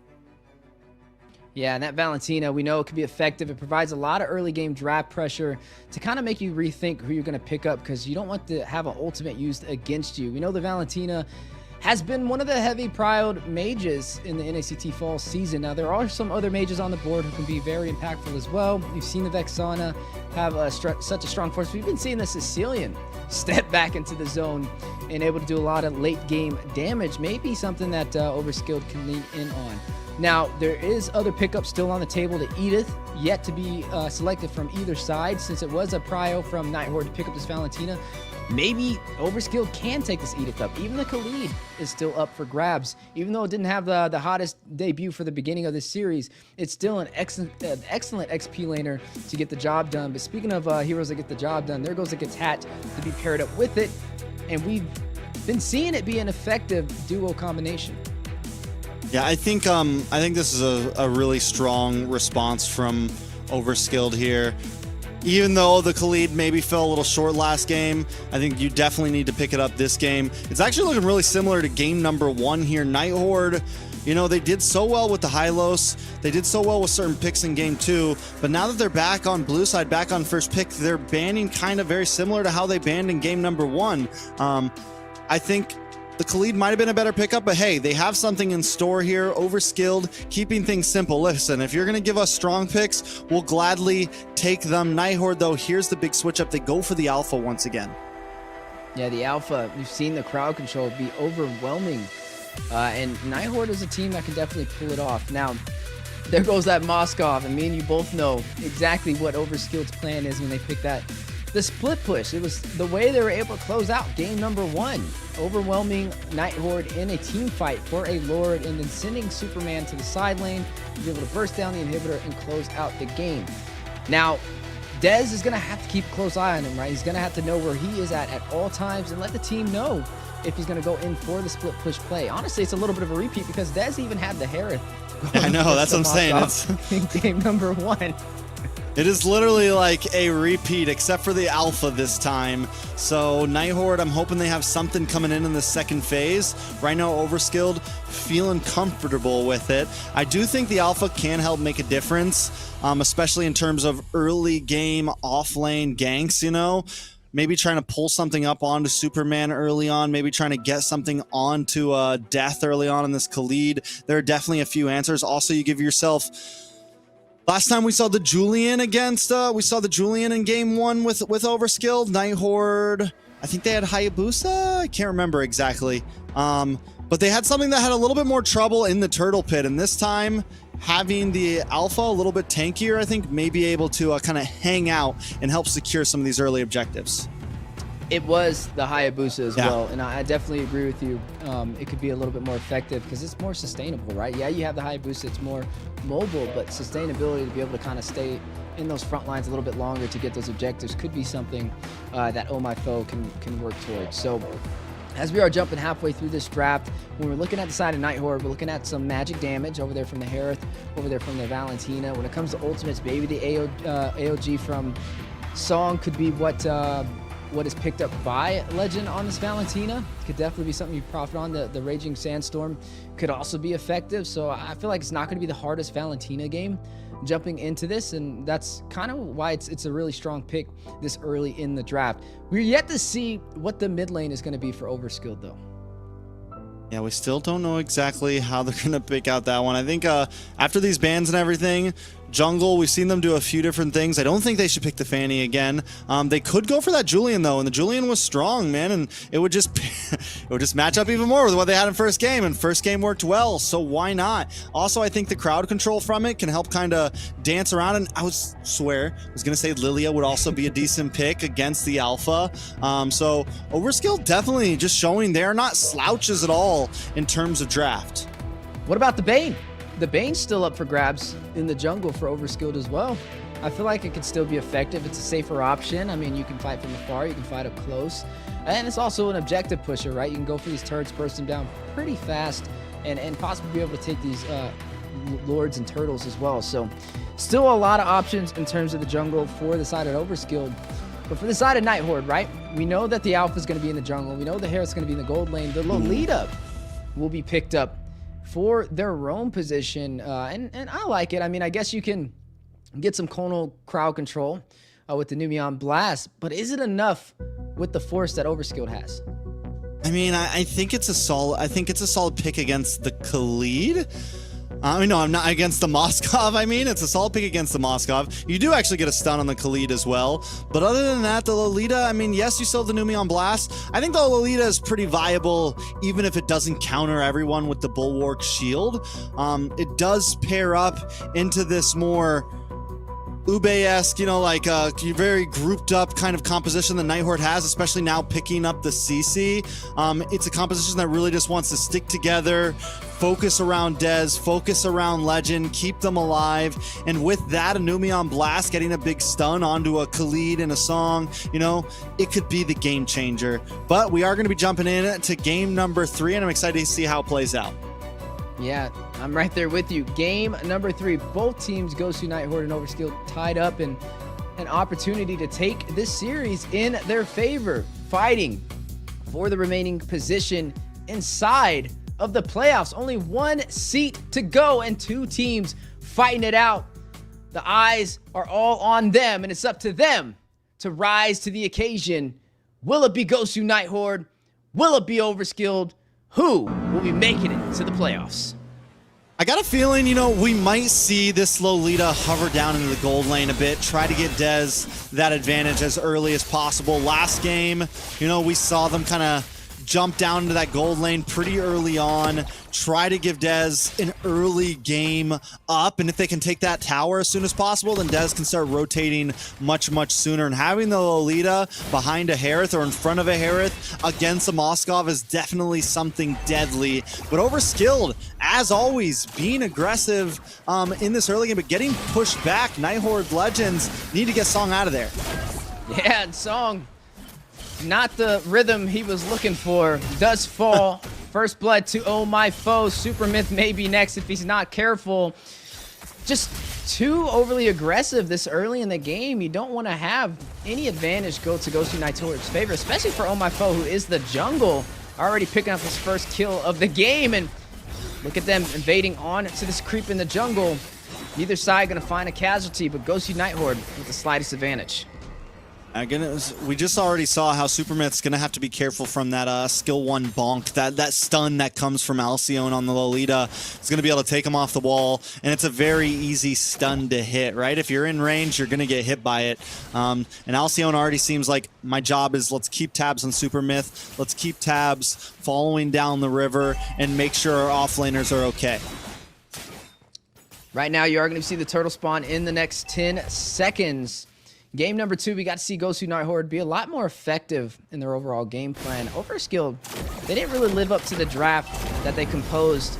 Maybe game number 3 could be the deciding factor for either side, but it's up to them to tell that story. Mikasa now hitting level 4, Legend beside him, ready to take this fight into the Turtle Pit. Super Death and Song winding up. LC1 will be the first to engage, though. Numbers in NACT Horde's favor. The retribution will go to Oh My Foe. The battle now on the way. Oh My Foe with Alpha Charge finding Super Death. Not only do they get a turtle, but they also get the kill. I mean, at that point, Gosu NACT Horde, I mean, it feels like from game 1 to game 2 and now to game 3, they're just getting a little bit better every time. Their rotations, the way they're moving around the map, and here comes the damage on the link. Yeah, the invasion on to the orange buff. Super Myth is going to be able to deny, though. Will be able to claim his buff. But a good play from Gosu NACT Horde to keep their foot on the gas and not try and give them any breathing room. I'm looking at the cameras over there. You're looking at Oh My Foe, man. Nothing but smiles. Definitely excited for the level of competition they're seeing today up against Overskilled. But speaking of competition, Song, he found an early death. Needs to be careful. He may find another 1v1, though, on the bot side. Super Death versus Mikasa, using the quicksand to keep himself alive. But Mikasa doing a great job on zoning him out. And Mikasa, I mean, sitting on the CC, you can kind of kite around the Khalid. And now that Super Death has taken that death, Mikasa having almost a level advantage, or a little, yeah, almost a level advantage on 2 levels at this point. It's definitely going to start to be a problem for Super Death. The Khalid is something that you'll want to scale pretty quick, and he's already 500 gold behind. Mikasa that much closer to getting the first item locked in. Gosu NACT Horde just really feeling themselves in game number 3. Yeah, definitely can tell they're confident after that victory in the previous match. AOG diving into the purple buff. Here it goes again. Possible denial, trying to take the energy away. Massive setup, though. Both sides fight it out. Tipsy Blaze dropping down. Super Death will find Oh My Foe. Vengeance proc by Mikasa, but not enough to keep him alive. And Super Myth will be able to find him. That is going to be another kill over to Overskilled to even out the scoreboard. All right, Overskilled pushing back into the game a little bit, and this is something where the Lilia, the Ling, when Overskilled also groups up a bit, they definitely have a nice fighting chance against the composition that Gosu NACT Horde has brought, right? Because Gosu NACT Horde wants to kind of also be in a big group, but those glooms start dropping, the bombs start going off, a big Tempest of Blades and a Raging Sandstorm. It can definitely be deadly against what GNH wants to bring in this fight. And the fight is what they will bring. Both sides find it out. Numion Blast with the wind up and 2-man set on the Song and on the Death. And Oh My Foe will find him. That is going to be 1 member down for the side of Overskilled. And a great setup from LC1. Now, Super Myth is kind of hanging out in here, though. He's able to take another purple buff. Earlier, I think he stole an orange buff. So he's been kind of, with these small steal invades here and there, Super Myth should be able to get away from this. But yeah, I mean, he's keeping himself in this game right now. When we saw him almost get first killed early on, get stunned up and stuff, I was a little worried he'd get too slowed down, but he's definitely very much still ready to go. Speaking of ready to go, Mikasa, a bully in the XP lane, able to proxy off the minions and take the tier 3 turret. Maybe shifting focus over to the mid lane as well for a possible siege. 3-man stack from Overskilled left for the denial, but look at the lanes. They're going to split on both sides. You're going to look at Super Myth going in to possibly clear the turret to trade back. Mikasa too late over there, and it will fall. They're not able to take the mid turret as well, so that's going to be an even trade. Look at the pressure that NACT Horde is just consistently pushing in, though. And with that, they are forced to kind of give up some of these off lanes here and there. But I do think, I mean, it's the playstyle they want to bring, and I think it can work out very well. All Alcyon needs is like one more big Numion Blast, one big setup to put Overskilled down 2 or 3 members, and then the towers really start crumbling for Overskilled. But if Overskilled can kind of play around that and watch out for that, they can definitely hang on to this game.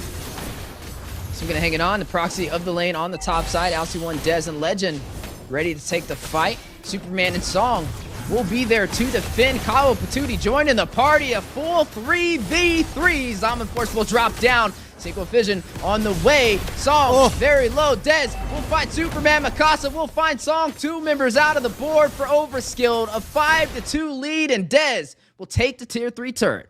And that's why Gosu Nighthorde keeps on moving as these 3 or 4 man units right now. Because even if Overskilled catches onto it and they send Super Death or Call Opportunity to go help out, it's too late by then. Superman's already down to about, 10 health. A nice Numeon Blast, nothing too major though, but another purple buff stealing by Oh My Foe. Yeah, right now just doing a great job on pressuring Overskilled, not allowing them to be comfortable, but Super Myth is doing his best, all right? He doesn't have the purple buff, but he is doing his best to rotate around the map and split push, and that is one of the things that Ling provides, and now may be able to make it work in his favor. Black Shoes as a means of escape, still on the chase, though, needs to get back to that tier 2 turn. I think he may be able to do it. Super Death, though, wait a second. Now gonna be able to hit the okie dokie and turn back around. He's able to survive. Yeah, Legend's a legend right now, man. Legend is a legend right now. Pops the IMU with the Black Shoes, then goes back to Valentina form, dashes through to get away. And not only that, but takes them for a huge run where they lose Turtle and they lose a tier 2 on the top side. Yeah, and that's just the bait he was waiting for them to fall in on and showcase his why. It's huge to have that Valentina who can use that IMU against you. And now, with that bait, Gosu Nighthorde will continue to reign on this lead that they've been building so far. And so at this point, Overskilled, falling behind more and more. It's about a 5,000 gold deficit. Where do they go from here, right? They do still have Superman on the Moskov. We know Moskov can do some crazy things. They have Super Myth on the Ling where you can still kind of control some of these off lanes, but it feels like when they split themselves up, they're falling to the advance of Gosu Nighthorde. So it's like this, big Numeon Blast. Nothing to follow up though, but still, Nighthorde just showing, continuing up on the pressure. But still not able to take down this turret in the mid lane, which is going to allow Overskilled to be a little bit more confident overextending past that mid river. But they're not going to let it go. They still want to be able to siege this opportunity. Oh My Foe, Alcy1 and Legend ready to go the distance. Dez will join the party. AOG will drop down Song. 10% HP and Legend will draw his blood, takes him out. 1 member shy for Overskilled. Superman, though, forced to kind of split and maintain these waves. All right, Gosu Nighthorde still in very much control. The map is blue. Man, they have trouble breaking down this tier 3 in the mid side though. Overskilled always defends it so well. They know that is like their life force, but they won't be able to do it this time. Not going to be able to hold it off, and Kawa Batuti will fall. Winter Crown picked up by Super Death. The Zaman Force in the mid lane, and an opportunity has been claimed from Gosu Nighthorde. 3 turtles so far. Every objective on the board has really worked in their favor. Overskilled still has a way to turn this around though, right? They just have to wait for Nighthorde to make a mistake. But they're just beating them by a hair on these objectives. Dez will be able to take the Lord. Song will find Mikasa on the opposite side of the map. Legend and Alcy1, they want to avenge him. They're going on the chase. Superman will recall back to safety. It's going to leave Song all alone. AOG to extend that distance back to the base. All right, so they get away. For a second, I was like, okay, at least you traded Mikasa for the Lord. It's still a losing trade, but at least you found something. They almost lost Song there, which would have been bad. Let's take a look at these items. I want to focus on these gold laners once again. Dez got that Holy Crystal in a little bit ago, whereas when we look over at Superman, still working to finish out the DHS. About almost, I mean, we're closing into being almost 3,000 behind. Right now it's 2.5 behind. Hasn't even finished his Trinity build. Superman can't really do a whole lot right now. Yeah, not able to really do much here, especially with Gosu Nighthorde on the advance. They need to play passive. They don't want to give them even more of an advantage than they already have. You are going to see the Lord on the top side, making his way into the inhibitor. Song, Superman, and Call of Duty up there to defend. Super Death will join them, waiting for that Numeon Blast to possibly drop down for the setup from Alcy1. Minions still in play, though, on the top side. AOG will drop down. Song only going to knock up the minions, though. Not going to set up anybody from Gosu Nighthorde in that engagement. And the inhibitor will fall. Dez will claim it, gets a kill as well. Finds Super Death. Mikasa finds Superman. Song needs to fend him off with Super Myth and Call of Batuti. Legend will find the third. All 5 members standing strong for Gosu Nighthorde, and now will take the inhibitor in the mid lane. Trex, this may be it. This may be a game winner in the making. An advantage for this series in game number 3. Gosu Nighthorde has done it. They have taken them down. Okay, so maybe Gosu Nighthorde just needed to rev up a little bit. Maybe they just needed to let the engine run for a game before they were in full force, because right here, Gosu Nighthorde has not been giving a chance for Overskilled to breathe. I don't know what switch got flipped from game 1 to game 2 and 3, but right now Gosu Nighthorde is just dominating on the map. I mean, we saw a lot of problems with the way Mikasa was playing in game number 1, and now in 2 and 3, Mikasa is just monstering through Super Death. Even with Super Death on the Khalid, Super Death can't seem to withstand. Yeah, now they're in the lead. This is a massive turnaround. Overskilled has lost their momentum that they were thriving on in game number 1. This is 2 wins in a row for the Nighthorde. They're 1 win away from securing a spot into the playoffs. I mean, it wasn't even just 2 wins, right? It was 2 clean wins. This one went down before the 12-minute mark, and it feels like Gosu Nighthorde is just getting quicker and quicker with the last game. I feel like maybe they took it a little bit too slow. They must have heard me, because this time Gosu Nighthorde comes in and just takes down these towers fast. They did not waste any time with it at all. Damage taken. Song on this Gatot, man, 94,000 damage taken, and I feel like Song just wasn't even able to make these engages. Even if he got the AOG onto 1 or 2 or 3 members, it didn't matter, because he was immediately bursted down. Even on that last big defense, he comes in, he stops the Numeon Blast from happening, but then he's brought down to about 20% health in a matter of a second and a half. There was just no way for him to hold down the front line. Right now, Khalid's win rate is getting destroyed in the NACT fall season. Overskilled not able to claim victory here again 2 times in a row. Gosu Nighthorde on a power train and possibly a destination into the playoffs if Overskilled is not careful. Only one more chance to really turn this back around in their favor. A chance to take us to a bonus round. Bonus round. I'd love to see that graphic once again. It would be very exciting. But at this point, like at this pace, at this curved graph we're looking at right now, Nighthorde just seems to be on the very 90-degree upward slope right now. And Overskilled, even with power picks, right? Even with the Khalid and the Gatot and the Ling, any top tier team's dream picks, they're unable to withstand the pressure. And honestly, Gosu Nighthorde picks up some more off-brandy picks, maybe not S tier, but still viable picks with the Lolita, with the Lilia, with not with the Lilia, with the Valentine. The Valentine is good, but with the Lolita in the CC. But honestly, they work so well, and now I'm thinking, CC actually does a good job against the Khalid. It's able to kite back. It could be an answer to the Khalid for future teams. That's a really good read too, because I'm like, what do you do against the Khalid? And hey, we're getting to see a firsthand experience, and the CC's being very effective within today's match, and maybe it could be a game plan going forward. Speaking of going forward though, one more shot for Overskilled to stay inside of this series. But like you said, that graph is quickly going on an upward slope for the side of Gosu Nighthorde. Now, that almost makes you ask the question, what happened in game 1? Was it really at all Overskilled in that advantage, or was it just luck with the split push? I mean, I don't think it was just luck with the split push. I think also they did win out in the early game, right? They were in control of that game. There was a moment where Gosu Nighthorde were about to take back control, and then they won with a split push. So I think Overskilled has shown that they have the ability to take the game. I think what it also could have been, like I said, maybe Gosu Nighthorde just wasn't revved up enough. Maybe it took a little time for the engine to heat up, man. It's cold up north. It's getting cold right now. But now let's take a look at the point spread. Last minute, Gosu Nighthorde and Overskilled. Overskilled's now dropped down to 5 points. Gosu Nighthorde 6 points, tied up with MLC Maple Leaf, man. And if Gosu Nighthorde gets this last game on the map, it's sweet, sweet playoffs for them.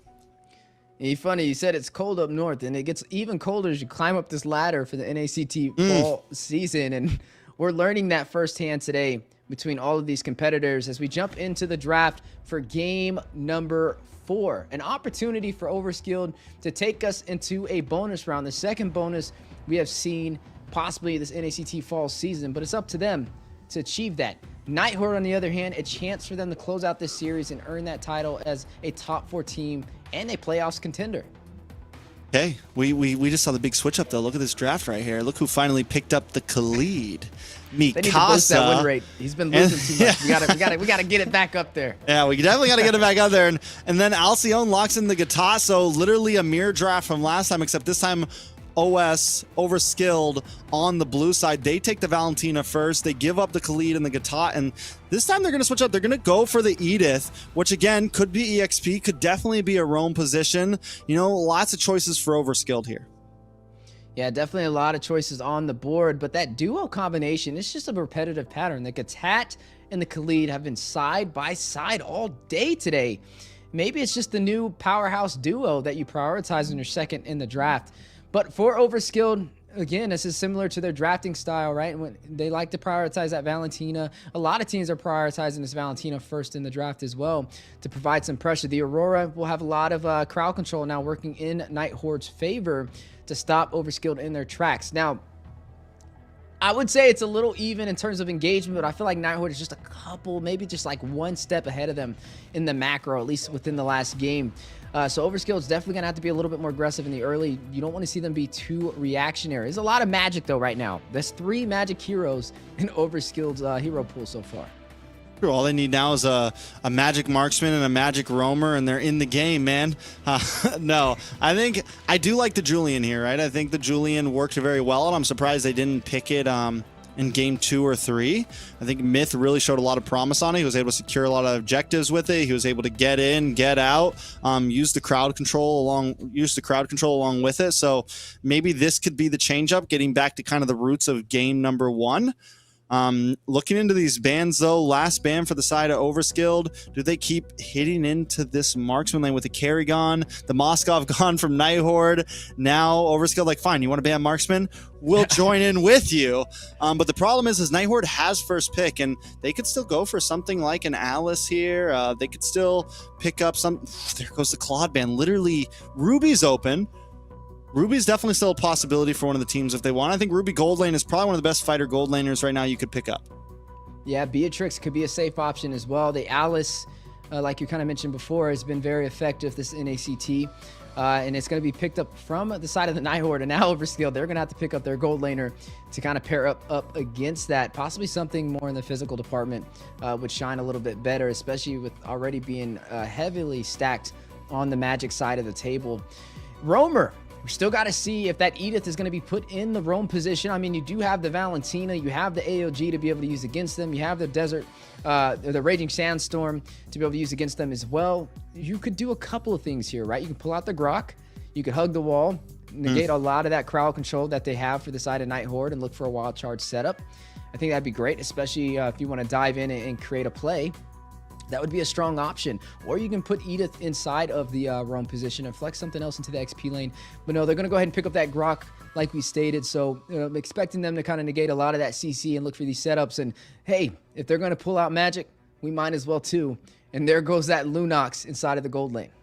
So they literally did go like all magic damage though on the side of Overskilled, man. The Luna, like unless Song just goes like BOD Grok, you know, unless he just pulls out the Blade of Despair Grok on us all. Maybe, I mean, it could definitely be an EXP lane Grok here.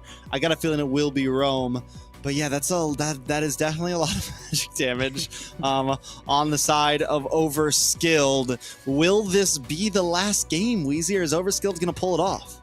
I hope not, man. I like to see it go the distance all the way to a final game. 2-2 on the scoreboard, 1 more to go. But Overskilled, they have to put on a little bit heavier competition, right? I mean, you mentioned it. The last 2 games from Night Horde, they weren't just wins. They were pretty much set in stone with how well they executed it. Overskilled made a lot of mistakes, and they have to iron those out for game number 4. Their final chance to possibly stay inside of the NACT and move on to the playoffs and even out this series. Gosu Night Horde on the upward spiral right now, looking to finish things off quick, and it feels like every game has gotten faster and faster for them since game number 2. Can they do it again? I mean, Overskilled goes back to something that worked very well for them in game 1. They put Super Myth on this Julian, and I think against the Bane, against Dez on the Alice, against this more up close and personal team that Nighthorde has brought, I think it's a decent answer. If Gosu Nighthorde gets caught by a big wild charge and enhanced chains knockup, inertia, like there's a lot of trouble that could be brought to Gosu Nighthorde with Overskilled's composition. Speaking of trouble, Superman giving Dez a little bit of trouble down there, but he does have the range to be able to clear out those minions, but you can tell he's way more comfortable sitting more in the middle of that gold lane. LC1 taking a couple of punches himself in the jungle. Overall, Overskilled this game around feels like, at least in the laning phase, that they have river control, right? They're moving a little bit faster. Concussive Blast Grok is going to clear those mid waves so fast, paired up with a Valentina. It's going to be scary. There's no way the Legend is going to be able to clear before them, and which means they're always going to have the advantage in rotation, getting to the enemy side of the river and just moving around. Yeah, and a little bit of a misplay right there. Supermid tried to connect with the double knockup and the enhanced chains, but got the minions instead. Nonetheless, it's not really going to cost them anything, as we are going to be seeing this turtle spawn in here momentarily. An opportunity for both teams to take the advantage for the early game, to see who's wearing the pants in this series. You're already seeing Oh My Foe waste no time on the Bane. 2v1 though on the bot side. Super Death does connect on the Legend and Mikasa with the knockup, though very low himself. Don't think he will be able to engage on this turtle song. Winding up with the power of nature, possibly going to get a lot of AoE damage on the way. The Glacier goes in, the knockup, enhanced chains, the immobilization, the terrifying Super Myth with the steal will claim the turtle for Overskilled. May be able to get some kills on top of it. Super Myth needing to wrap around and get out of there, but Mikasa may not let him go for free. Wondering if he's going to dive in right there. Decides to wisely disengage. Super Myth and Kyle Patootie did that so cleanly. For a second, I felt like Gosu Nighthorde definitely had the turtle, maybe even a kill. But the IMU Avatar Guardian comes out, gets the knockup onto Oh My Foe. Super Myth dashes in, gets a bunch of damage and a knockup onto Oh My Foe as well, and they take the turtle. And this is what I mean, Super Myth on this Julian is definitely very clean, and I honestly feel like it's kind of his star jungler currently, and he does, once again, so well at getting these turtles in the early game. Yeah, just able to kind of prioritize the crowd control, the damage, and then to also get the retro steal last minute. Puts Overskilled a little bit ahead with the slightest advantage, and we know you give a team an inch and they can go a mile. Not something that Nighthorde wants to take lightly, but speaking of Nighthorde, Franco gonna grab the cameraman all at the same time. You are gonna go ahead and see Song forced to recall back to the base. That darn Franco, he does it to me every time I'm in charge of the cameraman. Dez, though, in a trouble. Superman! The 1v1 flowing blood didn't come quick enough. And now a lot of action at the purple buff. And the purple buff battle. Mikasa forced the flicker and used the quicksand to keep himself alive. LC1 rushes in, a couple more hits, takes down Super Myth. May be able to get another, frozen in his tracks, and LC1 to secure the deal. Super Death will fall. A 2-for-none trade. Gosu Nighthorde takes the lead on the scoreboard. Yeah, they take the lead on the scoreboard. They take the lead in gold, about 600 right now. After losing that first turtle, getting a kill on a Super Myth was huge. Luckily, they make something up after Dez losing two. It's a big win for Gosu Nighthorde, but they have one big problem on the map right now, and that could end up being in Superman. Oh, and problems are arising. This time in the turtle pit, deadliest catch does go out by Oh My Foe. A little bit of a wasted utility, though, may be punished for. LC1 hit with the knockup. Hit with a lot of crowd control. Put on a trampoline with Mikasa beside him, and Super Myth gets the double. Whoa. Oh My Foe need to get back to safety. A triple kill from Super Myth. Legend wants no parts on this, but Trex, I think he's going to go for it. I think he wants to steal, but a little too late, and Overskilled will take the turtle. Listen, he's not a legend. He's a myth. Super Myth in flesh and blood right now with the triple kill. Just got the blood wings in. He's going for a tower now. He's not even an EXP laner. And then Superman giving the 1-2 punch down to Dez on the bot side. Overskilled are in control of this game, and what we thought might have been a game 1 luck is turning into game 3 power right now, and Overskilled really wanted to take this the distance. Yeah, gonna take the turret on the top side as well, giving them map advantage. Dez did his best trying to punish on the bot side, able to chip down a lot of that HP on that tier 3, but not able to make it fall, which means Night Horde did not find a trade from losing that turtle and also that turret. Overskilled now has the map advantage in the early game. All right, so with Overskilled having this advantage, we come down to the last turtle in 1 minute.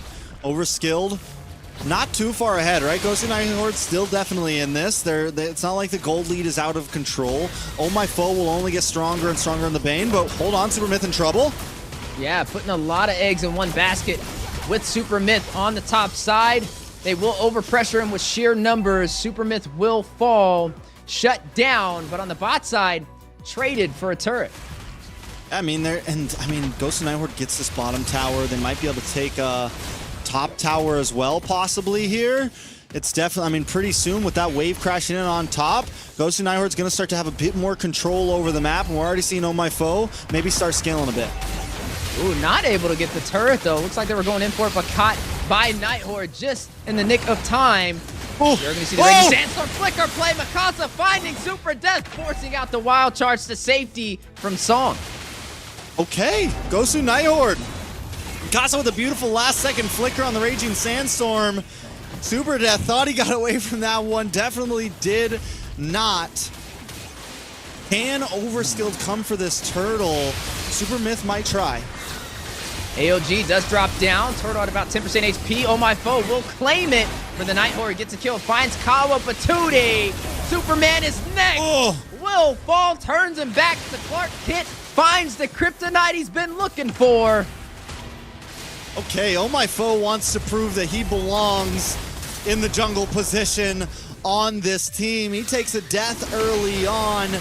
And now, even after taking an AOG to the face, he keeps his cool. He waits to use the deadly catch and gets the out-retry over Super Myth. Very well played. And at this point, Oh My Foe is starting to scale a little bit, man. He's 3-1-2. That Crab Claw Cannon is going to hurt more and more and more, to where on the other side of the coin, the other side of the card, Super Myth might start downscaling a bit. The early game aggression that the Julian can bring may not be as important. Oh My Foe took the long route, went for the BOD as his second item. He's got War Axe. That Crab Claw Cannon is definitely going to start hitting. I'm wondering if he's just going to go full damage, like go for Malefic Roar next, and just be a monster. And I think we'll get the opportunity to see that here momentarily. You're looking at Night Horde maybe going in to possibly take a tier 2 turret. Look at Foe, look at Mikasa. Super Myth spotted out, forcing out the Raging Sandstorm back to the mid lane, but not going to stop the fight. Deadliest catch goes out. Freaking Glacier as well. Oh My Foe will find Super Death. Dez will find Song. 2 members down for the side of Overskilled and climbing. Brilliance has been activated, but is it enough to get Superman back to safety? It is, but a lane opportunity play for Gosu Night Horde to take down the tier 2. And another person who had a bit of a slow start is Dez, and now he's able to be aggressive. Now that he's with the team where he belongs, not just sitting in the off lane on a bad matchup against the Lunox, he's able to actually get really involved, and he can be the diver that he needs to be. He can push Overskilled back with his team. And at this point, Gosu Night Horde is back to the strategy that they like. Have 4 members grouped up, have 1 person play in the off lane, and just push, push, push. Right now, Gosu Night Horde is pushing a lot harder than Overskilled, pushing their way into the Lord Pit and zoning out Overskilled from being able to enter. You're going to see the enhanced chains for the knockup. Oh My Foe with the separation will be able to get this Lord, and now joins the fight. Dez will find Song. You're going to see Deadliest Catch go down as well. The Crab Claw Cannon to make up the distance. We'll find Super Myth. Dez with the double. Find Super Death, but shut down by Kawa Patootie. Mikasa will find Superman. Kawa Patootie all by himself in the 4-man team of Gosu Night Horde. Can he hold him off? Does he have enough time? Rushes in, clears the minions. Big brain play. He has bought the time he was looking for. All right, so Overskilled back on the map. Back on the map, everyone's going to come back up, but Gosu Night Horde doesn't seem to care. They're going to keep on pushing in. They have this lead. They have, I mean, it's what, 7K at this point? They are well ahead. And when you have that kind of lead, and when the whole enemy team is full of magic damage at this point, I'm sure they've gotten in plenty of magic defense items. The burst that Overskilled had in the beginning isn't as effective anymore. Speaking of effective, another chance to open up this base and claim this victory, close out this series, and move on forward to the playoffs. Gosu Night Horde, they have a Lord, but minions are falling short. Just 3 on the bot side. 5v5. Do they go in for this opportunity? Yes, they do. Deadliest Catch will connect onto Song, but not deal enough damage. Raging Sandstorm to make up the difference, so Song very low. Forced to hug the wall and go back to safety. 1 minion to go through on the base crystal. Quickly bursted down by Super Myth. 5v5. Dazzle finds Superman. 1 member down for Overskilled. Can they get another? Claw Cannon, oh my foe, finds one, finds another, finds all 3 as Call Opportunity falls. Gosu Night Horde has done it, has turned this series around, and has closed it out to earn the final seat to the playoffs against Overskilled. And just like that, Night Horde proves why they're here, why their name has become household in NACT. They make it to the playoffs. They have a rough start, but show in game 2, 3, and 4 that they can compete right here. I mean, and they did it in such a clean fashion. Those last 3 games were theirs through and through. Yeah, definitely well-deserved in a hard-fought battle, but overall, the micro and the macro scaling through this series, and they came on top repeatedly, right? Not just the second game, but 3 games in a row. They're able to claim victorious, and that's not the easiest thing to be able to pull off for any team in an NACT, and they have done it. Definitely look forward to seeing them as they make it into the playoffs, the final seat. But like we said, the higher you climb up that ladder, the colder it gets, so they better bring some jackets. Better bring some jackets, because if I can tell you one thing, the playoffs are definitely going to be cold. There's going to be a lot of teams hungry for this, and it's not going to get any easier from here on out. But Gosu Night Horde, with their rightful slot, stealing it away from Maple Leaf. I mean, it's been a 2-day story that we've been watching. It's been a weekend where we've seen wins and losses, upsets, game 5s. We've seen it all, and there's no better way to finish out the regular season. Gosu Night Horde, taking a look at some of these stats. Mikasa, man, after having such a rough game 1, I feel like really just came in so cleanly, and even on my phone, I feel like every player on the team had a couple rough moments and were able to brush themselves off very quickly and get right back into the game. That's right. They were able to find their composure and make the most out of the situation, even when there was times when they made a mistake. And that's what happens when you have resiliency, right? These teams are able to bounce back even when they fall down to the ground. And that's what's going to make them a heavy contender in the playoffs, especially when they go up against teams who rarely make mistakes at all. Hopefully this makes them even more effective. Got to give credits over to Overskilled, though a newly formed team, some fresh faces in North America, but they put on a show. All right, so taking a look at some of these replays, the last replays of the night here. Alcyon with some beautiful plays, some beautiful AOGs. Super Myth started to have some trouble as this game moved forward. Took a death early on, but was able to still kind of help control, help get a couple turtles. Even here, we see Super Myth. This is when the big triple came in. And I mean, just kind of comes online. And for a second, it felt like Overskilled had this game. Even Dez getting a 1v1 in the bot lane, but I think this is the point when we saw Super Myth take this second death. We saw all my foes start to do more and more damage, that the game really turned around. And even here, they go for this tower take, and as they're running away, Mikasa's like, okay, it's time to shine. Hits that beautiful flicker play to secure the kill, and from there on out, I think it's just in Night Horde's hand. All my foes starts showing up at these neutral objectives. Super Myth, the same strategies that they were using to get the turtles before are no longer working. And Night Horde just seems to kind of have Overskill's book read and completed. Yeah, well-deserved victory over there for Gosu Night Horde to push through the base crystal to turn this series back around and win 3-2-1.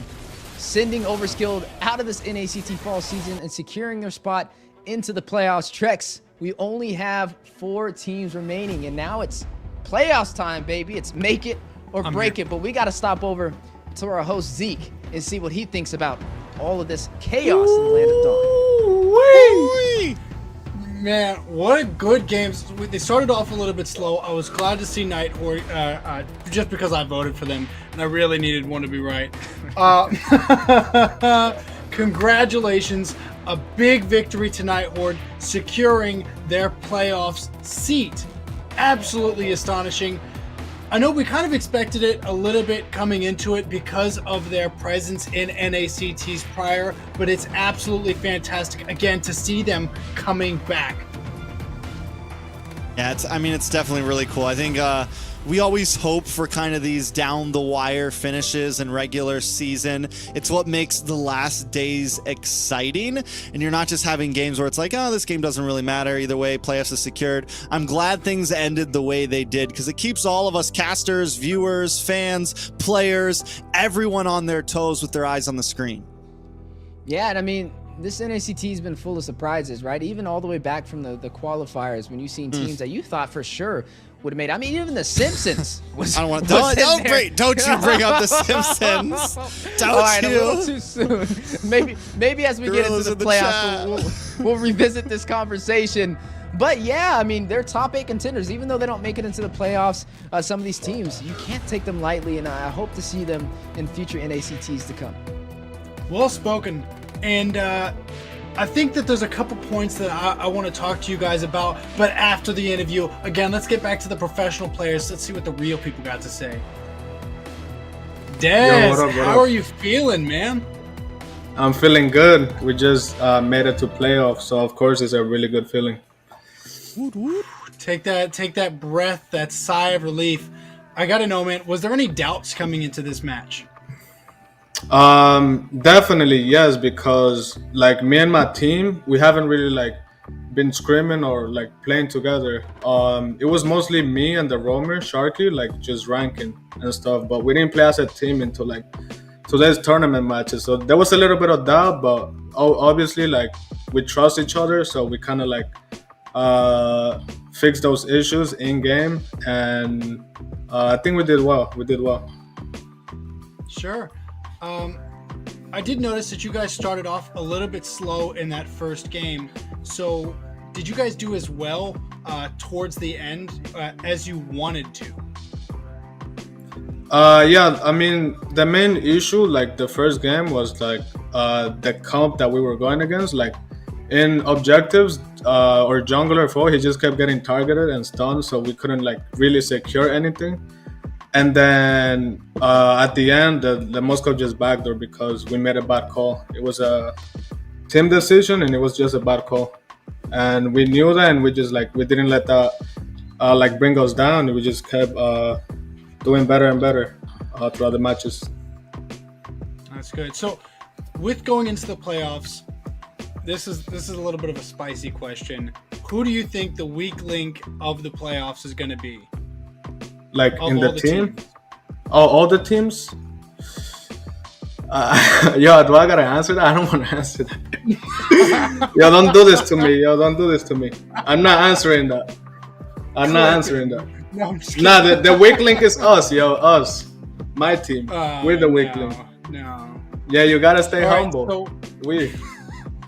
So, I do think for the playoffs that you guys might be going up against BTK in the first round. They were also the first team that you guys went up against in the regular season, and they beat you guys up pretty bad. Yeah. Do you think that you guys have prepared yourselves in a way that is going to allow you to not let that happen again, or even to just beat them as a whole in the playoff series? I'm sure we're still gonna struggle, but it's definitely a lot better now because Fo is in the team. Before he wasn't, so we didn't have a shot caller. So when he came in the team, like he's really good at shot calling, so the team is a lot more comfortable playing around his calls and stuff. And as you know, like I had to switch to goal lane because like Yellow's a good player, but his hero pool was not like good for the meta. So we just did that, and like the team back then compared to now is definitely better. We just gotta like keep practicing, and it's always gonna be tough. It's the big dogs. We keep going against them, but we're gonna try our best. So, final question for you, and this one's just going to be based off of what you were just saying. Does that mean Oh My Foe is going to be playing with you guys on your primary team for the playoffs? Yeah. He's been playing with us for 2 weeks now, and like we're gonna keep playing with him unless he like he doesn't have time, of course, because I'm sure he has like responsibilities and all of that. But yeah, we're gonna stick to this lineup and see what happens. Awesome. Well, I'm not going to take up too much of your time. Thank you for the interview. Congratulations on the big win today. I'm very proud of you guys, and I look forward to watching you guys in the playoffs. Thank you. Thank you. Thanks, buddy. What a good guy. Love him. Good shot, Zeke. You shot your shot, man, but Dez was a little too smart for it. And I love his reaction. Just starts laughing. I'm like, no, wait, do I have to answer this? Hold on. I don't really actually have to answer these questions, dude. Definitely, you know, I'm really glad Dez is finally kind of showing face in NACT. He definitely brings a nice vibe here. It's funny because he's very humble, and I respect it, right? A lot of players would just sit there and say, oh yeah, like we're gonna dominate, we're gonna do this, but you know, he knows his weaknesses, and you can turn that into some of your strongest strengths as you move forward in NACT. So I'm looking forward to seeing how they compete in the playoffs. Little known fact, Dez is actually my wife's favorite player. She watched him play X-Board once, and she said there's no going back. And Dez, of course, the MVP of the series. Congratulations to him. Absolutely showing up and showing out today. Dez definitely the MVP.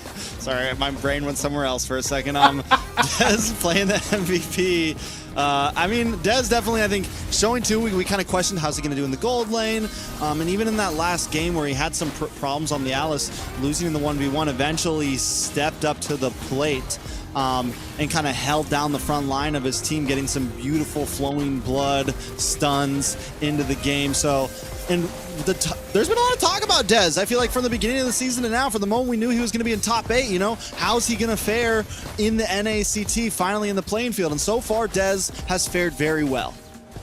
Yeah, I mean, it's not easy stepping into a new role. Not necessarily new for him, but new for us to see in the NACT fall season, right? Jumping into the gold lane, primarily you've seen him more as that jungle positioning. That's what he's kind of known for in North America. But he rose to the occasion today. He got an MVP. It kind of reminds me of other players that we've seen do this exact same thing. Mark Cutie.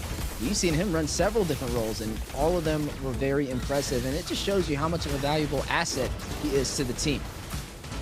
And I think that it goes without saying that that's something that we do expect from these people that we consider to be the elite players of the North American scene. Like, these best players, like, they're not just good at their respective role. They're able to be put into almost any role and still be successful. A lot of the players are still very one-dimensional, and that is something that I love about the NACT teams, the top teams.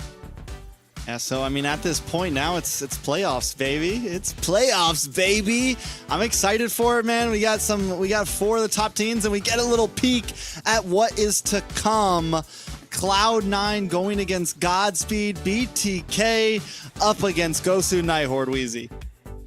Yeah, it's going to be the powerhouse teams of North America. Make it or break it, and they're running out of chances to be able to stay inside of this NACT. It is going to be a loser's bracket as well. So if you fall in the best of 5 for round 1, you have another shot in a best of 3 the following weekend. We'll have to see how it plays off, though. Cloud9 and Godspeed going head-to-head is definitely going to be exciting. But all of these matches are going to be on fire with BTK and Gosu Horde with the second series.